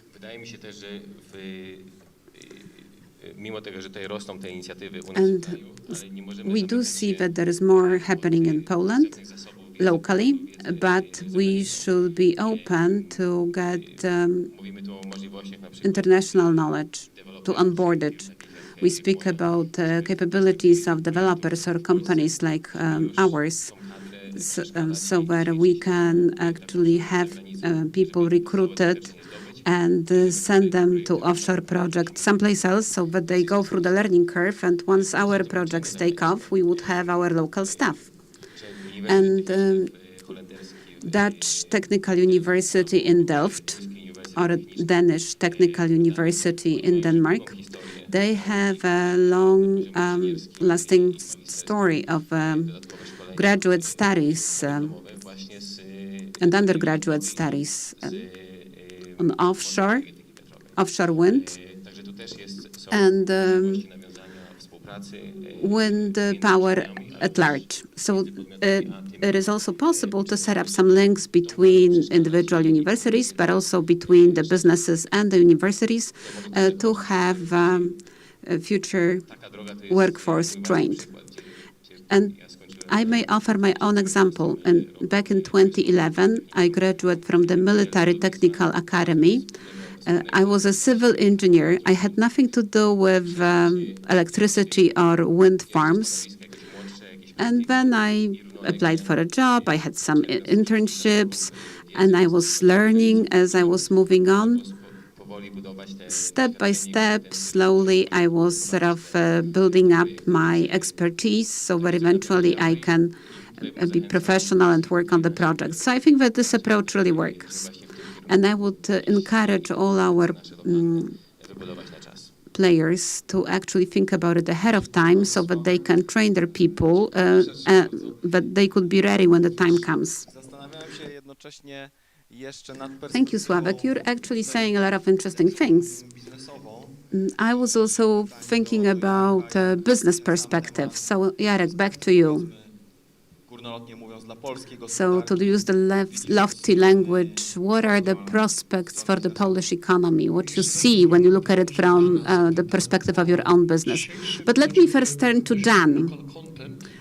What is the distribution of the local content in the UK? It's like 60% is the local content in the UK. So, how much local content do you have in the UK? And that your buy-side effect was also local content, especially for Scotland. And I read that currently local content is something like 60% in the UK. Is it true? I think that's optimistic. Optimistic, too optimistic. Yeah, because what you need in order to reach a figure of 60%, you really need the turbine, and the turbine is manufactured in. True, but part of turbine, maybe something like tier 2, tier 3, or something like that. I think one of the things is you've got to remember that the lifetime of the project is 25 to 30 years or more, hopefully, maybe. And so an awful lot of the local content comes after you've constructed. But it's not the sexy part of the business, if you like. You know, it's the running of the wind farm. But it's a significant amount of local content comes once it's commissioned. But the key thing and what really drives governments are these jobs during development and construction. In the UK, for example, we have 3 different turbine suppliers who are based there and produce these blades, in some cases towers. We've got some cable suppliers that are based in the UK, and now we have at least 1, if not 2, monopile suppliers that are going to supply from the UK. So that figure is getting bigger, but it's taken a long time to get there. It's taken a long time. Tak myślę. Our target is 40 gigawatts. Ja rozumiem, że o local content mówimy od kilku lat przynajmniej. I understand that we have been talking about the local content for some years in Poland. A few years ago, PSEW was running analysis, and we were taking a target of 60+%. We wanted to have everything prepared in Poland. As Dan said, investors are interested in using the local content. They don't need to be motivated by the government, although it's useful. Local content should be ready and efficient. For us, the first round, as we could tell from the applications, there is like 20% of the local content, which is way below the aspirations that we expressed a few years ago. So looking forward into the future, we have to realize that this is a very complex topic. But to take the best advantage of the entire investment program, where the government is actually supporting it to a much greater extent than other countries. The contract is for 25 years. And you cannot find that in other markets. 200 billion zlotys for 2 rounds. This is the estimate. And the question is to what extent the Polish economy will benefit from it, how many jobs will be created. The first round shows that it's around 20% or so. Is it enough for our appetite? I believe that it's not. This program is way more complex because of the local content in terms of the local industry. We also have other problems. The large investor will get the contract to secure the revenue, and they will have some multi-contracting in place, and their multi-contractors will have subcontractors, etc. And what you have to make sure is that those that are at the bottom of this ladder should be ready to go live, not at the moment of the contracting, but at the moment of building. So they have to get prepared. They have to make a lot of investments. They have to take a leap of faith because, quite frankly, we don't know how long this project will take and whether they are likely to take part in it. So this first round really shows that we have not took full advantage of that. As I said, our aspirations were way higher a few years ago. Obviously, local content has always 2 sides. If you want to have the maximum input of the Polish business and the Polish industry to supply products and services to offshore wind farms, this is obviously a very catchy thing to say, but you have to do it in a reasonable way. So what is driving Polish suppliers? Exports. We are actually well based on export markets. So we have to better support our businesses so that they may continue to develop, and also later on they should be able to export their products elsewhere. But this is just a side comment. Unfortunately, the question without the microphone is not heard.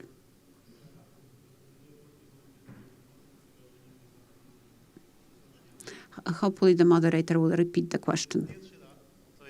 Oh, okay. So this is the very first time when during this conference we actually heard the word jackup vessels. So far we have been talking about local content, and jackup vessels is a different story. It's somewhat excluded from the local content. Here, as you said, the competition will be fierce. And I think that the possible employment, well, it will be 350, 450,000 per 24 hour. But if we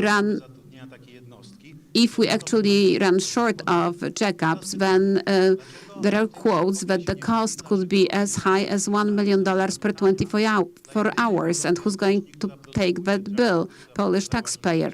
So the only shipyard in Europe that is able to do jackups is Gdynia shipyard. Why nothing has been done about it? Well, this is the product that is highly complex. It could be made in Poland, and it could actually make a major contribution to the local content, and no one has ever said a word about it. Obviously, you need to have, the foundation, the turbine. So for both, €1 billion, and no one has been talking about it. And this is something that we can do. We have the expertise. And then I am afraid that someone else will come and contract that someplace else, and Poland will have to pay fees someplace else instead of doing that with our own capacity. So I would like to have a comment from the panel about it. Well, now you cannot say that no one has mentioned that, since you said that. I think that not a long time ago, there were some announcements about the plan to expand the fleet of the Atos Group. And I said that there are two sides to that. If the ship owners see that there would be higher demand, they will plan ahead. So if there will be more demand, why let others take $1 million per 24 hours of operations? I can build a new ship, and I can take $500,000 per 24 hour, and will be competitive. So, but unfortunately, I'm not really familiar with the announcements of the Lotos Group, but they were actually claiming that they have some plans for that. I'm not sure whether it has anything to do with the first round or the second round, but I've heard something. Well, thank you. And thank you for your voice in the discussion. Would you like to comment back?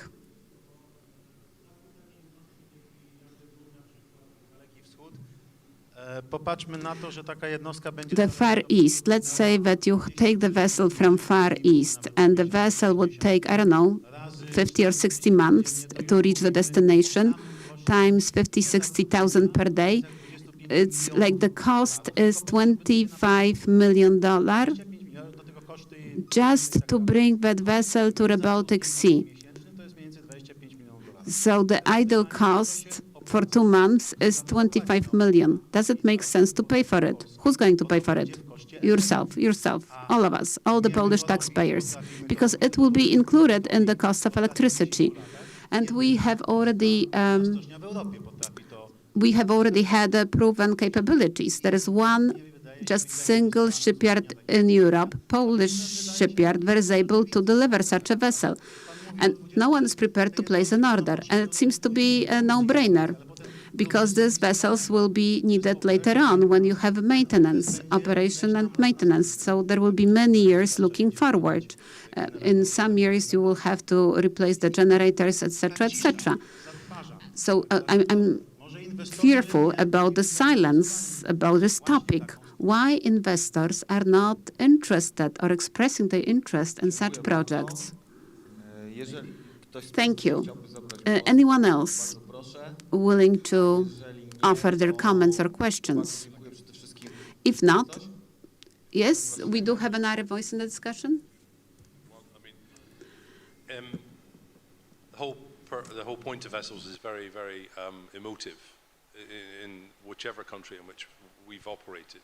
So in the US, for example, there are rules about under the Jones Act. Then please speak to the microphone. Sorry.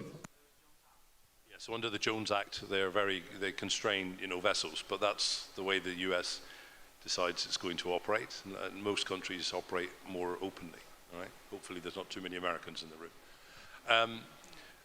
But one of the things that I mentioned earlier is having enough projects, because you don't build a vessel for one project. You know, it probably costs 40, 50 million or more, a bit more to install a turbine, a group of turbines, over a summer, one summer.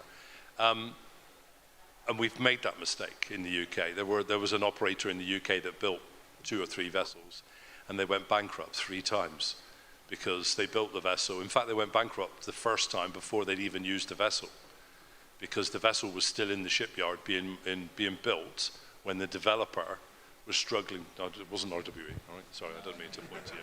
I didn't mean to point to him, honestly. But they missed their first contract. So they missed their first contract. They couldn't meet the obligations, and so they went bust. Somebody bought it out of receivership, and this story of these groups of vessels carried on for years and years.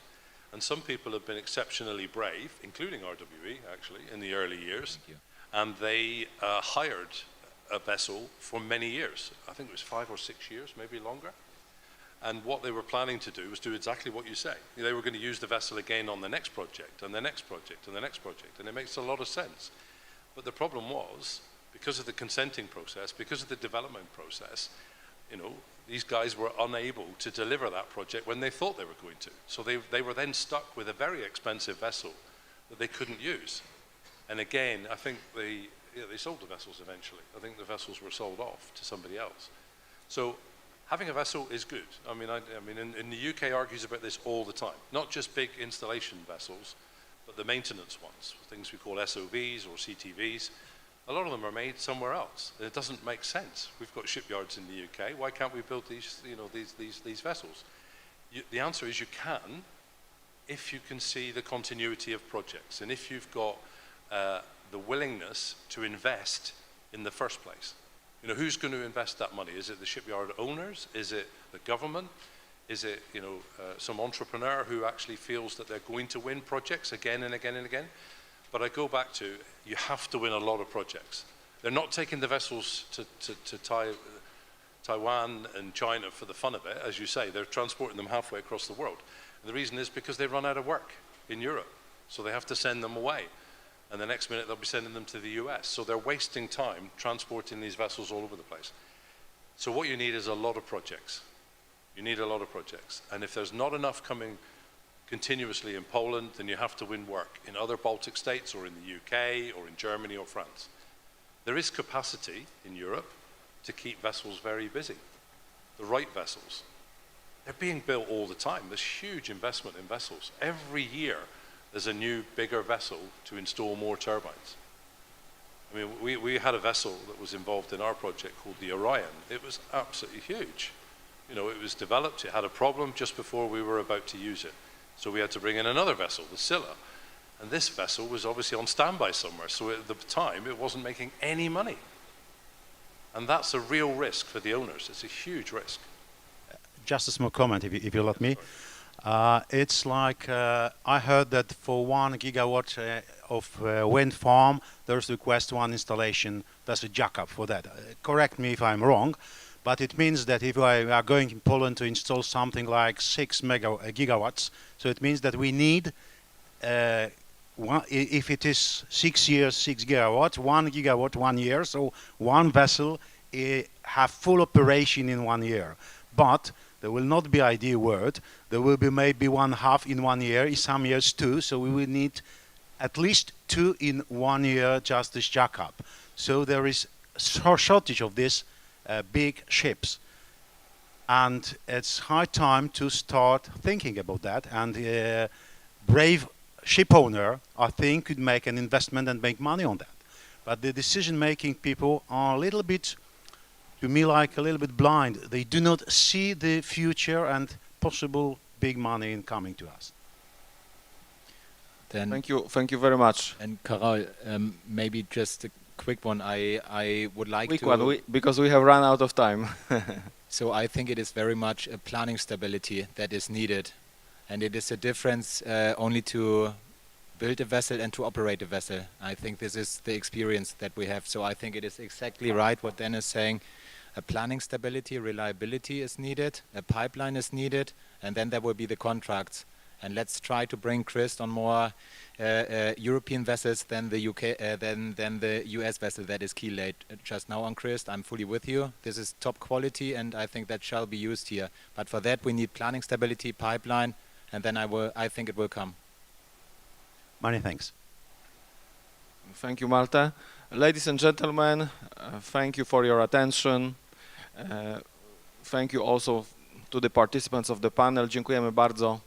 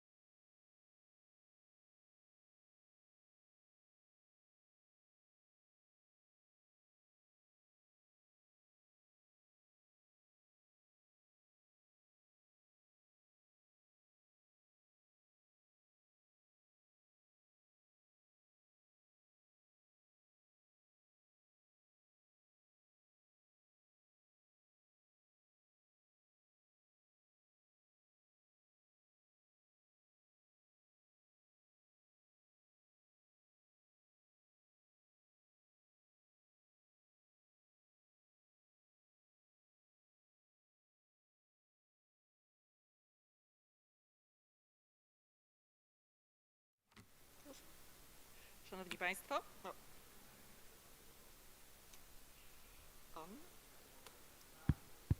Szanowni Państwo, witam serdecznie na sesji panelowej poświęconej... Ladies and gentlemen, welcome to the following panel session.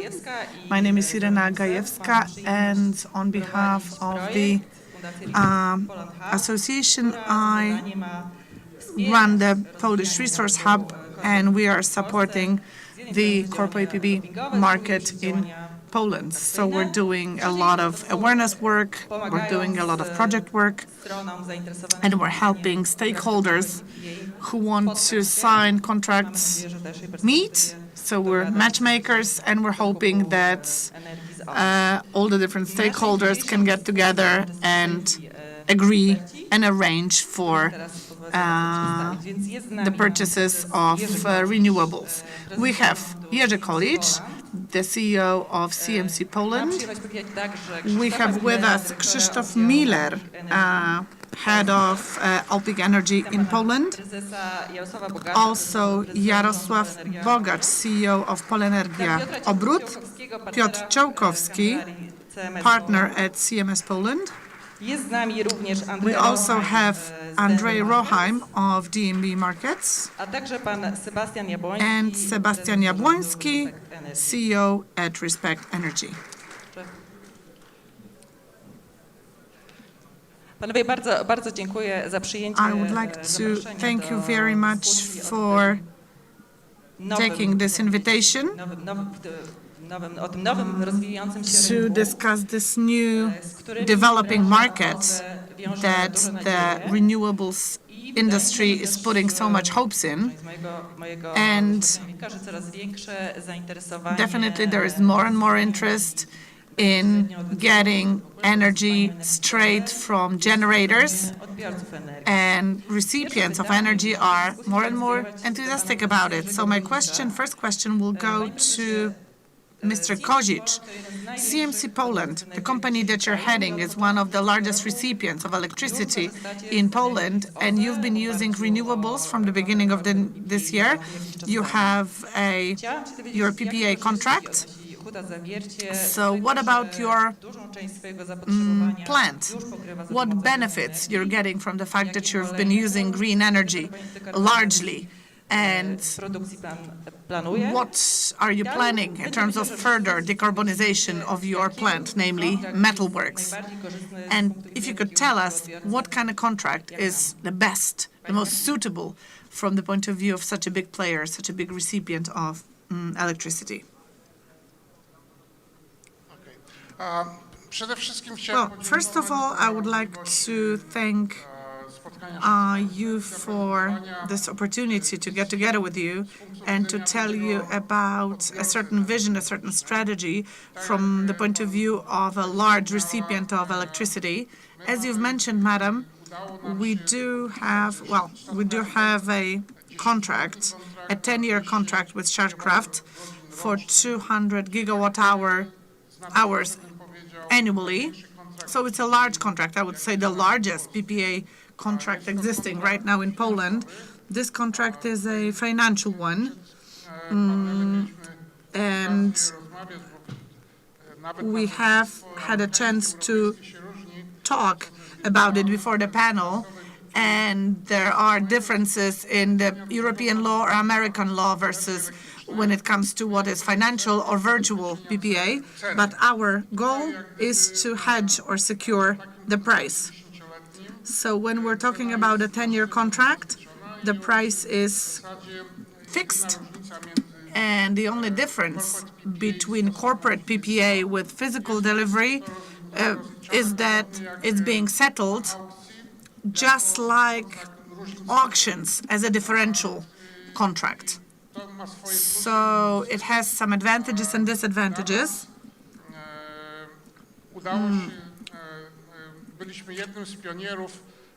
We have been one of the pioneers in the metalworks industry when it comes to large or long-term contracts.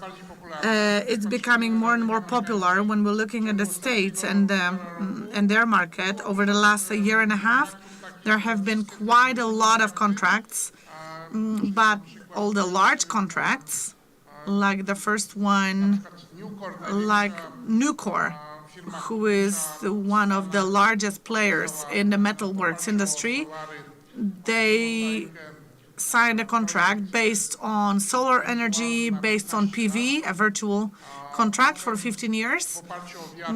Based on wind, it was a 10-year contract that they had. And when we're talking about PPA, we're talking about a few hundreds of megawatts, right? So I think it's where the future is. From our point of view, what we consume is 800 gigawatt hour annually. And I hope, if the market allows, we'll find price equilibrium. If this happens, I would like to have 500 gigawatt hour annually, to have them allocated in 10-year contracts in Poland. Some of these contracts could be virtual, some could be physical. So what's key, well, we'll be talking about 10H, because without 10H, it will not happen, right? But based on solar infrastructure, based on PV, when we're looking at it, it's one of the alternatives. It's one of the alternatives that we're looking into. But I think the market is very dynamic. Things are developing dynamically. And out of large Polish companies, well, because if you want to sign a long-term contract, big volumes, I would say in Poland, there's about 10 companies who have the right financial standing to do that. I can say that we have over 1 billion zlotys in capital, in equity. We are part of an American listed company. So our EBITDA for the last quarter was $50 million, one quarter. So we are a credible partner with reputable standing, but on the other hand, on the other side of the table, we also want to see reputable partners. All the companies that are represented here, you are reputable partners, but in Poland, as far as companies go with whom I can sign a contract like this, no more than 10 of these.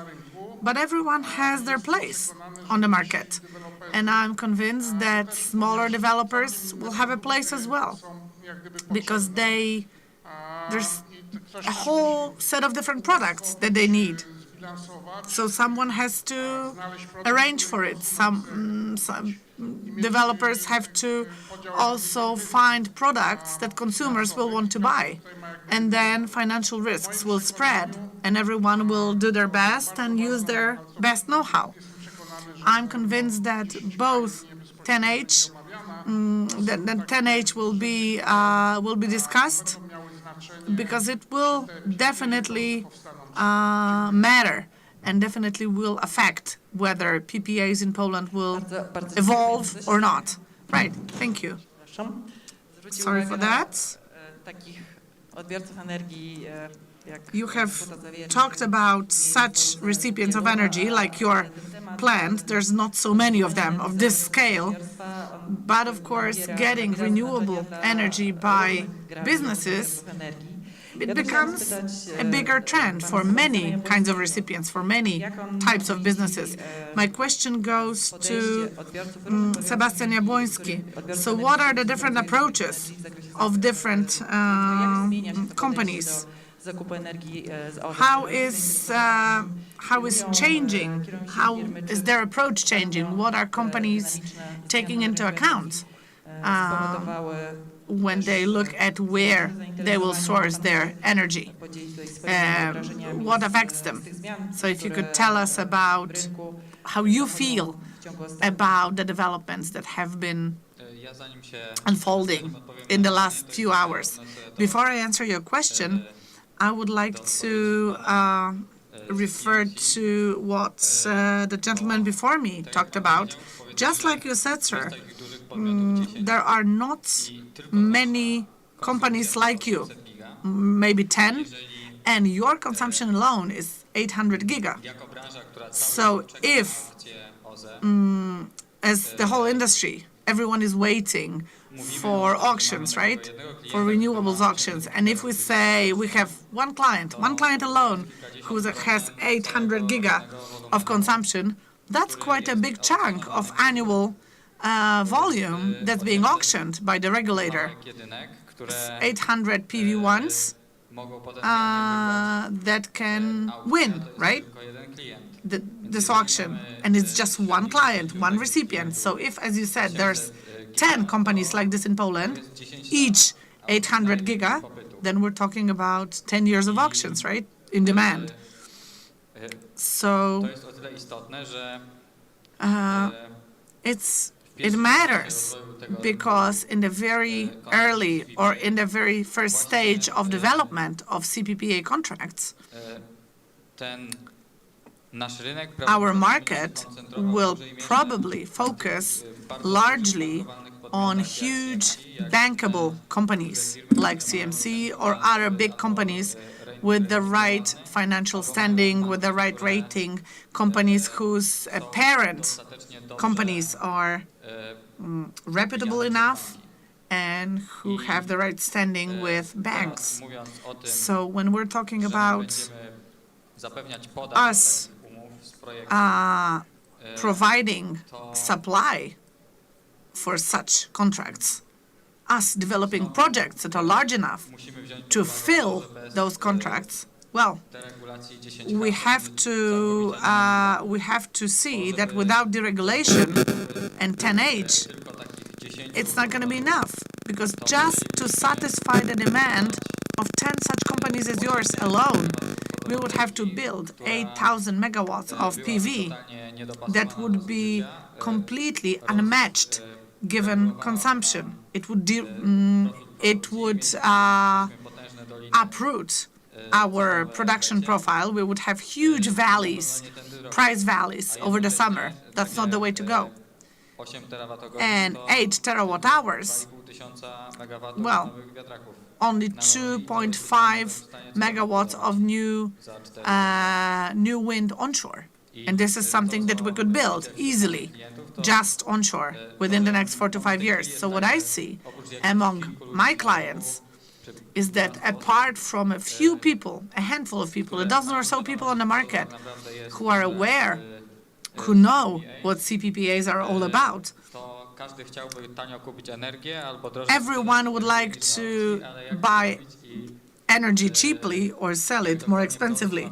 But how to do it, how to go through the whole process from negotiation to contract to settling, we do not have available playbook. We don't know how to do this step by step. So unless we start talking, unless we talk with enough entities, with enough companies, the market will not educate itself, and we'll have lots of hybrid solutions that we would create for each occasion. And the market would be, well, I think that over time, the market will segment itself between financial contracts, differential contracts between the generator and the recipient, just like CMC signed, or contracts that will be physical, where there'll be a balancing entity, a trading company who will be balancing it, but they would not want to take on any financial consequences coming from a differential contract, because of course then they would have to carry the risk that normally happens between the recipient and the manufacturer or the supplier.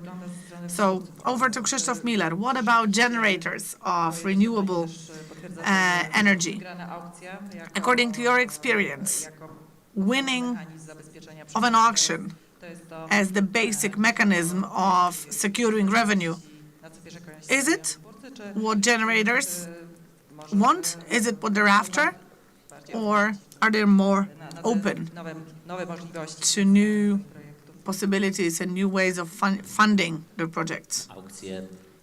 Well, auctions have been a great way to secure revenue for renewable projects. It was so 2 years ago, 3 years ago, but recently this way of securing revenue has become less attractive, even though it's one of the ways, sure. It's one of the methods of securing revenue.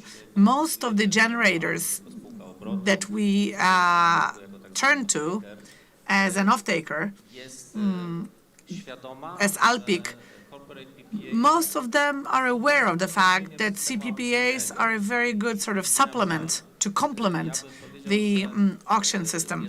And I would say that if we're looking for an optimal solution for everyone, this optimal solution is about dividing or separating things, the generator, or sort of spreading things around.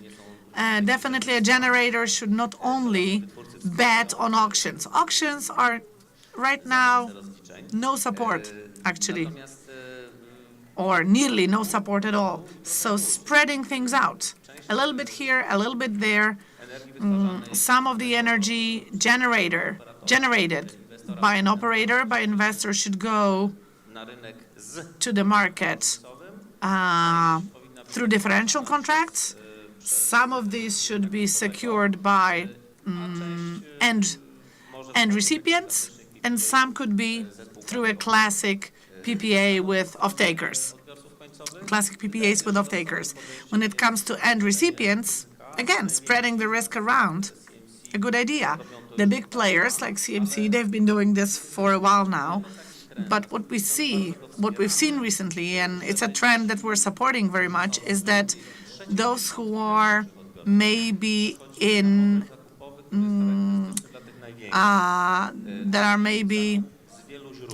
smaller players, they should buy from many sources. So if the final recipient starts buying from different sources, from multiple sources, if they add a renewable energy source, if they want to add one more, it's going to be easy. But going straight from the classic full supply with a fixed price, classic model, going into a model where you buy from multiple sources, it's a huge change. So right now, it is happening, fortunately. Recipients whose consumption is less than 100 gigawatt hour annually, they're not in top 10, right? They're further down the list, but still, they've started signing such contracts, and we support them in that. We tell them it makes sense, especially that with this volatility of prices and the fact that renewables are raising their share, so the volatility of supply is huge, it's the right way to go. So that's it. Okay, so I should say step by step. I think that it should be risk sharing or risk distribution. Huta Zawiercie or CMC or companies like that, I think that they may buy from us, from Polenergia, and from Respect.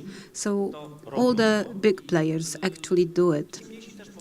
And the smaller ones should start thinking about it, not because we are sitting on this panel, but because this is the most reasonable way to approach risk.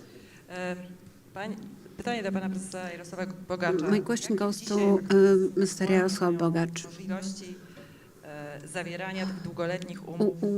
What are currently the possibilities to make long-term contracts under today's regulations and in today's marketplace, and given the current market position and situation?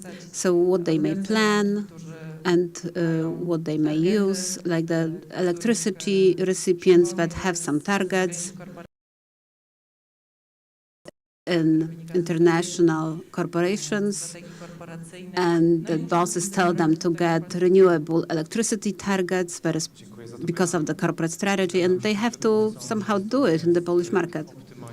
I agree with the previous speaker that you need to optimize and manage the risk in terms of the final off-takers. And speaking of the large ones, as the previous speaker said, those who take up several hundred megawatt hours per year or terawatt hours per year, and they diversified their acquisition risk or procurement risk, and they have their own policy in place. And what does it mean in practical terms?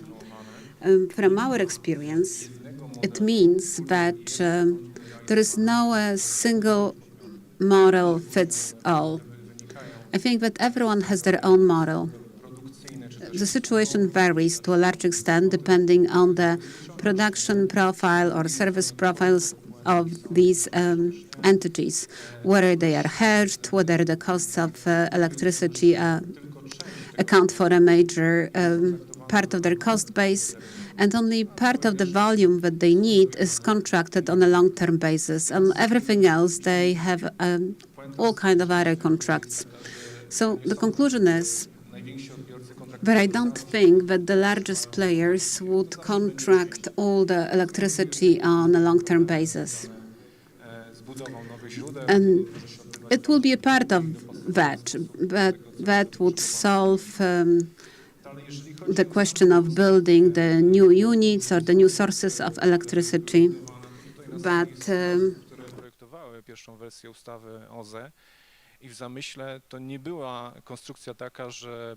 but in terms of the differential contracts, I don't think that the entity that won the auction has to pay up. The negative balance is called negative for a reason. And it was anticipated that the manager who's actually settling that will actually have to pay to add up to the contract. Now the situation has changed. Now we have the new reality, the new pricing in place compared to what we had into this year auctions. And this is a new phenomenon. And for final off-takers, this is an excellent way to reach a compromise on long-term contracts and to reach some kind of an agreement between these two values. What we offer for the largest players are non-standard solutions. As I said, I don't think that ever we would have a single standard that would be a great solution for everyone. We do have a manual. Each major company in the market counts. We would be happy to take on new customers like that, and we will optimize the solution to fit their needs. To have the proper energy mix, including renewable sources. We will look how they actually take the electricity, whether they need standard solution or something else. There are a lot of possible options here. Thank you. Okay, so now over to Piotr Ciałkowski, who actually participated in the PPA negotiations in Poland. So what were the expectations of the generators, and what makes it most difficult to reach an agreement between the parties? How long the process may take? And Mr. Borgacz said that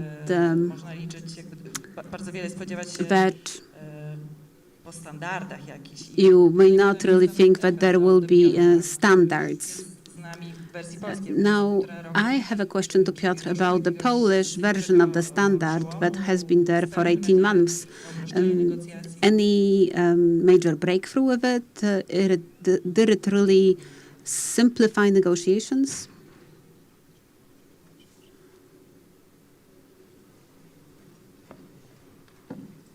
Sprawdzony. Dobrze. Witam Państwa serdecznie. Dziękuję za to pytanie. Hello, and thank you for the question. Let me start from the end. I think that effort will become more popular over time, but as of today, when we look at the contracts that we negotiated or that were suspended, effort has never been included, has never been part of the process. And when I talk to my colleagues and when I talk to the people from the industry, I haven't really seen that happening. Perhaps the reason is because of the because of the projects, where they come from. Many times they are actually projects that are contracted elsewhere by international companies, and they usually have their own blueprints that were developed by them, and now they come in and they bring their own sort of template or blueprint and they implement it. Each contract that we have seen was different, whether physical or virtual. That would be for virtual, but for physical, I haven't seen any. Now, to answer your question, we've heard a lot of things today, and the topic could take a lengthy discussion. But let me just say that the situation of the generator and the off-taker is very different. The generators are professional participants of the energy market. Off-takers, well, this is just of the one items in their cost base. This is not something that they do on a daily basis. Therefore, much more time, expense, and costs, actually, it takes to negotiate such contracts, and they need to acquire know-how. But the content of the contracts includes obvious things like the volume, the price, the duration, and collateral or anything else. From the generator, the best way would be whatever is produced should be taken off by the customer. But from the customer point of view, it is important to look at the volume, at the profile, so consistent supply at specific time slots, so closer to the base loads. With the base loads, there are some regulatory risks in the Polish market. You may address them, but you have to know how to do it. In the contracts that we've seen, most often they had minimum, maximum volumes and corridors. Perhaps corridor is not a good or a band is not a good term here, but we had maximum and minimum volume to provide for some flexibility. Now, prices. Again, another lengthy discussion. For virtual contracts, fees to floating, so this is an CFD.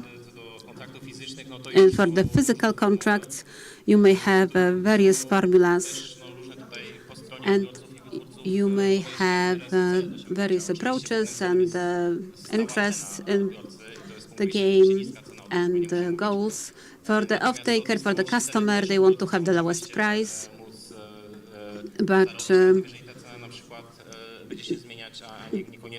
they want to also make money on that, so they not always want to pay the fixed price because the price may decline over time. So even in the fixed contracts, there are some variable components of the price. So there is, for some time, there is a fixed price, then there is some variable price period, or for instance, for some volume of the contract, there is a fixed price. For another volume or a surplus is variable price. In terms of the duration, the Polish market, it's 5 to 10 years. From the generator's point of view, and the shareholders or investors or providers of financing, the longer the better. But many times, customers or off-takers are used to the annual contract. So this is a major change for them too. There are some arguments in favor of the 10-year duration, but we don't see that people would be ready to embrace that. And in terms of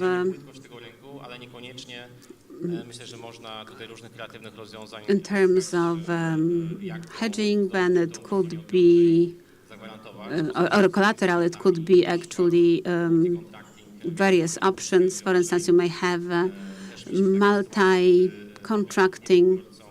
Sometimes we had the situation that the entity was not an actual off-taker, but it was another entity from the group, just to provide some kind of the security for the generator. So the market will actually create many solutions so that more PPP contracts can be concluded. I believe that these are the main themes, so to speak. Thank you.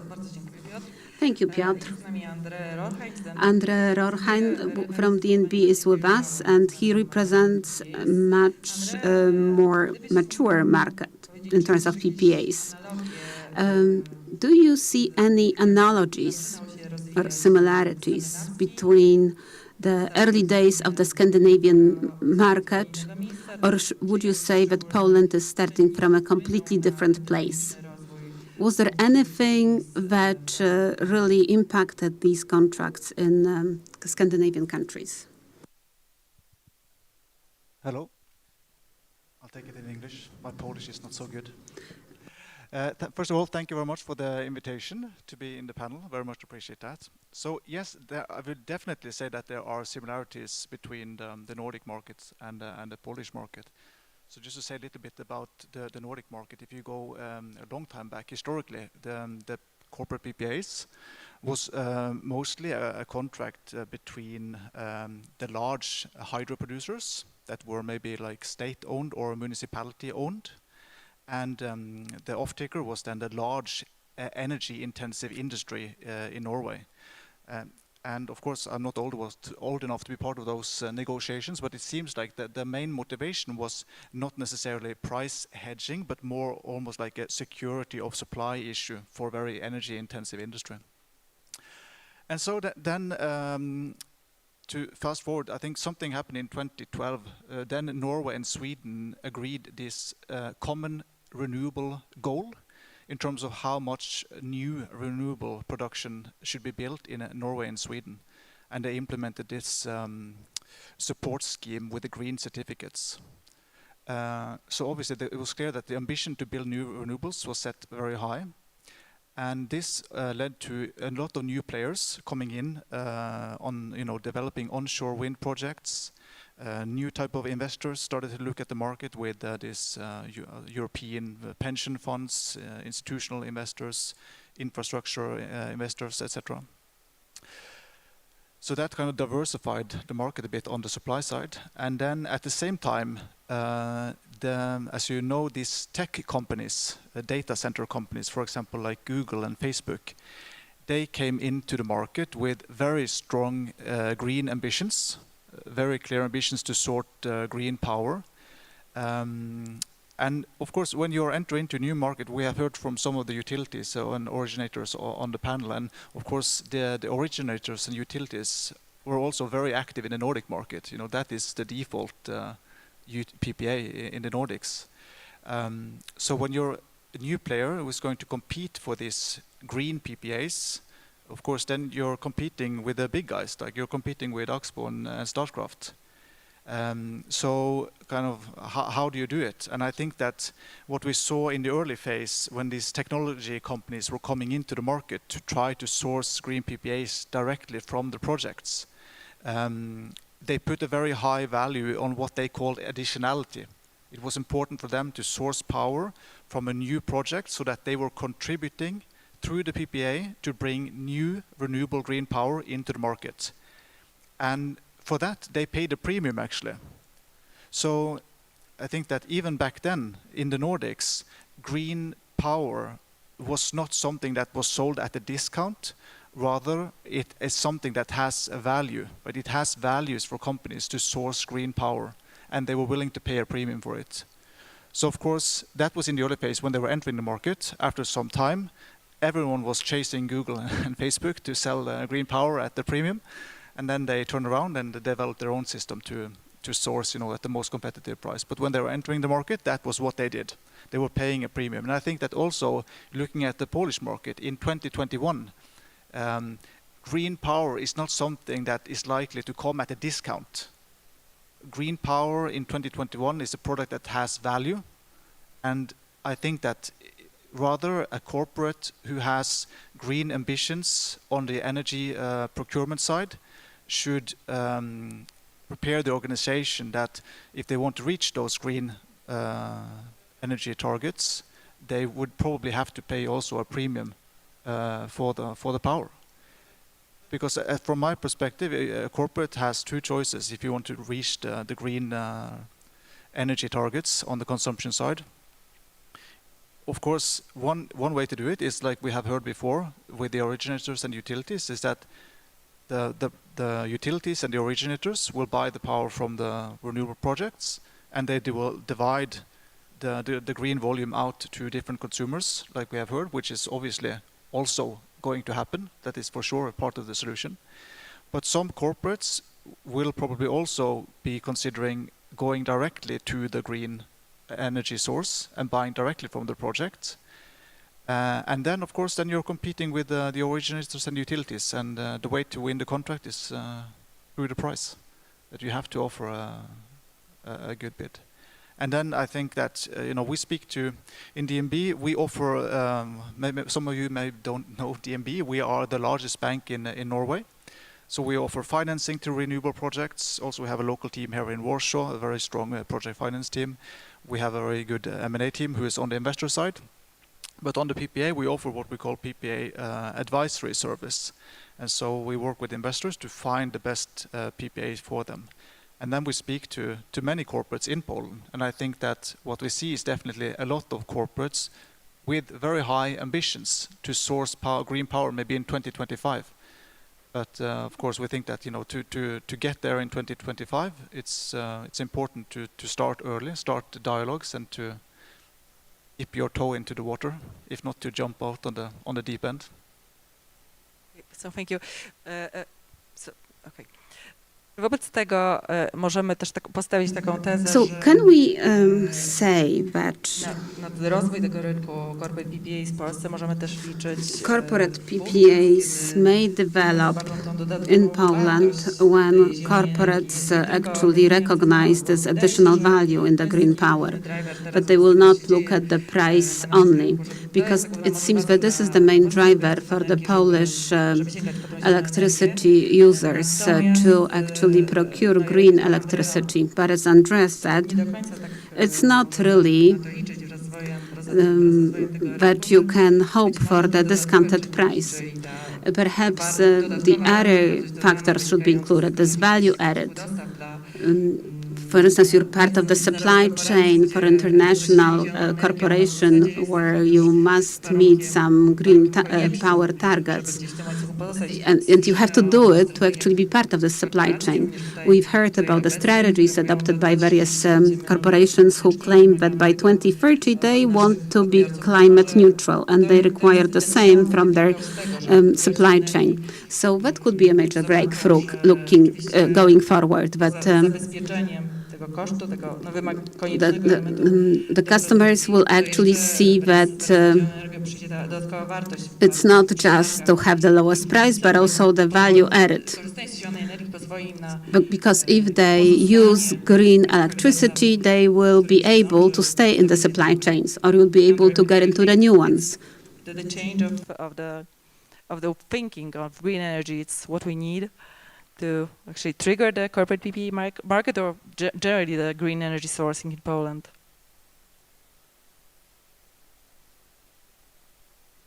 Okay.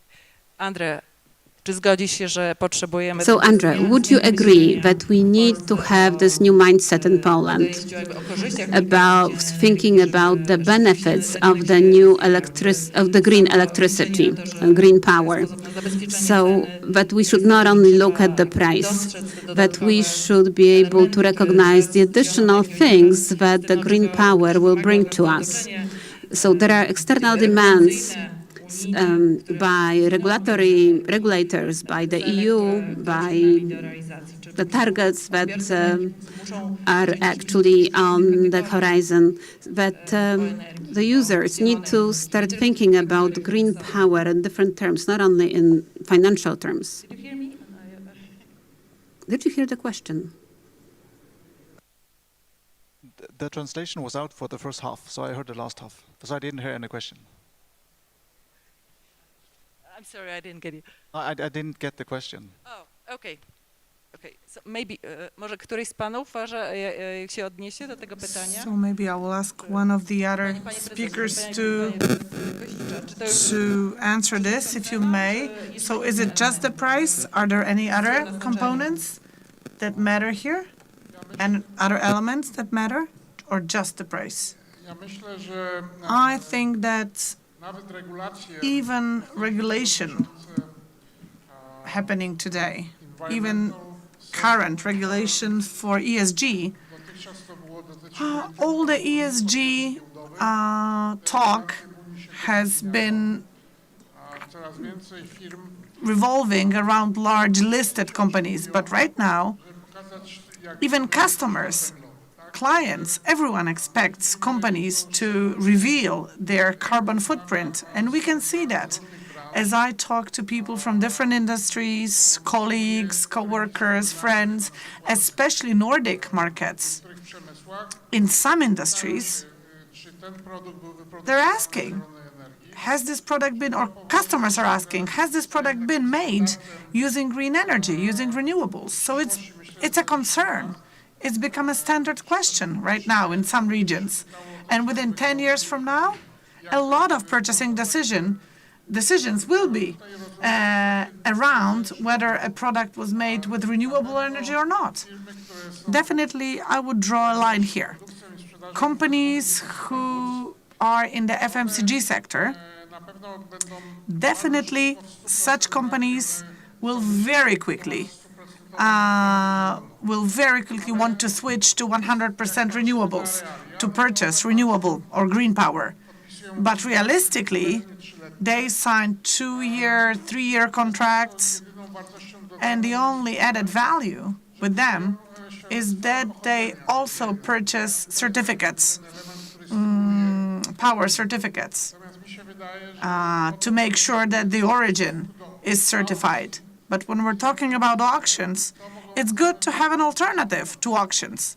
And such an alternative can only be provided by large entities, large businesses. Right now, we are in a very key moment. We're facing a very key moment. I would like to take this opportunity to say that I have a lot of respect for the management of PSEW, the organizer of this conference, because you are together with us. We're together representing the whole industry. We've started doing this work together only recently, but hopefully our work together will affect or impact politicians. We need support, right? We need for 10H to happen. And I also have the honor to be the president of the Committee for Environmental Protection at the Federation of Polish Employers. And we are also part of we are represented at the Social Dialogue Council. I had a chance to speak in front of the Social Dialogue Council, and I talked about the power or energy transformation. And there was a debate back then.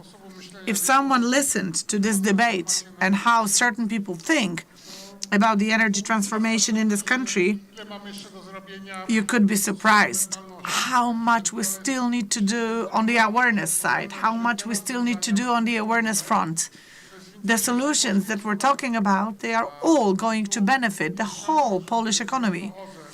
So renewables can start making good money, let's say over 10% of capital invested, let's say. But from my perspective, when I talk to different CEOs of large energy or power-intensive companies, they are, people that I know, and as I talk to them, if you are a champion of your industry, your return on investment should be 20% or more. So then, people who are not experts in renewables, they will hardly want to invest in renewables. So they need partners who they can learn from, and they will have the right image then. They will be seen as a responsible company, or they could get a competitive advantage if they do it well. In some, the most energy-intensive businesses, the price of energy also can give you a competitive edge, right? So there's a lot to be done here. And I think that Poland, in Poland, we have pretty good companies, off-takers, recipients. We have a number of really cool companies, so to speak. and we should find the right equilibrium. We should find the right balance, the price that satisfies both parties. Because right now, no one knows the market price of such a 10-year PPA, right? No one knows. So the market will have to find an answer to this, to put a price to this. And I will be happy to continue to be an animator of this market. Okay, thank you. And you mentioned that without 10H, it's going to be really tough. Without liberalizing 10H, a lot of companies will have a hard time taking advantage of wind, right? But 10H, is it enough? Liberalizing 10H, is it enough for your company to be better off? Direct line, will it be enough? Or maybe not for a company like yours? I would say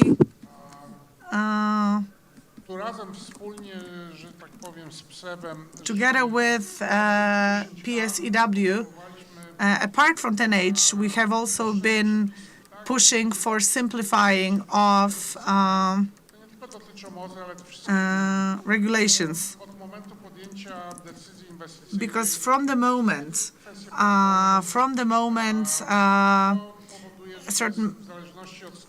the project begins to the moment where consents and permits are granted, you know, it takes 1.5 to 2 years. We talked to the Ministry of Development to maybe have some regulations simplified, especially around renewables, because at a certain point in time, we will have a gap. In 2016, 10H was introduced, and from auctions, you can see what's happening. What I'm saying right now, if I wanted to buy 300 giga from wind, there's not enough supply for me to do that. So PV is also limited, restricted. So to me, I would say it's in the interest of all investors to have regulations simplified, because if everyone talks the same, uses the same language, is on the same page, then there is a bigger chance that politicians will listen to us and they will see it as a priority. So it's very difficult for me to get into specifics, but I hope that this collaboration between the industry, between businesses and the Polish Association of Wind Energy will help us to change regulations. But the 10H rule, without liberalizing the 10H rule, we will not have 6.8 megawatts installed capacity. We'll not get it. But based on existing plans, we could have that within the next 3 to 4 years. Definitely there'll be a period of a gap. The sooner we fill the gap, the better for our safety, I would say. The better for our energy safety as a country. It's in our best interest to develop renewables as soon as possible. Right. So now my question goes to Mr. Bogacz. The renewables market is changing probably faster than all the other markets we know. PPA contracts are there. PPAs are seen as long-term instruments. So how should one approach this dynamic market, the changes that are awaiting us in the years to come when you are developing and structuring PPAs? When we're looking at the European market, you can tell, first of all, that this market is sort of consolidating, things are coming together, and there are some consequences for long-term agreements for PPAs. So if markets are combining and consolidating, and abroad, in other countries, we have a high share of PV and wind and renewables in general, then we're more and more exposed, more and more at risk that our weather, the weather in the West, the wind, the sunshine in the West, in Western Europe, will affect prices of power and electricity in Poland. Right now, we're mitigating it. Our system has a regulatory path. 70% of available capacity, cross-border capacity, right, is made available. But when we're talking about within the next few years, but when we're talking about long-term agreements, long-term contracts, we will feel the impact of price volatility, especially on same-day prices and next-day prices. So if you are an expert, and if you've seen how PPAs are structured, then you know that the cost of a certain energy profile, whether it's PV or wind, this will change. The profile will change. So an off-taker, a trading company, its job is to sort of match the profile of production and to look at who the recipients are and to match things, structuring the PPA. Another element is to shorten the time unit, the basic time unit. Right now, our time unit is 1 hour, but right now there's talk about making it 15 minutes very soon. This will, of course, increase the cost of balancing power, and there's a lot of uncertainty. We don't know what it means. So it's a risk that has to be addressed also when structuring a PPA. Another problem, that things will be more and more happening in real time. Shortening from 1 hour to 15 minutes, it's not it. That's not the end. The units will get smaller and smaller, so the risk is going to be higher. The second issue is scarcity pricing. So this will replace the capacity mechanism that we have in Poland. So, for example, when there is very low reserve in the system, the price will approximate the cost of unsupplied power. Could be higher than it is today. So when we don't have generation from renewables, in those moments, the price could be really high. So this will increase the cost of profiling and the cost of balancing. So these risks basically have to be taken into account when you're structuring your CPPA. You have to come up with a pricing formula or some sort of a rolling mechanism or some sort of a cost plus margin mechanism for an off-taker. I would like to add one more group of threats or risks around the PPA. Definitely there is a certain trend that we see right now, that more and more energy will be local. There'll be a direct line, for example, for large industrial players. There'll be local supply for households and smaller businesses. And all the fees that are covered by the end recipient for taking power from the grid will come into play. So very soon, 20, 30, 40% of power will be generated locally. It's happening. And it comes from the fact that projects are very scalable, especially PV projects. They are scalable. Things can be done. Plus, consumers and recipients are more and more aware of sustainability issues. So we're expecting power to be balanced and to be delivered to us from an energy source that's out there somewhere in the country. But maybe in the end, it will turn out that the end recipient has a completely different profile because they produce some of their power locally. And things will be, again, imbalanced. So everyone who's developing PPAs and so on, you have to take it into account. Thank you. So now my question will go to Mr. Ciałkowski.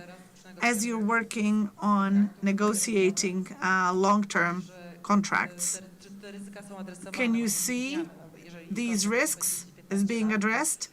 If a PPA is supposed to be 10, 15 years long, are you taking into account some of the things that will change in the future?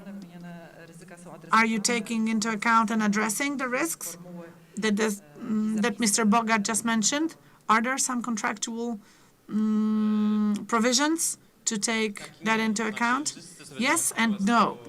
Everyone is aware that these risks exist, but no one really knows how to hedge it, how to secure things, because no one knows how the situation will evolve in the end.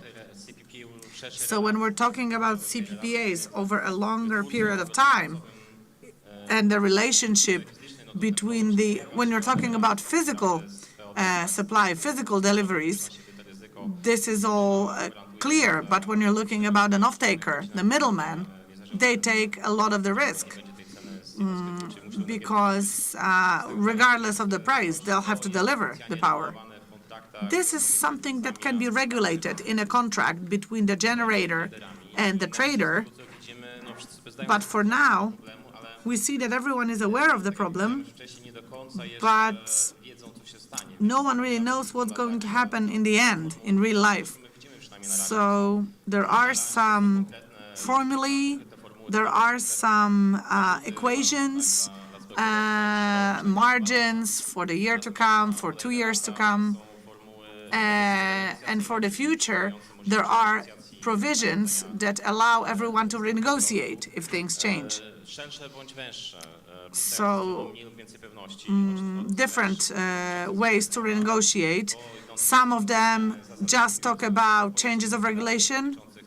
Some of the provisions talk about the balancing market, or simply change of circumstances in the balancing market. So these contracts are different. And we're just simply trying to come up with a price for now and sort of roll the problem over for the years to come when we know more, when we have more knowledge, when we have more data. We'll have more historical data, and maybe we'll be able to see the impact of what's going on. So that's what we're doing, basically.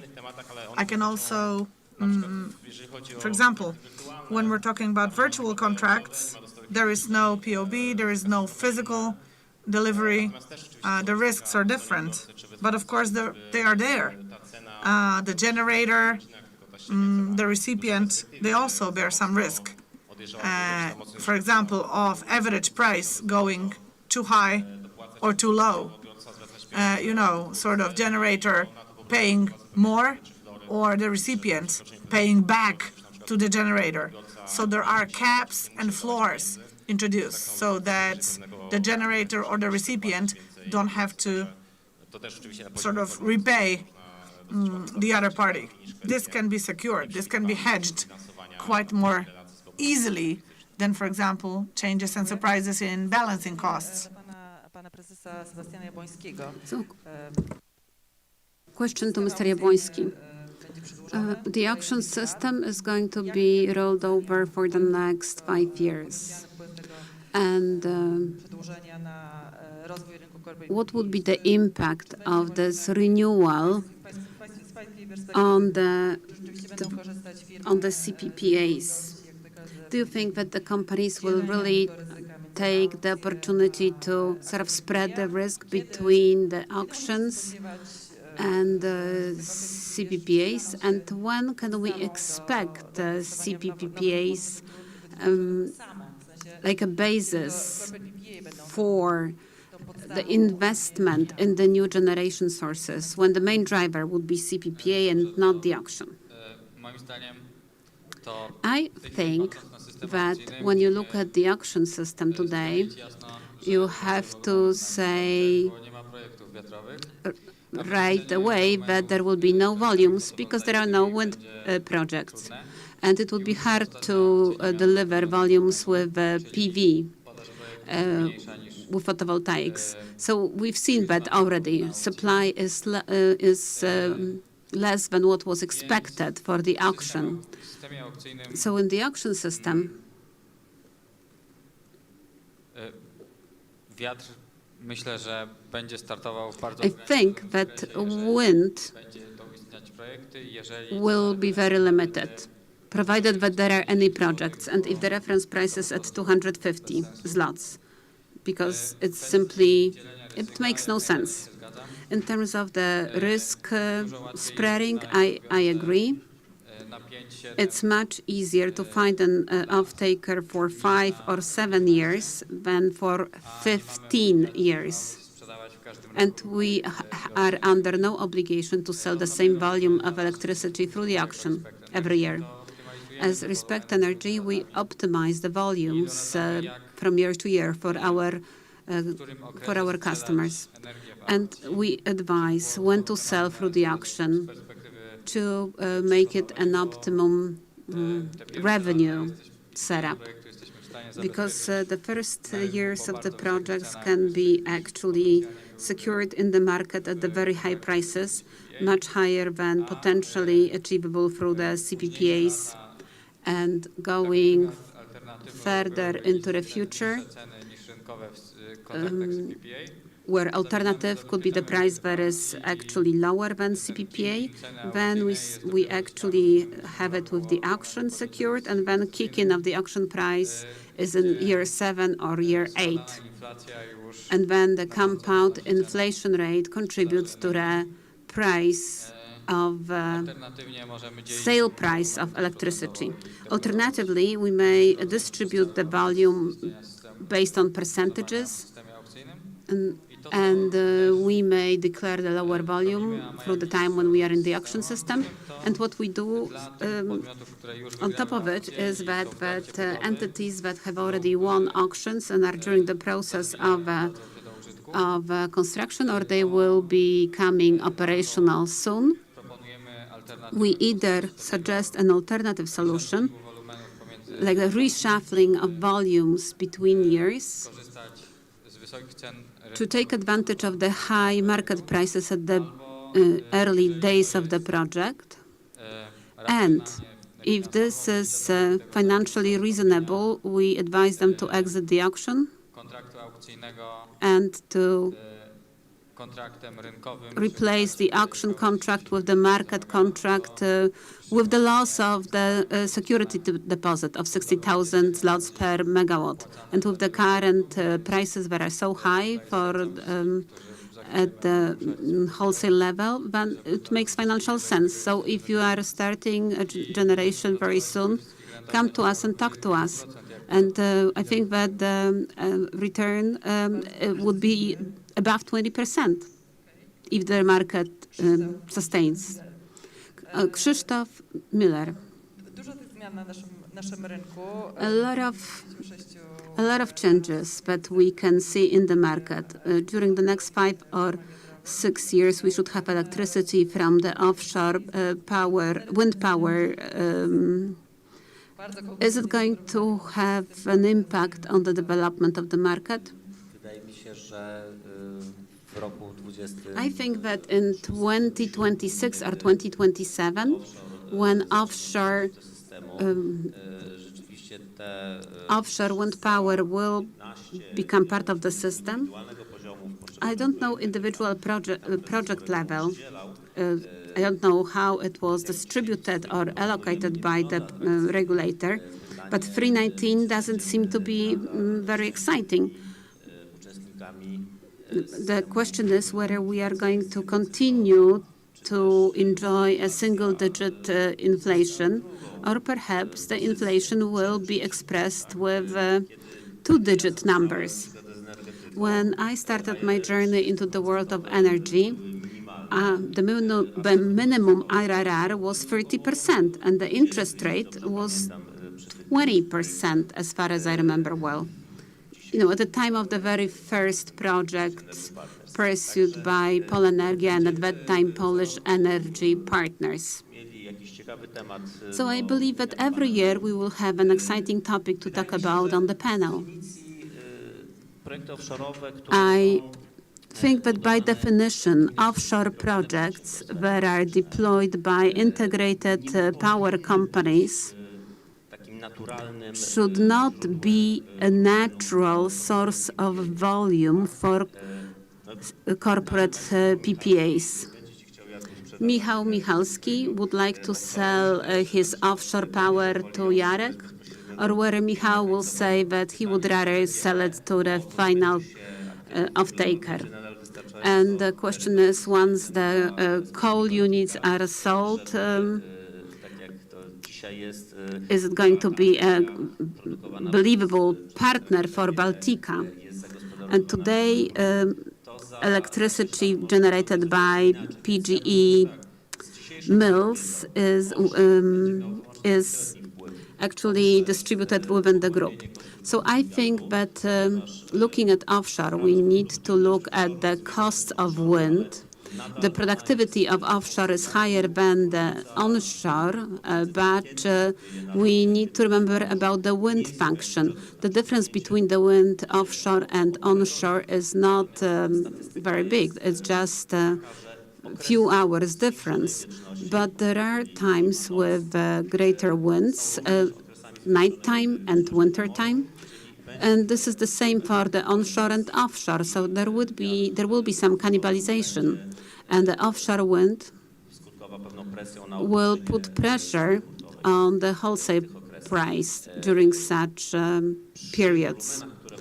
And with the volumes that we will have from offshore, that will have impact on the overall pricing in the market. So if we look at it like that, I think that this is a possible impact. Are we going to have a direct volume coming in? I don't think so, but there might be some surprises. Let me just say one thing. I have to disagree. Because when I look at my business and my industry that needs to switch to hydrogen to some extent, so then we will need 20 terawatt hours. And 20 terawatt hours can only come from offshore. So if you look at it, you have one captive customer. If they want to change their technology, they have to rely on offshore. So this is like 5 giga of offshore. So 50% of capacity is already taken up. So I think that what we have in the pipeline is not sufficient. Okay. It was said that Polenergia had IRR at 30%. I haven't said that. But the question is whether Michał Michalski is going to sell electricity to myself. I believe so. How it's going to be commercialized? Is it going to go through the wholesale market first, or is it going to be allocated to PPAs? I think that the market will tell. I believe that this is the only thing that we can be sure of today, that the sale of electricity will occur. But as regard other things, more doubts than answers. Andrea, one question to you. I reviewed the report that PGE prepared recently about the possible developments of the market for renewable sources. PGE wants to add on instruments that will be dedicated to renewables generation. Andrea, could you comment on the solutions that they proposed in the report? And these are very preliminary suggestions, mind you.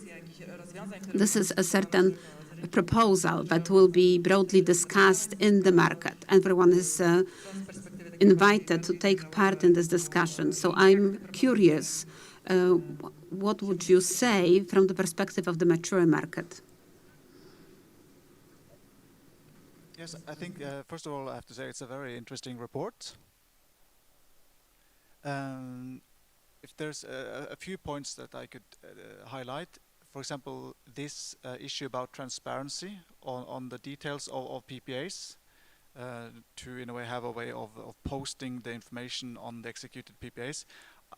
From our perspective, the details of the PPA, speaking specifically about pricing, tenor, and volume, this is very sensitive information, both from the investor on the sell side and also on the corporate off-taker. For the investor, it's important not to disclose any information that could lead the market to understand maybe the cost of capital or return requirements. And also from the off-taker on the consumer side, they would be very careful to disclose the cost of energy to their competitors. So this is something that I don't think that it's very likely that these details will be shared. On that note, there are already available marketplaces to see indications for PPA prices. Montel has some, I think Pexapark has some, at least the clients who speak to DNB can call us, and we have a range of PPA prices that we can refer to them. So it's definitely available already, a type of market reference. And also we have to remember that PPAs are very, very tailor-made. So it's not easy to compare one PPA with another because they are so different in nature. So it's hard to see kind of where that price difference could be coming from. And also when it comes to this question about listing renewable contracts on the exchange, that from my perspective I don't think is a good idea, and I will elaborate a little bit on it. In the Nordic market, we have a futures market on the exchange going up to 10 years. No PPA has been done on those contracts, and no PPA will probably ever be done on those contracts, and there is a very good reason for that. One reason, of course, is that there is very little liquidity beyond the first 5 years. Liquidity is quite high in the first year and then drops off quite dramatically. But the most important reason for why you shouldn't use exchange-traded contracts for PPAs is that when you do an exchange-traded contract and you clear it on the clearinghouse, you get rid of the counterparty risk, which is a big part of PPA negotiations. But when you take away the counterparty risk, it is because you will post collateral. Normally, at least in the Nordics, it's cash collateral to the clearinghouse on a daily basis. So you switch counterparty risk with a huge liquidity risk. Just to give a little example of how that could impact if you did a cleared contract. Say that you did a small PPA with 100,000 megawatt hours per year, for example, and you did a 10-year contract. So the total volume in your PPA was 1 terawatt hour. If the curve changed by €1, you would have to post €1 million on the clearinghouse on that day. So say that it didn't move only €1, say that it moved 10 euros.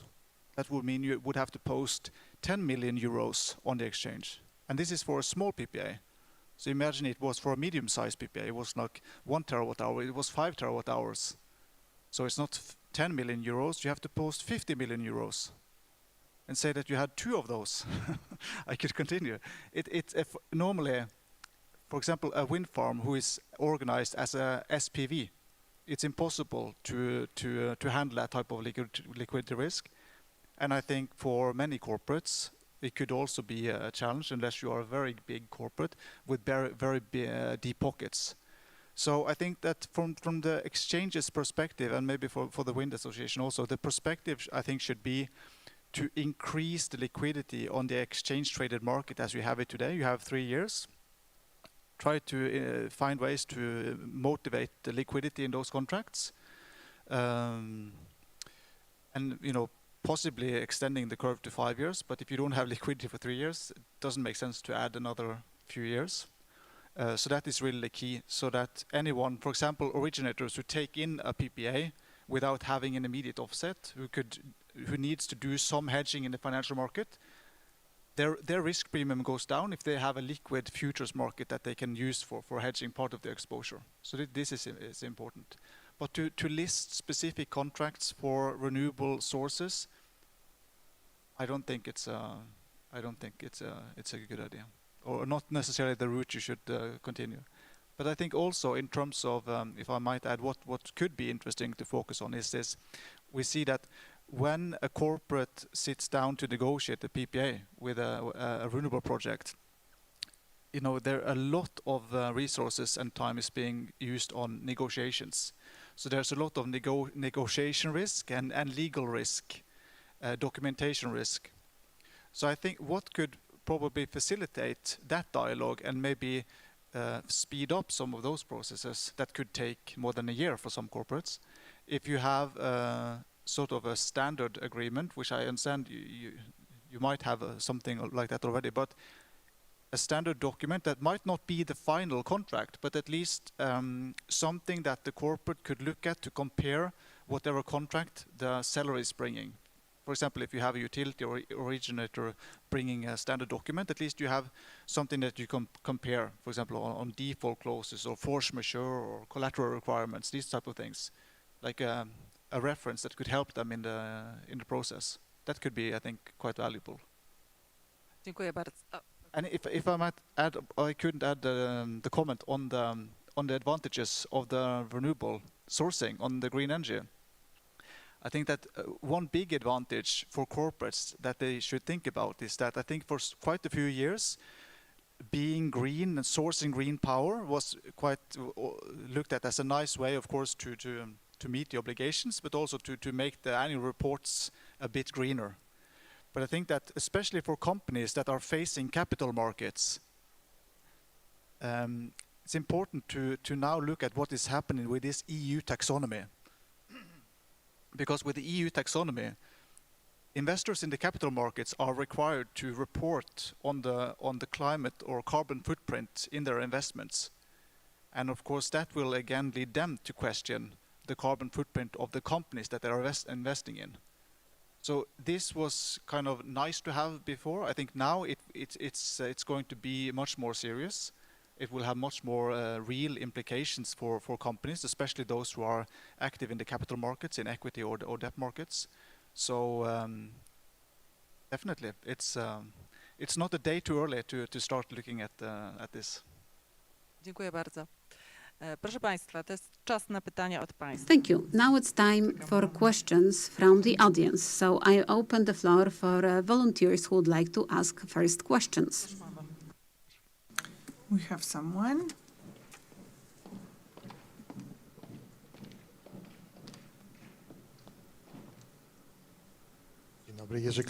Good afternoon, Jerzy Kalinowski, DP. I have this one question. You're saying that you're talking about a certain advantage, especially for recipients coming from renewables. So my question is, are recipients ready to pay for electricity coming from renewables? Are they ready to pay a premium over the LDN price? So, well, we're not hiding that there are a lot of wind farms that are working based on green certificates, and there is RDN. So, I'm of course excluding the cost of certificates and origin guarantees. But are recipients ready to pay the premium for purchasing power from specifically renewable sources?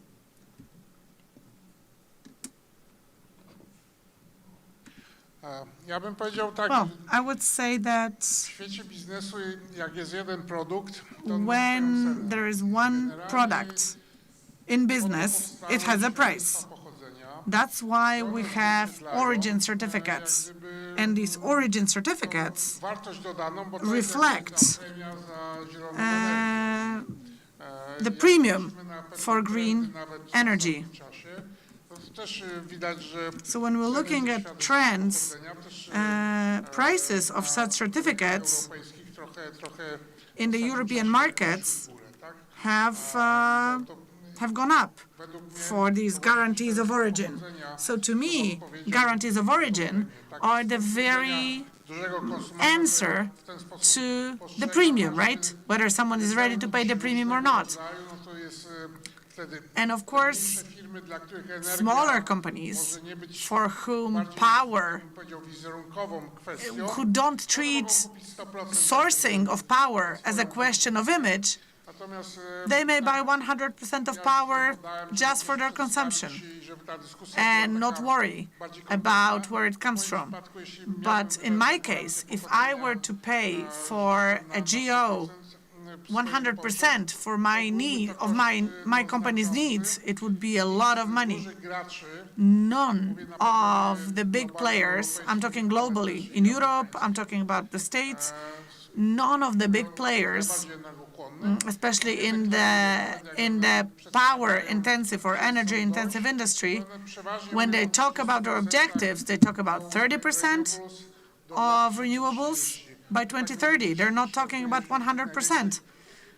Maybe small players can buy 100% and pay for guarantees of origin, but not the biggest players. Definitely, we have this experience, and we have clients who use 1 terawatt-hour annually, big clients, and some of them who they buy guarantees of origin for the whole volume they buy. That's it. That's their policy. There's one more argument, one more reason why companies buy renewables for 100% of their consumption. What do they do? What do they take into account? They say, we're building the value of our company, long-term value of our company, because investors see that, because the stock exchange sees that. So they invest in long-term value of their company. So for them, even if they pay a little bit more, or if they maintain the same price because they sign a special agreement and they say we're zero emissions, their products sell better, and over the long term, the value of the company is being built. Right? Thank you. Anyone? Andrei, please. It's almost like I'm not sure even if they have a choice. Just looking at the cost for energy-intensive industry, for example, if you go a few years back, the cost of 1 ton of CO2 was maybe €6 at some point. Now we are close to €60 for 1 ton of CO2. And the companies who are in Europe, you know, they are in this EUA scheme. They have to buy emission allowances for a larger and larger share of their emissions. So this is coming, and it's already here actually, that companies will need to start to internalize the cost of the carbon footprint. So if you emit a lot of CO2, you have to pay a lot for the carbon emissions. So changing from what we could call like a non-dirty energy over to a green energy could also, you know, even if there's a higher cost maybe to get the contracts, it could also improve your overall accounting on the carbon emissions. So I think that the whole market is changing because of the cost of carbon is becoming so much higher that this is not something that companies have a choice to face anymore. It's already here and they need to adapt to it. That's how I see it. Dziękuję. Czy jeszcze ktoś z Państwa?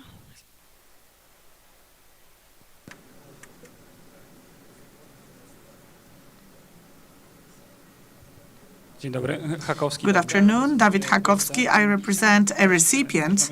So my question is, in case of a deficit, if we don't have enough large-scale wind projects on hand, or do you see a chance that CPPAs will develop based on cross-border power, cross-border capacity, be it physical or financial agreements, if we have a deficit of projects on our side? I think the question goes to off-takers, I guess, maybe generators as well. Well, I can answer. As long as we don't have, or until we have a way to guarantee cross-border transfer in the same period as the period of a PPA, it's not possible. Right now, cross-border capacity, in Poland at least, goes as follows. Twice in several years, we've managed to get a chance to book capacity for 1 month, like one continuing month. Usually, right now, when markets are cable, we as off-takers have no access, or as traders, brokers, we have no access to capacity. Capacity gets allocated automatically based on demand and supply curves from different exchanges. And allocations are done cross-border. Transfer is done based on that. So if we, as a trader, as an off-taker, if we have no control over whether we're going to be able to send power from country A to country B, and we don't have access over control over spreads in a certain amount of time, then of course, using cross-border CPPAs, well, cross-border CPPAs could be very dangerous for recipients, because the only model under which an off-taker could do that, could go for that, would be to offer a CFD to the local price of the country of origin of the power, and then the recipient will pay the spot price of the market in which they receive it. So then the risk is absolutely open, they're exposed. Right. It's also possible to do swaps, to do a financial contract. So if both stakeholders, if entities have assets in both countries, maybe a swap could be possible, but economically speaking, it's not really viable. Also, there is one more opportunity. If a recipient does not have to have an additive source of energy, there is a number of other projects with green certificates. So you can enter into PPAs there. So if there is a risk around the 10H rule, still, even if this rule is there, we have time to build new projects, and maybe they can be a source of new PPAs. Is there anyone else wanting to ask a question?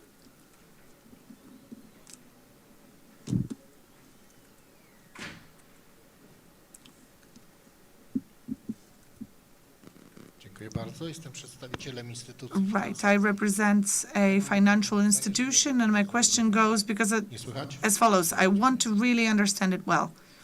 Can you hear me? Well, I'll try to speak more loudly.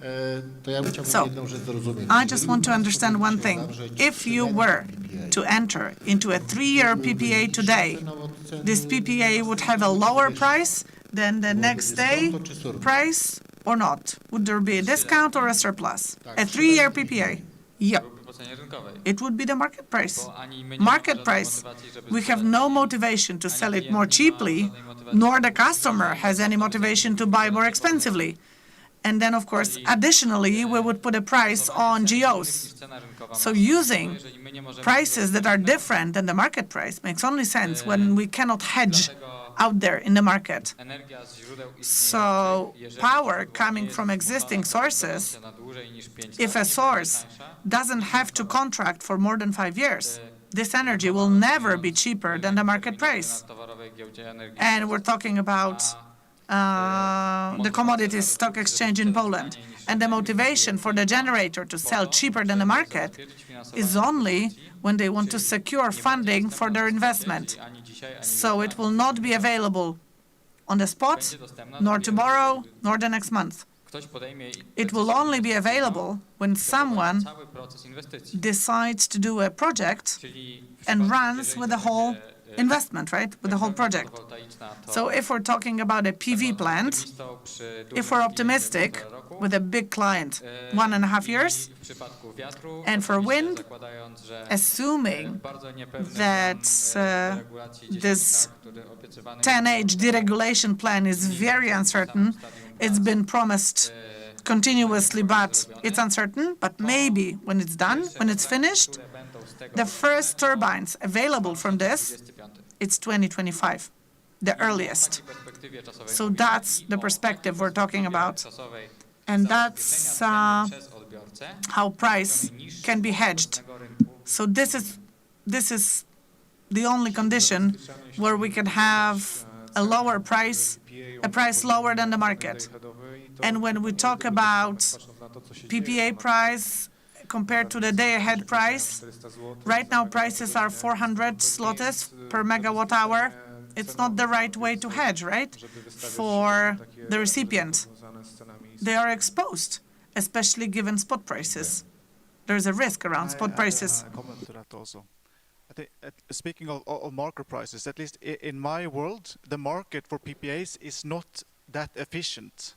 As you look on the exchange, it's quite an efficient market, but PPAs is different. So for me, the price could be higher or lower than what you see in the market, because my answer would be it all depends who you ask. I think when you're looking at bilateral agreements, it's all about finding the counterparty that is the right counterparty for you. So if you are a seller, you need to find the buyer who is willing to pay the highest price. Similarly, if you are the buyer, you need to find the seller who is willing to sell at the lowest price.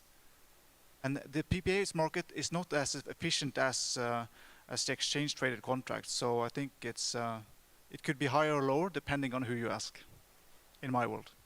Tylko taki mały komentarz do nordyckiego rynku. My comment to the Nordic market. In the recent years, prices for contracts, for futures, recently they've been like between 15 and 25, 30 euro in annual contracts.